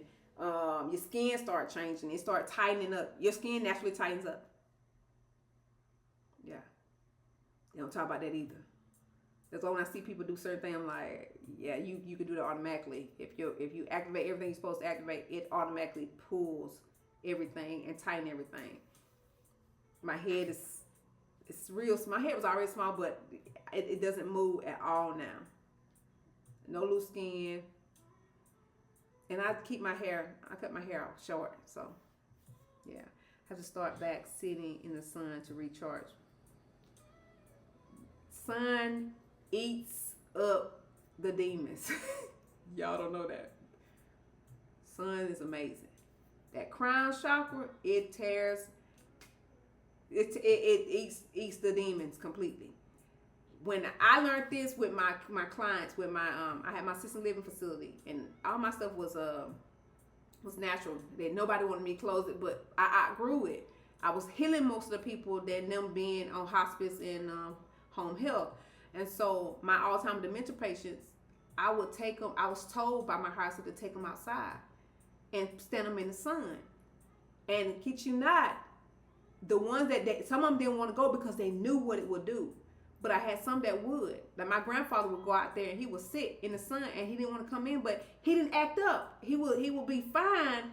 The days of the moon and all that stuff, he would be fine if he was sitting in the sun. But as soon as he went in the house in the darkness, he would just have a fit. He wouldn't go back outside, which I loved it. And then that's when I would ask questions. I was like, what is it that the sun does? So I went to sleep and did a journey. And then they showed me in the dream that the sun removes the demons. I was like, fry the demons. I don't cut all my hair off. I'll be sitting right in the sun, just getting my crown. I love going in the sun with my crown. because I understand it reveals a lot of things, but it can. It kills them off. But not all. There's some that attached. The ones that don't get in, the ones that wait at the crown chakra, you gotta understand they're waiting. So once you open the gate, they trying to get in. The gates are internal. It's your stargates and your dimensions. But the ones that make it to the heart, they're attached to the things you need to heal. That's all they do. So I don't never look at them as a bad thing. I look at them like, thank you for letting me revealing what I need you to reveal. Now you're gonna become my ally. I'm gonna heal it, and you're gonna come within. You're gonna be part of me. I had a dream like that. The sun are up. Yes, everyone around me. The sun is amazing. The moon is amazing. The sun and the moon saved my life. Different parts of me. When it comes to divine masculine, divine feminine, the divine masculine is for the sun. Divine feminine, the moon. She will come through and give me insight, because divine feminine really is the dark, is the white path, but they call her, she's actually the black path, but she is the white light. She is the good part. That's why she was banished. That's why they wanted to get rid of her, because she's powerful. She's a black path. Divine masculine is a white path. But you have to master the white path and the black path, which is yin and yang becoming one. Quote unquote, the Trinity. Because once you master the masculine, the divine masculine and feminine, you are on top, looking down at the masculine and feminine, and then making a decision on what you want to, what choice you want to make. That's how that works. But yeah, the sun and moon is amazing. You want to change? Sun and moon. You don't know where to start? Sit by a tree. Go outside when the sun is out. Journal. Be open to receiving. When it comes to the moon, when the moon phases come and the veil is thin, you want to remove some stuff? The moon. You want to change your patterns, and you want to see what's going on within, because it's internal. Work with your dark, your shadow work. The moon. The moon is amazing. I use, this is why I said spirituality, science, physics, religion, they all go together. I used all of that on my path. All of it. And really, on the moon, I would go and I would write out things to my higher self, my inner child, the things I need to heal, some things I needed to make peace with, and I would burn it under the moon. I would write it out, burn under the moon. If I want to call something in, I'll burn it under the moon. But it helped me get to this point. The moon is amazing. Nobody, it's people call everything demonic. You know, sometimes they call it demonic and not demonic. It's all about your intentions. If you're only trying to heal and trying to master you, the tool is there for you to use. Use it. And move forward. Now, once you do it on the moon, you may cry the next day, because you open the door for the healing. That's not that. It doesn't happen. Sometimes it don't happen right then. It happened the next day or the day after that. Whenever you're sitting still and you ready for that moment to come in, so you can pull the cord, that's when it happens for you. You'll cry, you'll purge, you'll do whatever it is that you need to do to get you past where you are. It's there to assist you. And then it becomes second nature. You don't have to do the burning. You can just speak it, and it's instant. Or either it just come to you automatically because they know you open. Okay, she in the present, I'm gonna give her this gift. And I can be feeling the energy like, what's that? And what's going on? Or a song may play, or somebody may say something online, and you just start crying. You walk through the door. You made peace with whatever it was. And you may not even want to know what it was, but it came up for you to purge at that moment. That's why I say gifts can be given to you in real time. You have to be open. You have to be open.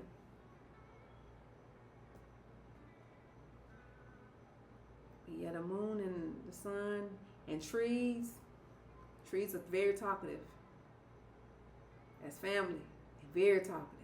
You just gotta sit. You have to sit, and even you just sit there and close your eyes and be open to receiving, because all you're doing is matching the vibration of the tree. The trees vibrate higher than us. Go into the lake. Your vibration matches the frequency of the lake. So it raises your vibration. That's why a lot of people, when they go to the water, they be like, man, I feel so good, because you've raised your vibration from the low vibration that you was at. Now, while you in that vibration, ask all the questions you want to ask for the clarity. 783. Yes. Yes. Absolutely. 7.838 hertz. Yeah. So you have to use everything. I used everything. I used binaural beats. I didn't care. I just wanted to get out of the density I was in. I was miserable. But change is consistent. Change what you make it. And you can really do anything you want to do if you put your mind to it. And be open to it. Because sometimes your higher self will give you insight on what door to go in or what to research. And you just got to go and research it. And then look up. And always look up the original meaning. Because they done changed the words to a lot of the meanings to a lot of things. I always go to the original meaning of everything and the spiritual meaning of the word. Just so I can get a full picture of what my higher self is trying to tell me.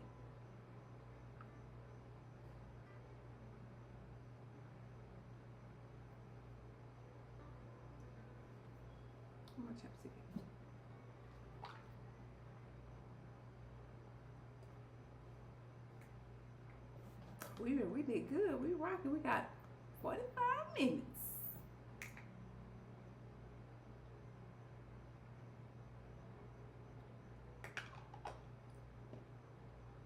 Make sure I miss nobody comment.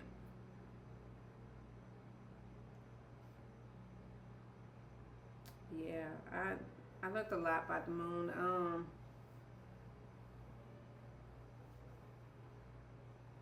You're welcome. Hey Sabrina, you're welcome. I love this. I'm not gonna get off until 4:00. You know I stay to 4 and give insight.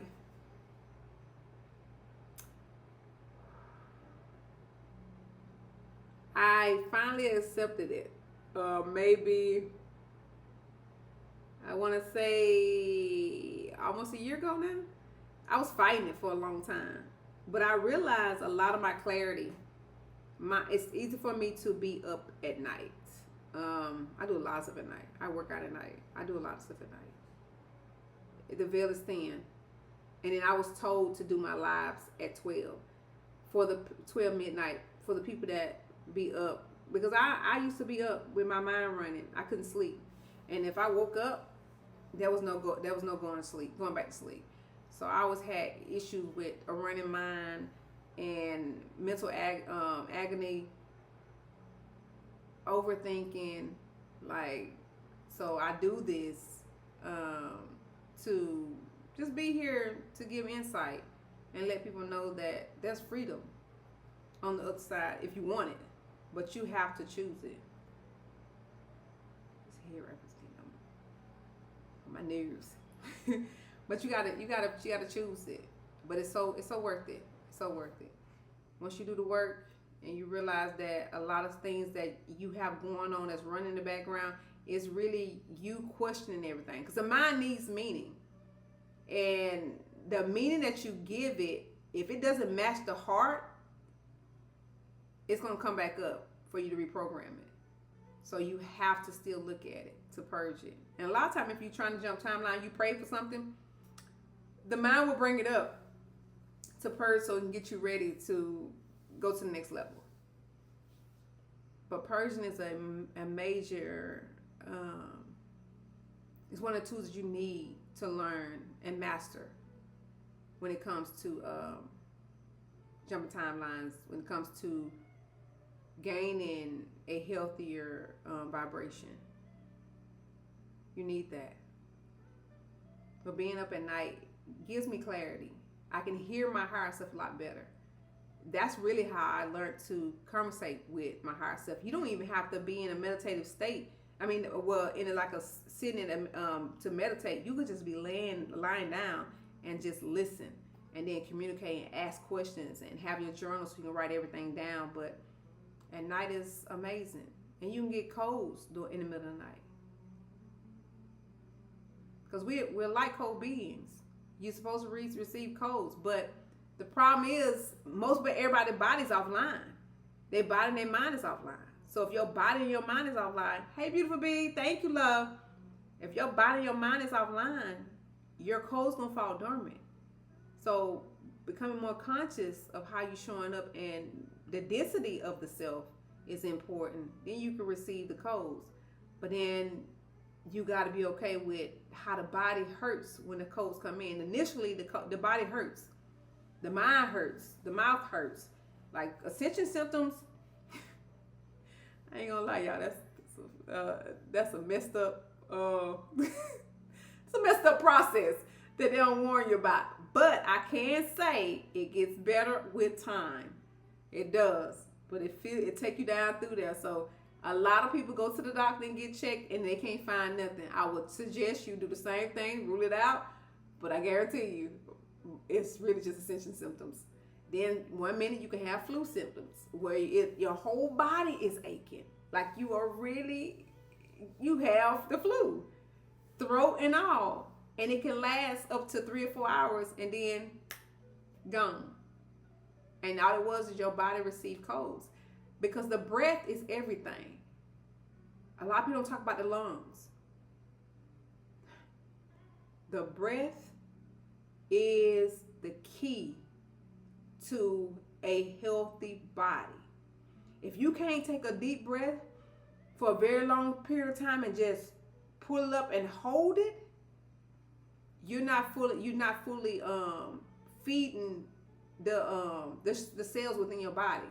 Your body thrives off of air, off of the breath, the prana that they talk about.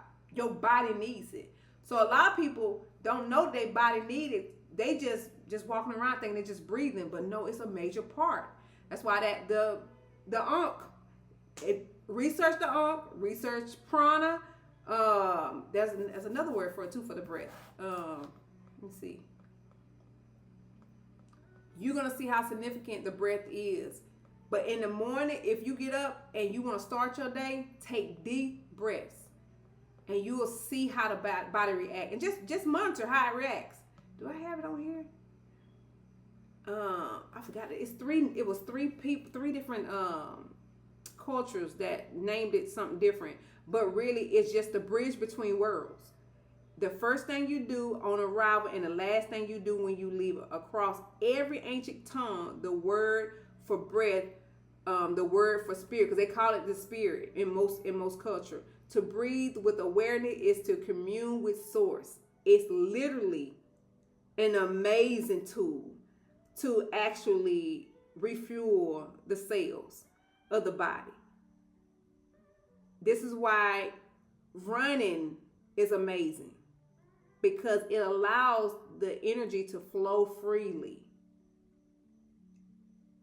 Exactly, because my joints be on fire.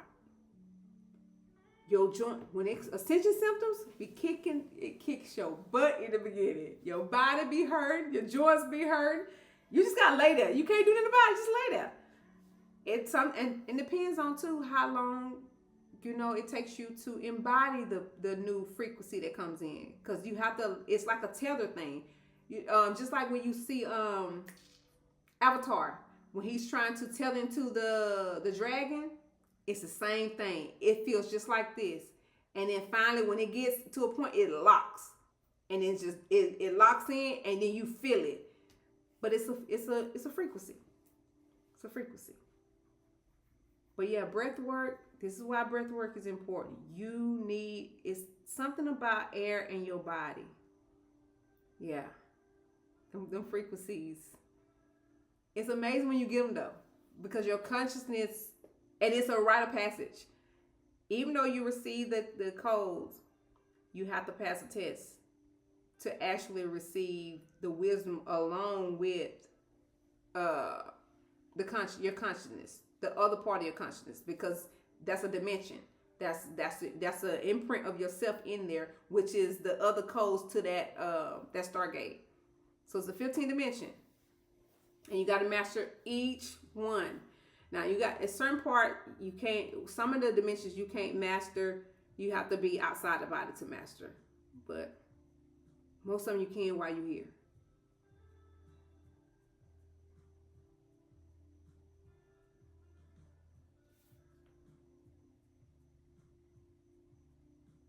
My third eye has been booming, but it doesn't hurt like it used to. 3 days ago, I don't know what was going on, but the whole front, I understand, my whole front of my face was just hurting. I was still functional, but it was burning. I get it. I'm telling you, the codes that's right now, oh man. If you're open to receiving the codes right now, kudos, man, because it's a beautiful thing. New Earth is here. A lot of people are already experiencing it. You gotta understand that your Earth is your frequency that you have allows you to experience your Earth the way you experience it. So the more you embody more of you, the more you remember who you are, and then the more you'll be operating at a frequency where it's just nothing but peace. And then you get separated from the ones on the other earth. There's several different earths going on at the same time. People got choices right now. And there was one lady that she talks about it. Hey, I can't think her. I don't know why I can't think her name right now. Ashana Dean. Yeah. Ashana Dean, her stuff is good too. Her information she gives is really good. She talks about the 15th dimension, and she talks about the earth splitting and people going to different places based off of their frequency that they have. But I'm telling you, I experienced some stuff, and I've seen the separation of the earth thing already. Yeah. That's why I'm telling you right now, we're being given the option to choose. We are in the Great Reset, but everything is being disclosed so you can choose which path you want to take, and it's totally up to you.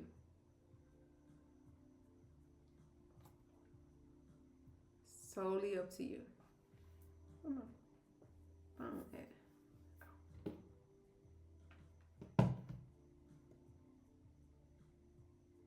But that body hurting thing, it gets better over time. It gets better. In the beginning, I went to the dentist and everything. My mouth was hurting so bad. I thought I had something was going on. I told her, you got to fix this. I leave and go on vacation, but nothing there. She did the X-ray, and I had to just calm down and go home and lie down and ask the right question. But I had just endured. But yeah. It's amazing. It's amazing. It's definitely amazing. So breath work, understanding the ascension process, understanding who you are, understanding what alignment actually means, and understand what sin means. The word sin is not what we thought it was. It's not what it was given, what they told us it was. And all these definitions are on my website, y'all, inside of the lexicon glossary. The word sin, it was not what was taught. It was a moment of forgetting who you are and acting from the womb instead of the truth. It's missing the mark. It's literally missing the mark of alignment, of ascension. It's a part of ascension. Sin is not something to be punished for, but something to become conscious of and realign. You're supposed to realign. To miss the mark is human. The invitation is not shame, but return. To notice where you drifted from love and to choose again. Every honest correction is a small homecoming. That means every chance you get, you make the choice to be accountable, stay conscious and stay in the present to see the opportunity of ascension in real time and operating as the highest version of yourself.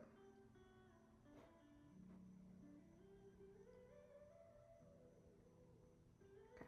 So I make sure I didn't miss nothing. Oh, what I just did. Hey, Breezy Ann. Nice to see you too, love. We're talking about the art of ascension and the science of ascension and the chakras and understanding the mastery of them all. You have to master them all. And once you master them, the main 7, there's other ones that will come online that you can experience and feel at the same time. So that's where we are right now. I hope you had an amazing day, love.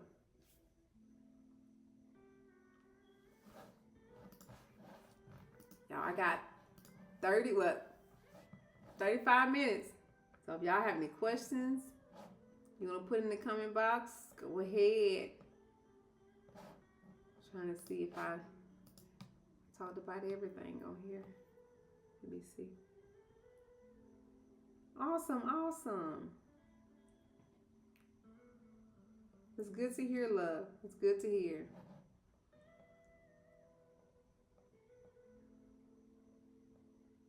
And tonight's conversation was about worth, value, and purpose. Understanding that your worth is not what you do. Your worth is what you are. When we was born, we was born with worth. Who we are is enough. We don't need to achieve or create to decide if we are worthy. It's just existing through being is enough. Now, when it comes to value is different. Value grows. Your knowledge creates value. Your wisdom creates value. Your healing creates value. Your discipline creates value. Your experience creates value. As you evolve, you gain more to offer the world. A teacher creates value. Anybody that shows up within their creation to share with the world, that is value. Value is your contribution. Worth is your existence. One is who you are, and the other is what flows through you. There's a difference. A lot of times we're not given the opportunity to actually experience that they are both different because of the life that we live and the people the businesses and the way the society has set everything up. It has made it hard for people to understand the difference between worth and value. It's a difference. And then when it comes to the purpose, your purpose is not a job. It's not an achievement. It's not a title. Purpose is the particular way your light was made to move, meaning who you are, how you show up, what you do on an everyday basis, what gift you give to the world. That is your purpose. I talked to myself today and I ended with the question, who are you? And I'm unsure. That's the beginning. Because that very part of you, when you can't answer that question, it lets you know automatically you done abandoned yourself. And now you got to figure out, okay, I need to understand my own identity. Because most of the time when you can't answer that question, you've been living in the positions of living your life as the positions that you held or the roles you played, not your actual identity. So the identity, I know you're gonna have to make peace with it, and you may get a little upset because you feel like that your identity is part of the role you play, but it's really not. Even though you're supposed to be yourself in everything that you do, it still doesn't. It's still not more important than who you are. That's always secondary. You're primary. This is where service to self and service to others becomes a conflict, because yes, you can be service to others, but you're no good if you're not service to yourself first. You gotta do both. They go hand in hand, but you primary no matter what. Yes, the conversation was about chasing others and leaving myself and why I did it. I hope you went real deep because you said the right thing when you said that. Why did I do it? It wasn't about what they did. Hey, Melissa. It wasn't about what they did because what they did wasn't what you programmed. It's how you showed it. It was what you programmed within your program. I know you was. Girl, I know. That's the hardest part. When you realize what part you played, I had a hard time saying, you know what? I really let myself go. My light's going off. I really let myself do this. Because you have high standards for yourself. So I understand. But crying was good for you. Did you reprogram it while you was crying? I hope you reprogrammed it while you was crying, because those moments are golden moments. Because when you pull this thread and you find the root, you get a chance to pull out the old and plug it with the new. Meaning giving it the wisdom to make peace with it, to let it go. I love those moments that don't feel the best, but I do love them.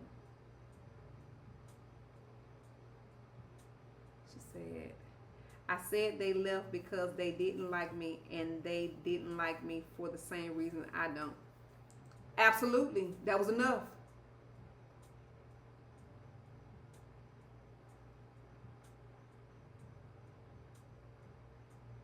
We're working to the piece. Absolutely. It's layers. It's like onions. You pull the layers back. You're going to go a little deeper every time. Yes, I am confused. I'm feeling kind of low right now. I feel like I'm being left out of a lot of things. Being left out of a lot of things can mean a lot of things. I look at being left out as a blessing.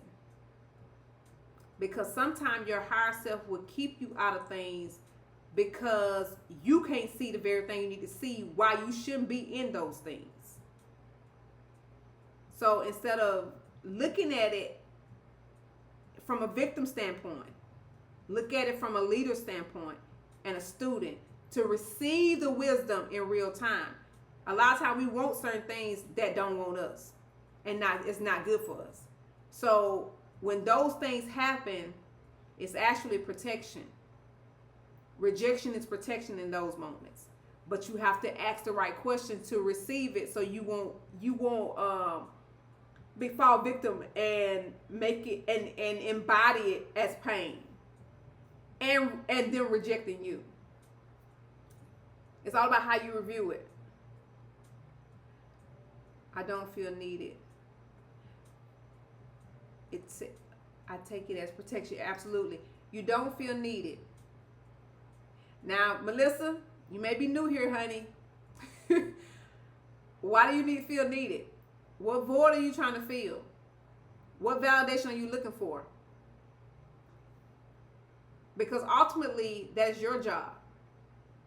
That's not someone else's job. And if you have that wound or that need to be needed, you need to see why you need to be needed. Because that's still part of codependency and outside validation. It stems from one or the other, and sometimes both. It's totally up to how you program your program, which is yourself. I've concluded that I operated in disobeying my spirit.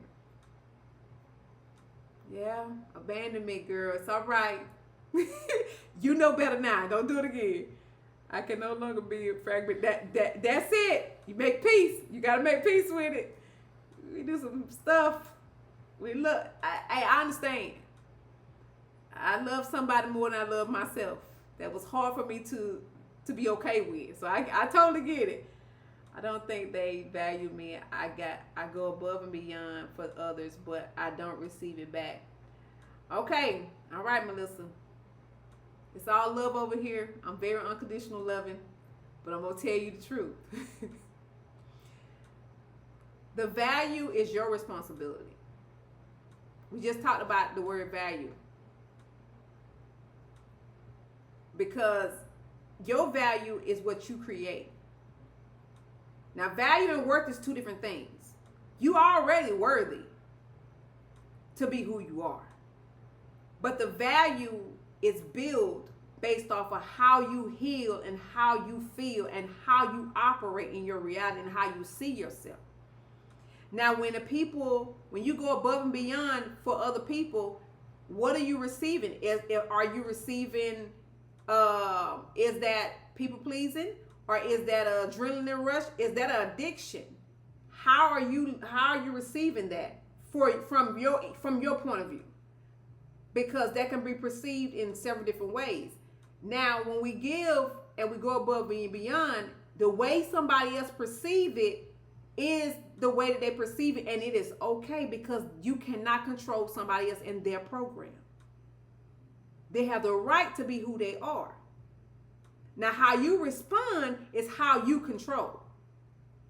But you only can control you, and you can only see you in the process.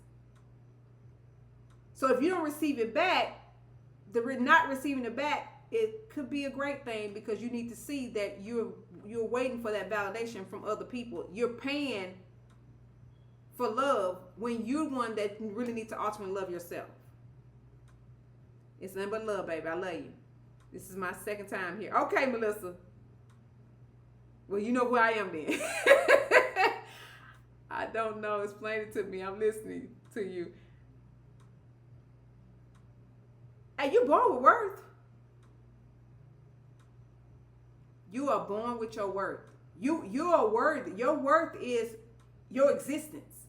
It's your who you are, a God.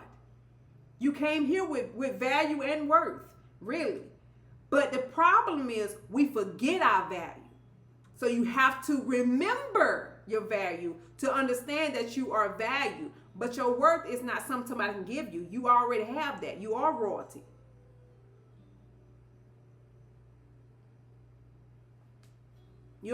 Like you too, girl. You are royalty. But when it comes to value is different. Value is growth. Value is knowledge not your knowledge create value. Your wisdom create value. Your healing create value. Your discipline creates value. You build yourself up from wherever you are. This is why when people have to learn the lesson behind money, value is the lesson that comes with money, because how you allow people to treat you and how you treat yourself says a lot about how your money gonna stay with you or gonna leave you. You gonna give it away, or you're gonna be responsible with it. It's how you look at yourself. Because money really don't make you happy. It's just a tool. Money is a tool, but it's also a frequency for abundance. It's a part of abundance too. Are you born? We can erase them with mistakes. You can, but value is your contribution to who you are, and worth is just your existence. So no matter what, if you don't value yourself, if you feel worthless, if you feel helpless, if you feel like you need to be validated, your value is lowered, because you're not independent.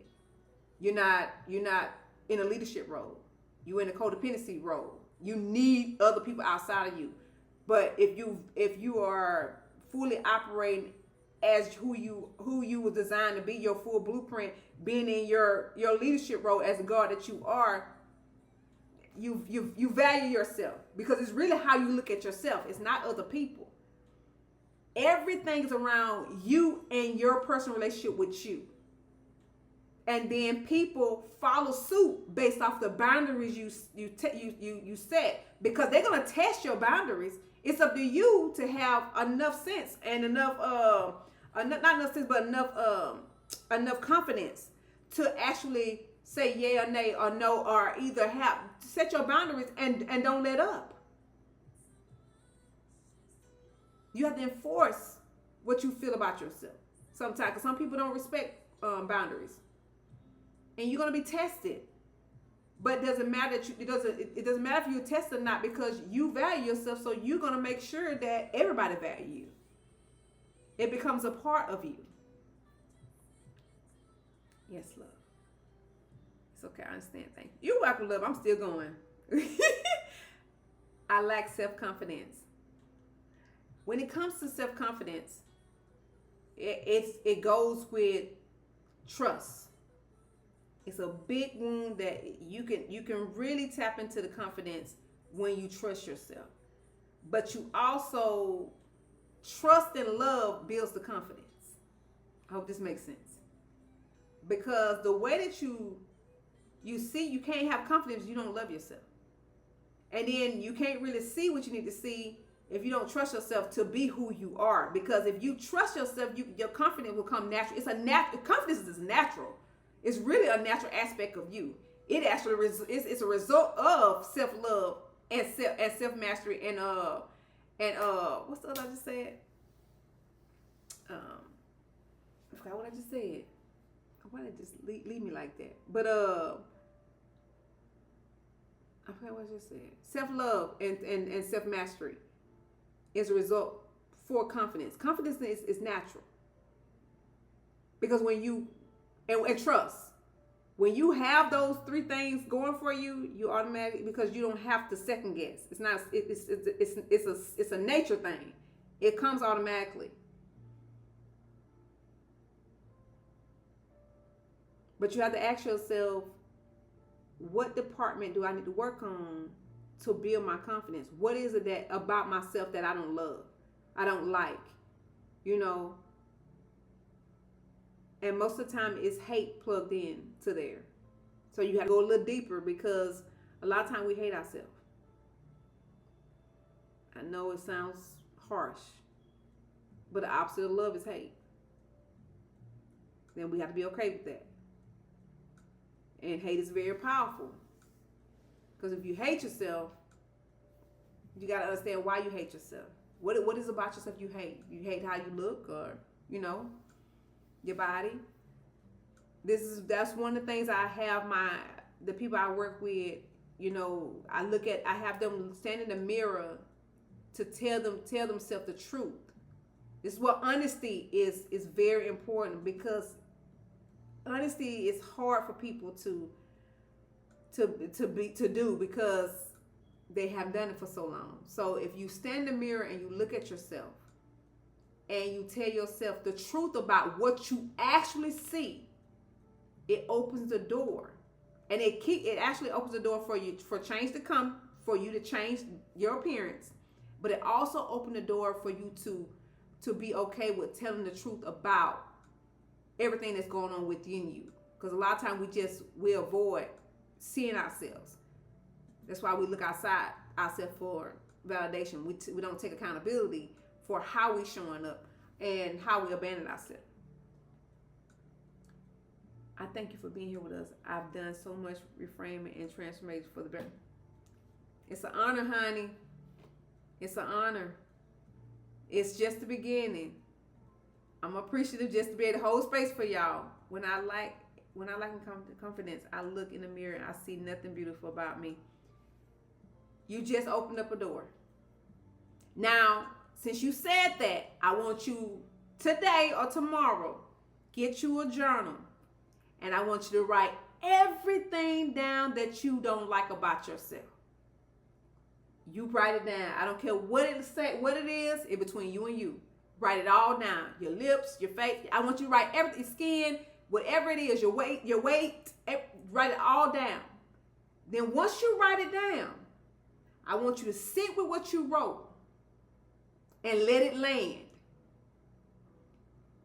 And ask yourself, now how did I get here?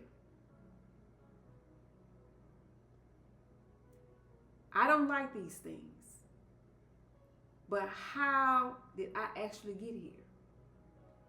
And because I got here, I now know that I abandoned myself. But I'm open to doing something different. And I'm open to rebuilding myself to the version of myself that I want to love. There's nothing wrong with saying that. Once you say that, you open the door. Now you may cry because you probably have never talked to yourself like that. But I don't want you to do it in a way where you are being abusive or being judgmental, but only allowing yourself to say the truth So you can get rid of resentment. You can actually master your resentment, and you can master the hate you have for yourself. And when you do this, I want you to put, not the same day, you wait till the next day. You say, okay, you're going to get in the mirror and you're going to apologize to yourself. And you're going to tell yourself that you want to do, I'm going to put a plan together so I can turn this around. And I want you to put a plan together. You did a lot of crying today. Crying is good.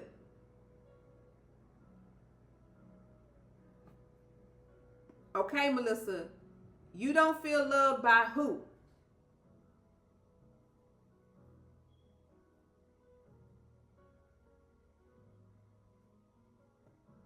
I hear you, Sarah, from you. I am a God, just a giant. That's right.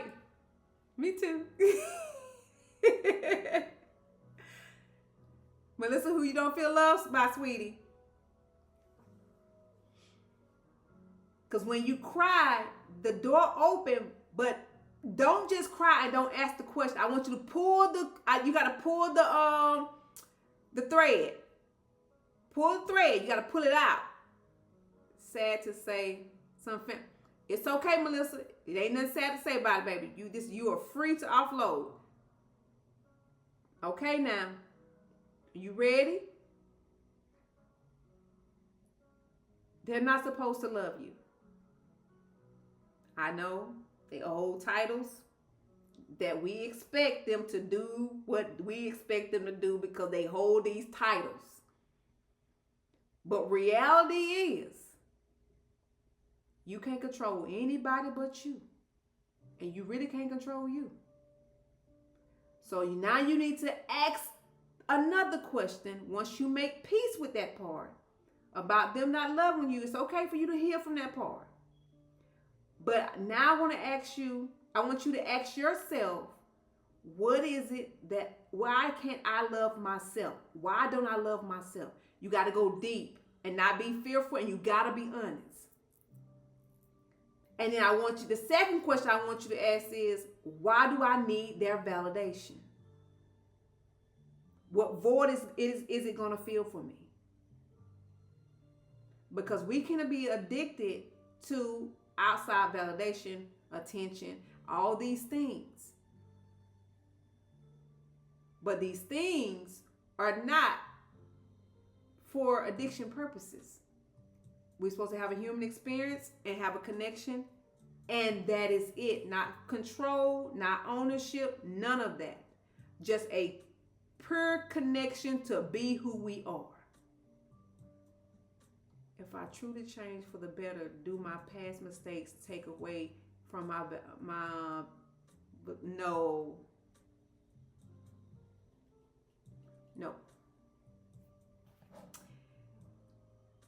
Let's look at the past like there's no mistakes.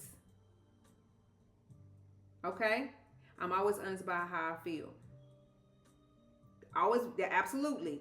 But I want you to ask those questions so you can actually pull the string all the way out the root. So when you pull it, it comes all the way out, and you can feel the sword come out, and it will let go, and it'll be replaced from hate to love. You want to recalibrate that connection to unconditional love. That's why I'm telling you, ask all the questions you need to ask, because you can heal yourself by asking those questions and making peace with it in real time. That's how powerful you are. Now, when it comes to when it comes to past mistakes, nothing is a mistake. You perceived it as a mistake. You made the choice because you need to learn that. That's a part of your purpose and your tool that you need to navigate on in this world. I know it feels like the worst mistakes ever. I get it. Based off the emotional imprint. But it's not a mistake. And it stays with you as a tool to help you navigate, because there are going to be people that's going to be sent to you to you're going to give them the information that they need. There's always a reason. I just hate the way that I look, and I hate that I feel so boring, invisible, and undesirable. Okay, what's your name? Wabby? Don't talk to yourself like that. I get what you're saying. The undesirable part, I know you feel that way. But I don't want you to internalize that. It's okay that you said it out loud, but I'm getting a feeling that you talk to yourself like that. I hope you don't. Because that's self-sabotage, and that can be a very bad thing along down the road. But the desirable part and the boring part, you're trying to plug yourself into into an area you don't belong in. If you don't love yourself, okay, first of all, you gotta love yourself. That's first and foremost. You have to love yourself. But when you go into a room or a situation, most of the time that's protection. And you may be in a room that you don't supposed to be in, and it may be something you need to see and learn from where you are. And most of the time we experience undesirability of invisible and all that stuff because we do it to ourselves. You saying you boring, but based off of who you compare yourself to. You never compare yourself to anybody.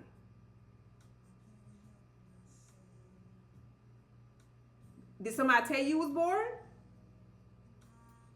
Or that's you speaking to you?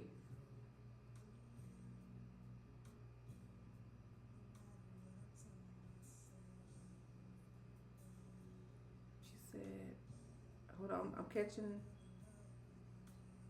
I'm glad I'm not sleeping because I need to hear this. Oh, you welcome, love.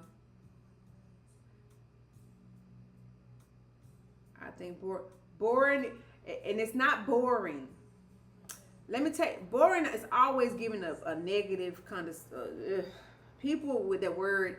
It's not boring because you don't want to be a part of something that's going to distort you or it's going to abuse you energetically. So if you are a person, if you call yourself bored, I mean, I'm boring too then because I don't go nowhere. I really don't. But I love my own company. You know, I can dance by myself. I can do a lot of stuff by myself. But I don't like people like that. But I do love people. But I don't like to be in certain areas. I can go out if I can go find somewhere I can be outside in a great environment where it's high vibrational. I love that. Or going to play games somewhere. That's my type of stuff. But bars, I'm not that.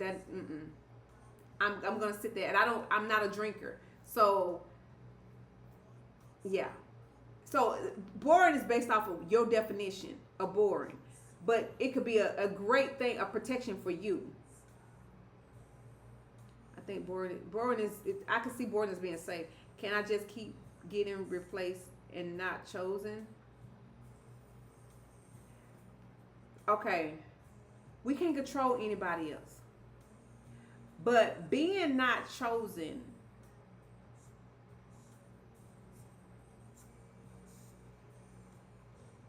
it has everything to do with you.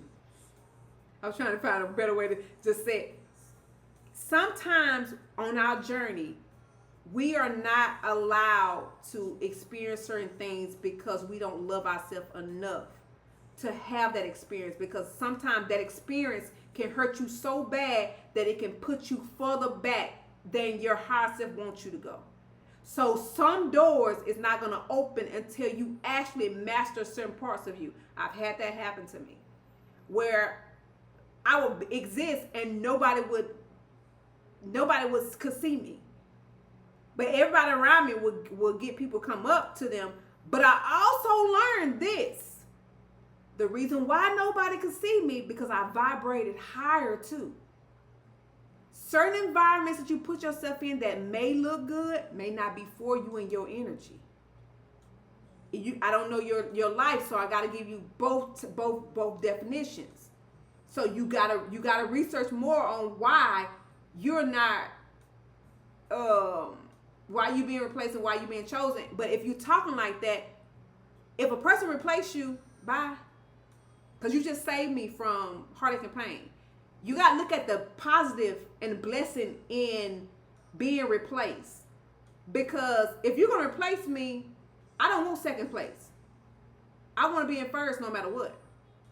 So, and me being replaced maybe it means that person, you couldn't give that person what they wanted anyway.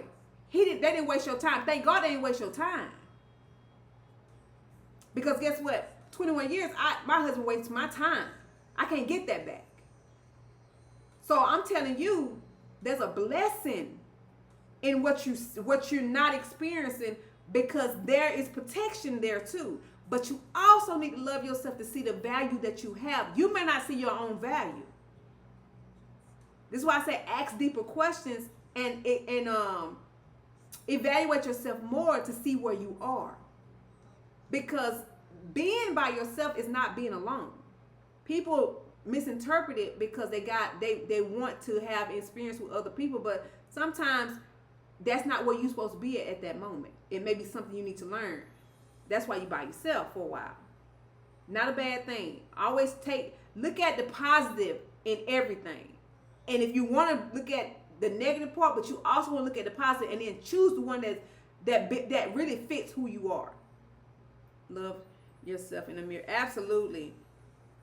Even harming others. Okay, Breezy, you control how you show up.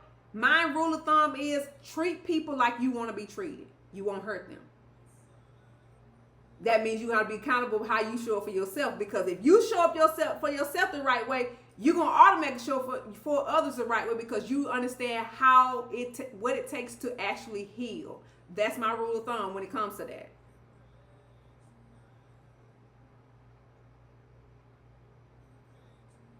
Somebody just said, right. Whose standards and who's right. When it comes to boring, I got to get back to that. Whose standard, and that whoever said that, you are right. Hold on, I'm catching up. Yeah, you can't make nobody love you. Let them go. It's not living in the moment. Yes, me too. We'll be praying for me. This is exactly how I feel. A safe space. Yes. You are chosen when you wake up. Rejection is pretty. Absolutely. Grass is out. I feel like I'm at the bottom. You're not. You're right where you're supposed to be. Just going through a lot. I'm hurt. I'm sad. But give it a voice.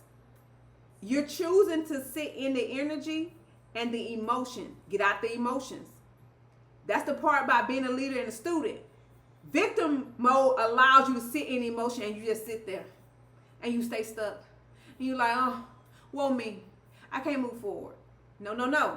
We're going to see it, feel it. All right, let me go on and get up under that. And go on, let me move out the way now. What I need to see about this, because, baby, I'm not saying that. If that. But what is I supposed to learn? This is what I want you to do. I want you to learn to be the warrior as you are going through and you're navigating. You want to get past the emotional imprint and get to the wisdom. Because people get stuck in emotional imprint. And that's why I keep saying change your sector from victim. Because when you change it from victim and you go to leader and you go to student, you'll automatically say, okay, now I don't want to stay in this feeling. Let me get out the feeling. Let me go down a little further and figure out what the wisdom trying to tell me. Who's standing and what is boring exactly. Right, Scorpio, yes, that's what I was. You determine who you are. I'm here to empower and let you know that you can determine who you are based off how you see yourself. Do not give your power to anybody else to tell you that you're boring, you're not wanted, you're not loved. You do all of that for yourself. They don't get that option. It ain't their job to tell you who you are. It's your job to tell you who you are. The problem is people allow people to give them information about themselves and they take it on as their truth.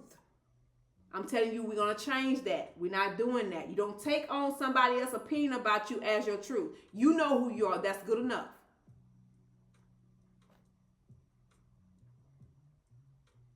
I wish I only bits. Okay, thank you.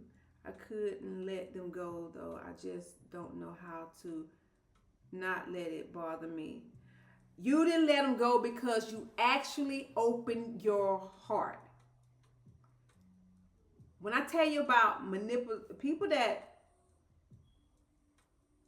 has their heart open, it's okay to have your heart open. You just have to learn to navigate with your heart. You have to set healthy boundaries. This is why you're not being you're not experiencing life that you want, because you're not ready yet, because you're gonna get injured while you're navigating, and you need certain tools, because there are people that are manipulative and they prey on people that have great hearts. I was married to one of them, and I'm not gonna lie to you, 3 days ago I just really realized what he actually did. So once and I stayed for 21 years, so mine was a little different. Sometimes they do it to the point where they know how to master you for their personal good, for their personal gain. And because they left, it's a good thing, because you need to work on you. If even with you speaking the way you speaking, you don't need to be in no relationship, because you're gonna get further wounded. You need tools to navigate. Tools to build yourself up, because you don't walk into a relationship and you submit.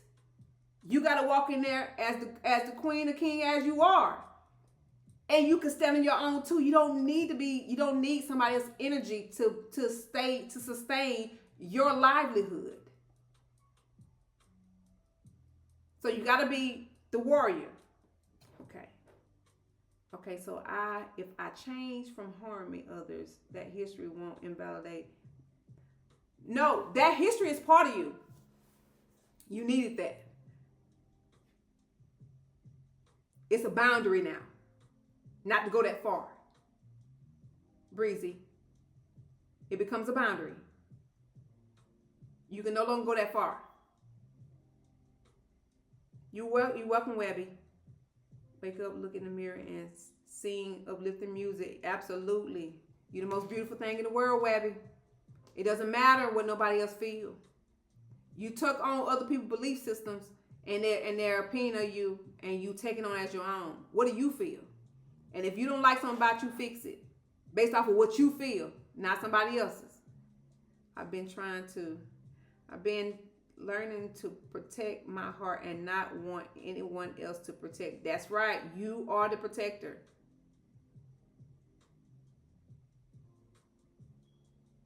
10 toes down. That's right. I don't play by me. Baby, I don't play by me.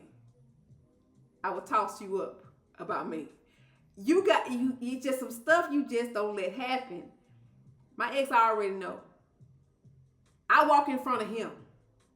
His energy bows down to me. Stay in your place.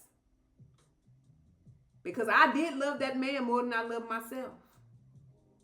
And when I realized what was being done to me, I got all my power back. And not in an egoic way. I claimed it all back. So naturally, when he walks in front of me, he can no longer manipulate me, because I can see his whole program. Now his program actually submits to me. And he don't say nothing, but he does lie. He tells lies about me all the time. But he would never tell me to my face. So I let people be who they are. But don't submit your energy to nobody.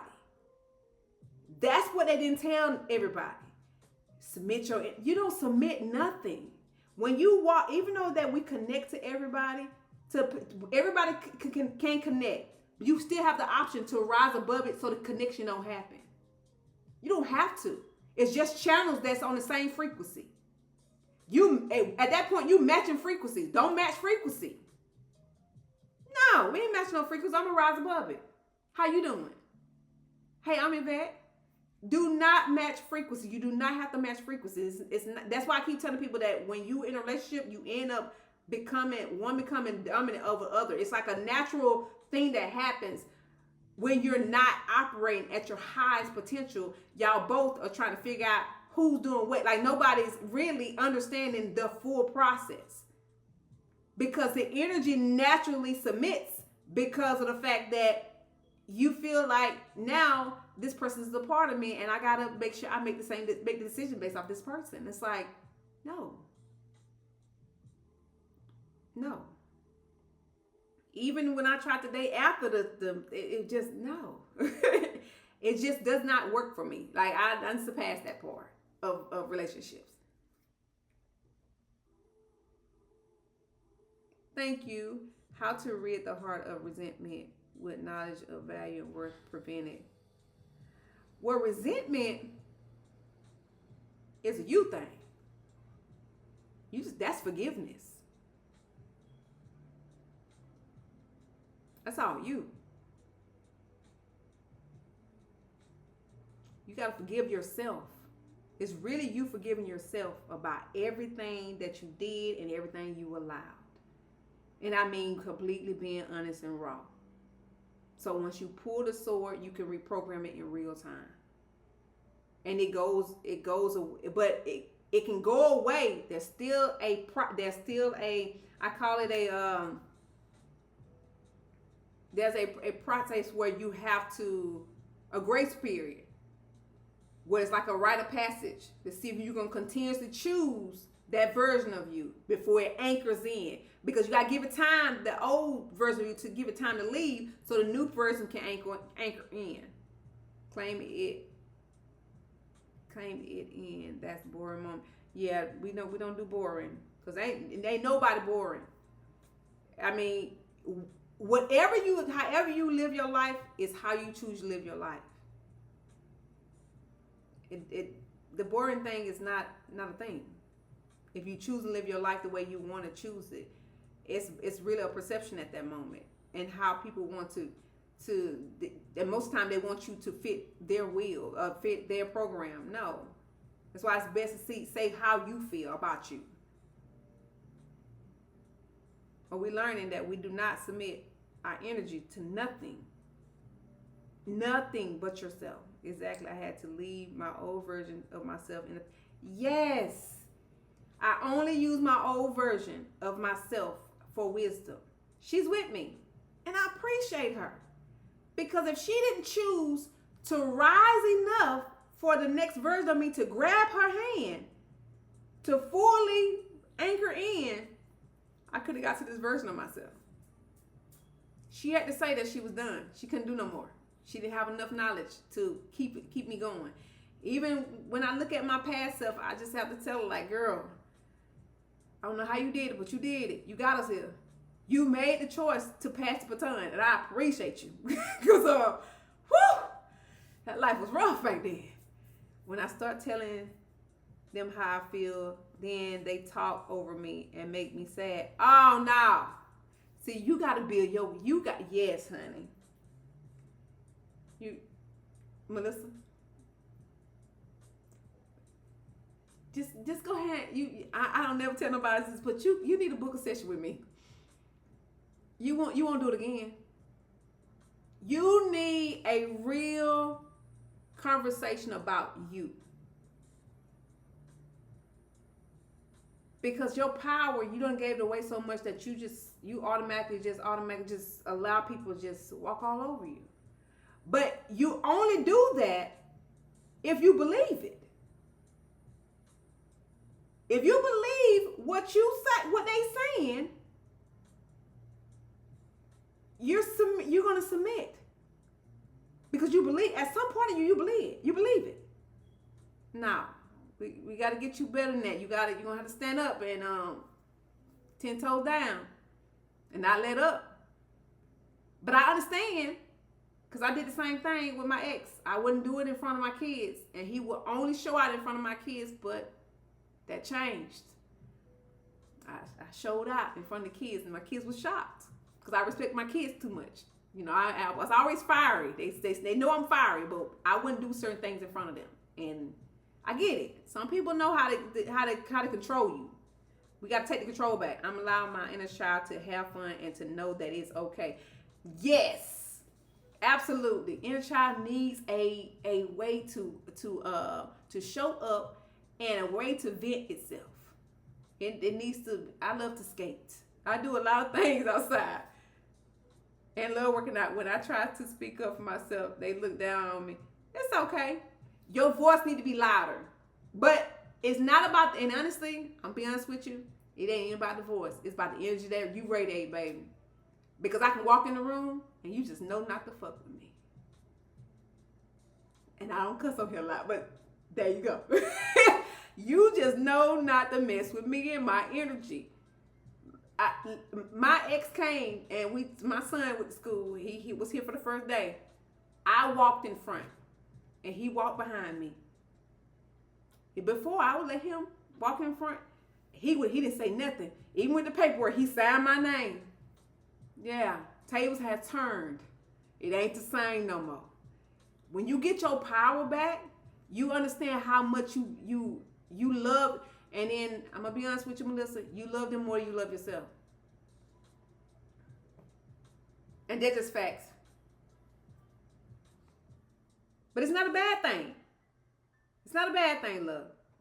You got this. It ain't all be all now. Just know you give yourself room to show up and show out. Because you can do that. You still got time. She said what she said. I sure did. My ex came down here this time. He was like, he just was so nice. He wasn't rah-rah because he normally he rah-rah. No. That last time he seen me, he got scared. I ain't never seen that man get scared. He was like, no, it's okay. Just go ahead and go. What? I said, no, I ain't heard no more. You just met your match. I'm Yvette. Nice to meet you.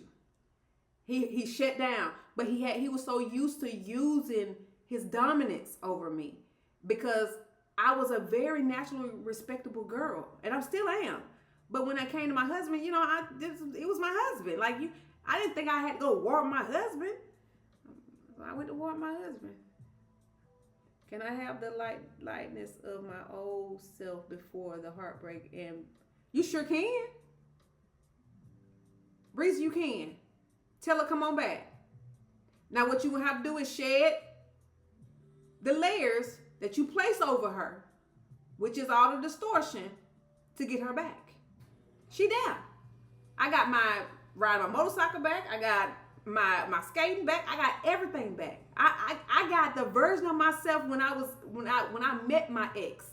I got her back. She was so wild and just free and just she wasn't fearful. Even though I still rode motorcycle while with him, but I got that part of me where you could get any job and do whatever you want to do, like that free spirited person. I got her back. You can get her back. You can get her back. You just got to make sure you offload everything that you placed over her to numb her and dumb her down and suppress her. You're gonna have to release her.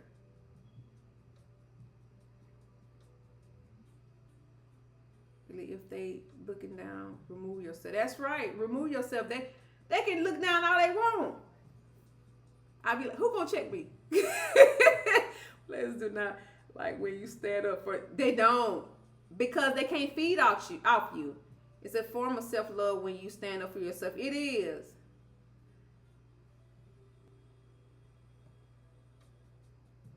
It sure is. But you get stronger when you love yourself. I got you. I mean, all you gotta do is start offloading. Start working on you. Stop worry about everybody else. The only way you can get your version of yourself back and make yourself stronger, you got to see what part of you that has suppressed you and make you start living in fear and not love yourself. It's a form of take your energy back. Independent glow. That's right, y'all. Nothing's ever lost. It's just got to be reclaimed. Yes. Being in the mirror, I stand naked in the mirror, and I want you to be naked about the way your mind is, the way about your body. I want you to just tell the truth about the full dynamic of you, and I want you to write it down. And you need to, when you write it down, that's your baseline. It gives you a structure, it gives you a starting point of where you got to start working at. Because a lot of times your beauty starts fading when you are being manipulated by others. It took me a minute to get I'm a beautiful person, but it took me a minute to get to the point where I couldn't wear no makeup. Like my eyes was dark around, it sucked the life out of me. I used to not wear no makeup. That man was killing me. And baby, now I'm just grateful. Just be honest and work on you and let everybody go. The phones aren't like mirrors. Yeah. Y'all, it's 4:14. Y'all know I got here at 4 o'clock. I forgot what time it is. Yeah, the actual mirror time saved my life. I remember that was the first step of my self-love, because I was beginning not to, I was addicted to attention. I love when people give me a compliment, or I be seen and, I'm mother 5 kids, I'm together. Like it was part of my identity, but when it shouldn't have been my identity. And I remember sitting in the mirror and I was like, I could do more work. Like I could lose this, I could lose that. Like my skin, I couldn't go without makeup. I had spots everywhere, completely just torn up. And then I would wear weave, and I hated my natural hair. I shaved my head. Shaving my head taught me self-love. Being a black woman with no hair, for me, that was a great lesson I needed. It was a great lesson I needed. I'm so happy for you. Maybe one day I will be happy too. No, you will. Ain't don't say maybe. Don't say maybe. Say you will. You gotta speak life into yourself. You gotta speak life to receive life. It starts the words. Melissa, go on the website. It's free, girl. Go on there and look at the glossary and look at the words. These are some of the words you need to add to yourself. You have to speak life into yourself. If you're speaking death, you're gonna continuously be down. But when you speak life for yourself, it becomes more powerful every time you speak the words. The words are powerful. You are actually infusing life into yourself by the words that you speak. Speak life. Me too, and my love left me, and I sat in the mirror and cried and wiped my tears and then smiled. Girl, baby, that shit was dense anyway. You okay? Man, I'm glad I left. When you realize that and that's another thing, Melissa. Once you sit there, I thought about something else. Once you sit there and you honest and you get past the emotional imprint and you tell yourself the truth about yourself, you're gonna tell yourself the truth about the connections that you quote unquote miss. You're not gonna miss them because you're gonna realize they wasn't good for you. I cried too. I was so devastated. My marriage didn't work, and I was the one that left. But then, once I started healing and seeing everything, I was like, I'm at peace. I ain't gotta worry about nobody. I ain't gotta worry about calling, checking. It was peaceful. You're gonna realize how much you didn't need it. Are you able to not absorb our energy on here? I appreciate your space. Girl, baby, if you see my floor, I'm good. I only do this once a week because I use a lot of energy. But I like sage. I got incense going. I got crystals. I'm good. I'm high vibrational.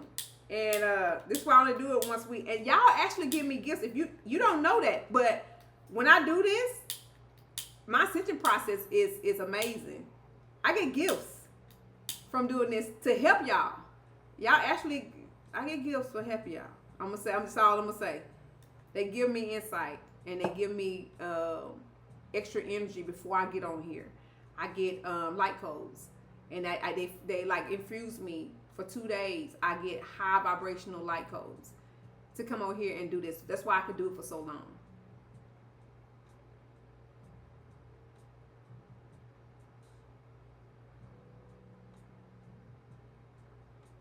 That's right. Your happiness comes from you. I saw my pain someone else gave me. Yep. and then you remove it. I'm not sleepy, so I'm gonna go make some jewelry.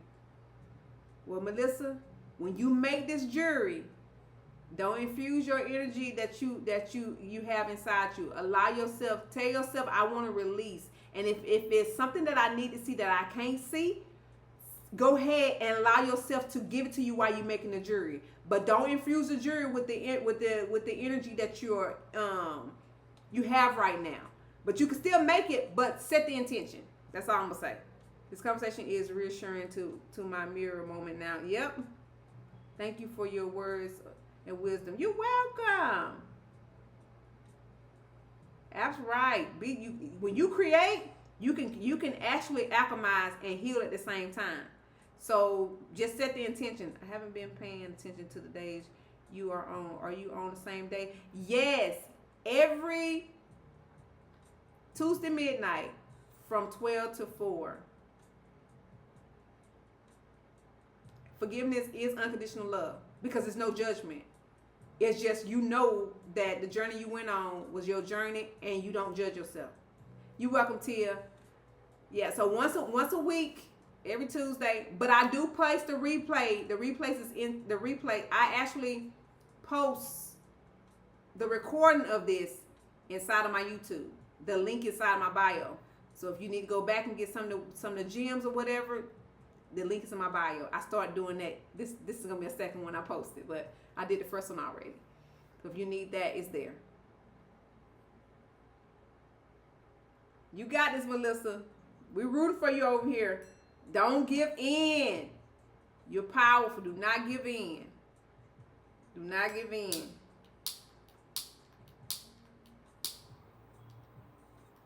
Yo, this is the longest I done. The energy is real good too right now, y'all. That's why I'm still hanging on here, because the beginning of the live, it started a little stagnant. But we made it through.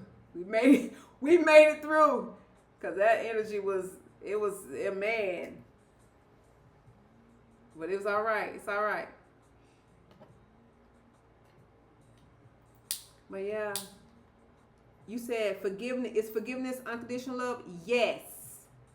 I don't know if I answered that. Yes, it is. You welcome, Melissa. You got this, girlie. You got it. And get the free tools out my shop and use it for yourself, sweetie. It assists you. It's some things in there you can use that just help you with seeing yourself, mastering yourself. And there's a free course in there too. That's for Foundation Reset. It's just the beginning for a whole week. It's a great. Go get it. Get what you need. If you good at reading stuff and you like reading stuff, do the Foundation Reset. That's the module. That's the free one, and it's a week worth of reprogramming, and it's you're gonna be fine. I'm glad that I caught your live. I'm gonna be expecting to see your lives every week. I'm glad you did. I didn't know you were still on here. I appreciate you coming through. You know, I'll come through, bless your page. But I appreciate you coming through. And let me know when you go live. Oh, I like that Foundation Reset. Yes, go get the Foundation Reset, y'all. It's free. It just shows you how deep my work is with all the courses I made. And my courses, it ain't for the weak. You just got to be honest. And it's very lengthy. And it's not something you can do overnight. You can't heal overnight. So when you're using it, you have to be honest and you have to take the time. Because the only way the body can purge, you got to allow yourself to purge it out, to push it out. And it needs time. It's a slow process. But the more you do it, the quicker it becomes. And the other courses, they 6 to 8 weeks long. I have a whole transformational arc that's 18 weeks. But I guarantee you will not be the same. You can't be the same. It's too much work you're doing, and then you keep the work and you can fix it and tweak it as you go. The tools that come with it. All right, Melissa, have a good one, girl. We love you. It sounds like it's for the weak to be stronger. It is. It's a full foundation. It's allow you to see where you actually are, because nobody can change if you don't change from the present moment. That means change from where you actually are on your journey, not based off of what you want, what you manifest, and no, your actual truth.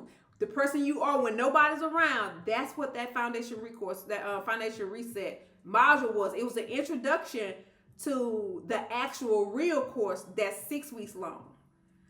But it just show you that the courses I put together, it's for you to change. It's not for you to actually, if you want something quick, don't even go in there. Because it ain't something quick. It ain't nothing you can do in what you have. It tells you. And then I have videos.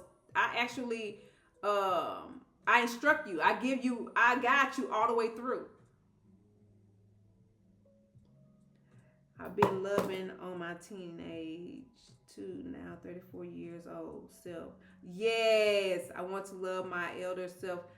Now, that elder, when she come through,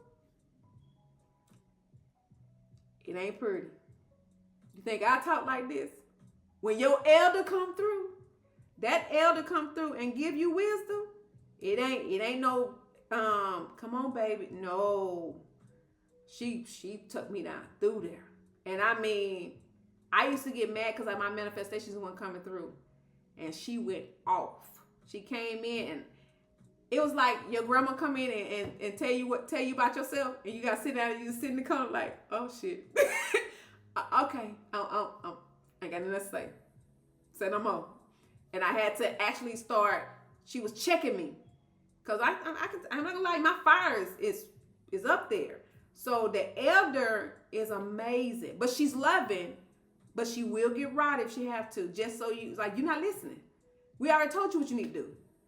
You're trying to do what you want to do and take your path, and your path is not working. You see your path not working. We showed you it wasn't going to work, and it didn't work. So I had to, because I had a control issue. That's when I learned that I was controlling.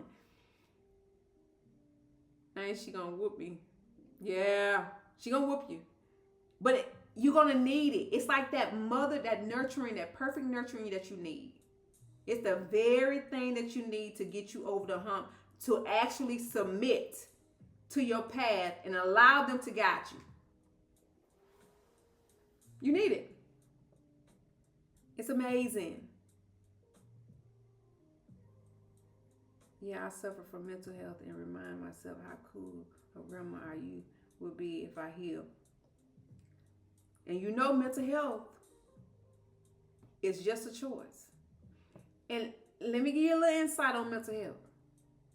Go to the doctor if you have to, because I have to say this because some people say the wrong things. But I'm gonna tell you, if you need to go and you can't regular on your own, go. But mental health is just compression, not depression. It's just information coming up to the surface, bubbling high and strong to let you know that it has to be released to go before you can go to the next level. That means the emotional imprint is too much. And then you can't move forward, like you stuck. But you stuck because there's a belief system that's attached to several memories that needs to be compiled and compressed. But the only way you can do this is by reprogramming and my phone, think about that. Reprogramming the definition behind the very thing that's coming up. And then once you reprogram it and plug the wisdom in, take the distortion out and plug the wisdom in, those files compress and it frees you, and then the feeling is gone. That's all it is. We were just taught wrong. Depression is not real. Depression is, now if that's part of your belief system and my belief system and what I experienced, it ain't real. It's compression. It's just a beacon to let you know that you need to offload.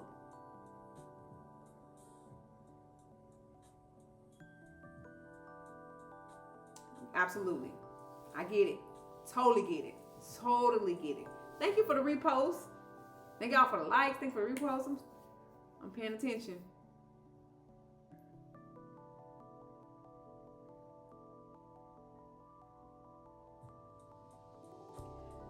Y'all, I'm gonna get off in 2 minutes. I gotta get my kids ready at 6 o'clock, and it's 4:28 to get them to school. But I definitely love you guys, and I'm glad y'all came through. And like I said, if you need me or need insight, there's free things to help you help your guidance. Help you on your path so you can maneuver and move forward. And just always remember, you are the one that's in control. You're welcome. I love you too, sweetie. We are not alone. And navigating is just you figuring out what tools work for you. It always boils down to how you show up for you and what works for you. You gonna lie for 90 minutes. Sure did. I didn't even expect this. My thing said, good job. You went live for 90 minutes. But y'all, you got this. It's not the end all be all, and remember, it's always a way to get out of everything. You're not stuck in anything. You just don't ask the right question. And your higher self is always there to help you navigate. You just gotta learn the relationship between you and the higher self. It's amazing. It wants you to navigate properly. It wants you to understand, but it's going to teach you how to offload so you can hear it properly so you don't make the wrong decision. Always more than one way to get it done. Yes, it's always. Don't ever think that it's no way. I don't met my wisdom. No, it's always a way for you to navigate and for you to get out of situation and for you to find peace. Peace is a choice, and it's easy to obtain if you choose it. You gotta choose it. All right, guys, I love y'all. Y'all have an amazing morning, and remember to love on you. Do something for you today. Tomorrow, this weekend, take you somewhere. Go for a walk. You don't even have to spend money. Just do something to honor you, to let you know that you are seen and heard. The more you do the things that you want other people to do for you, the less you're going to need other people, and you're going to love yourself unconditionally. I'll see you love, and I wish y'all nothing but the best. See y'all next week. Have a good night. Good morning, by the way.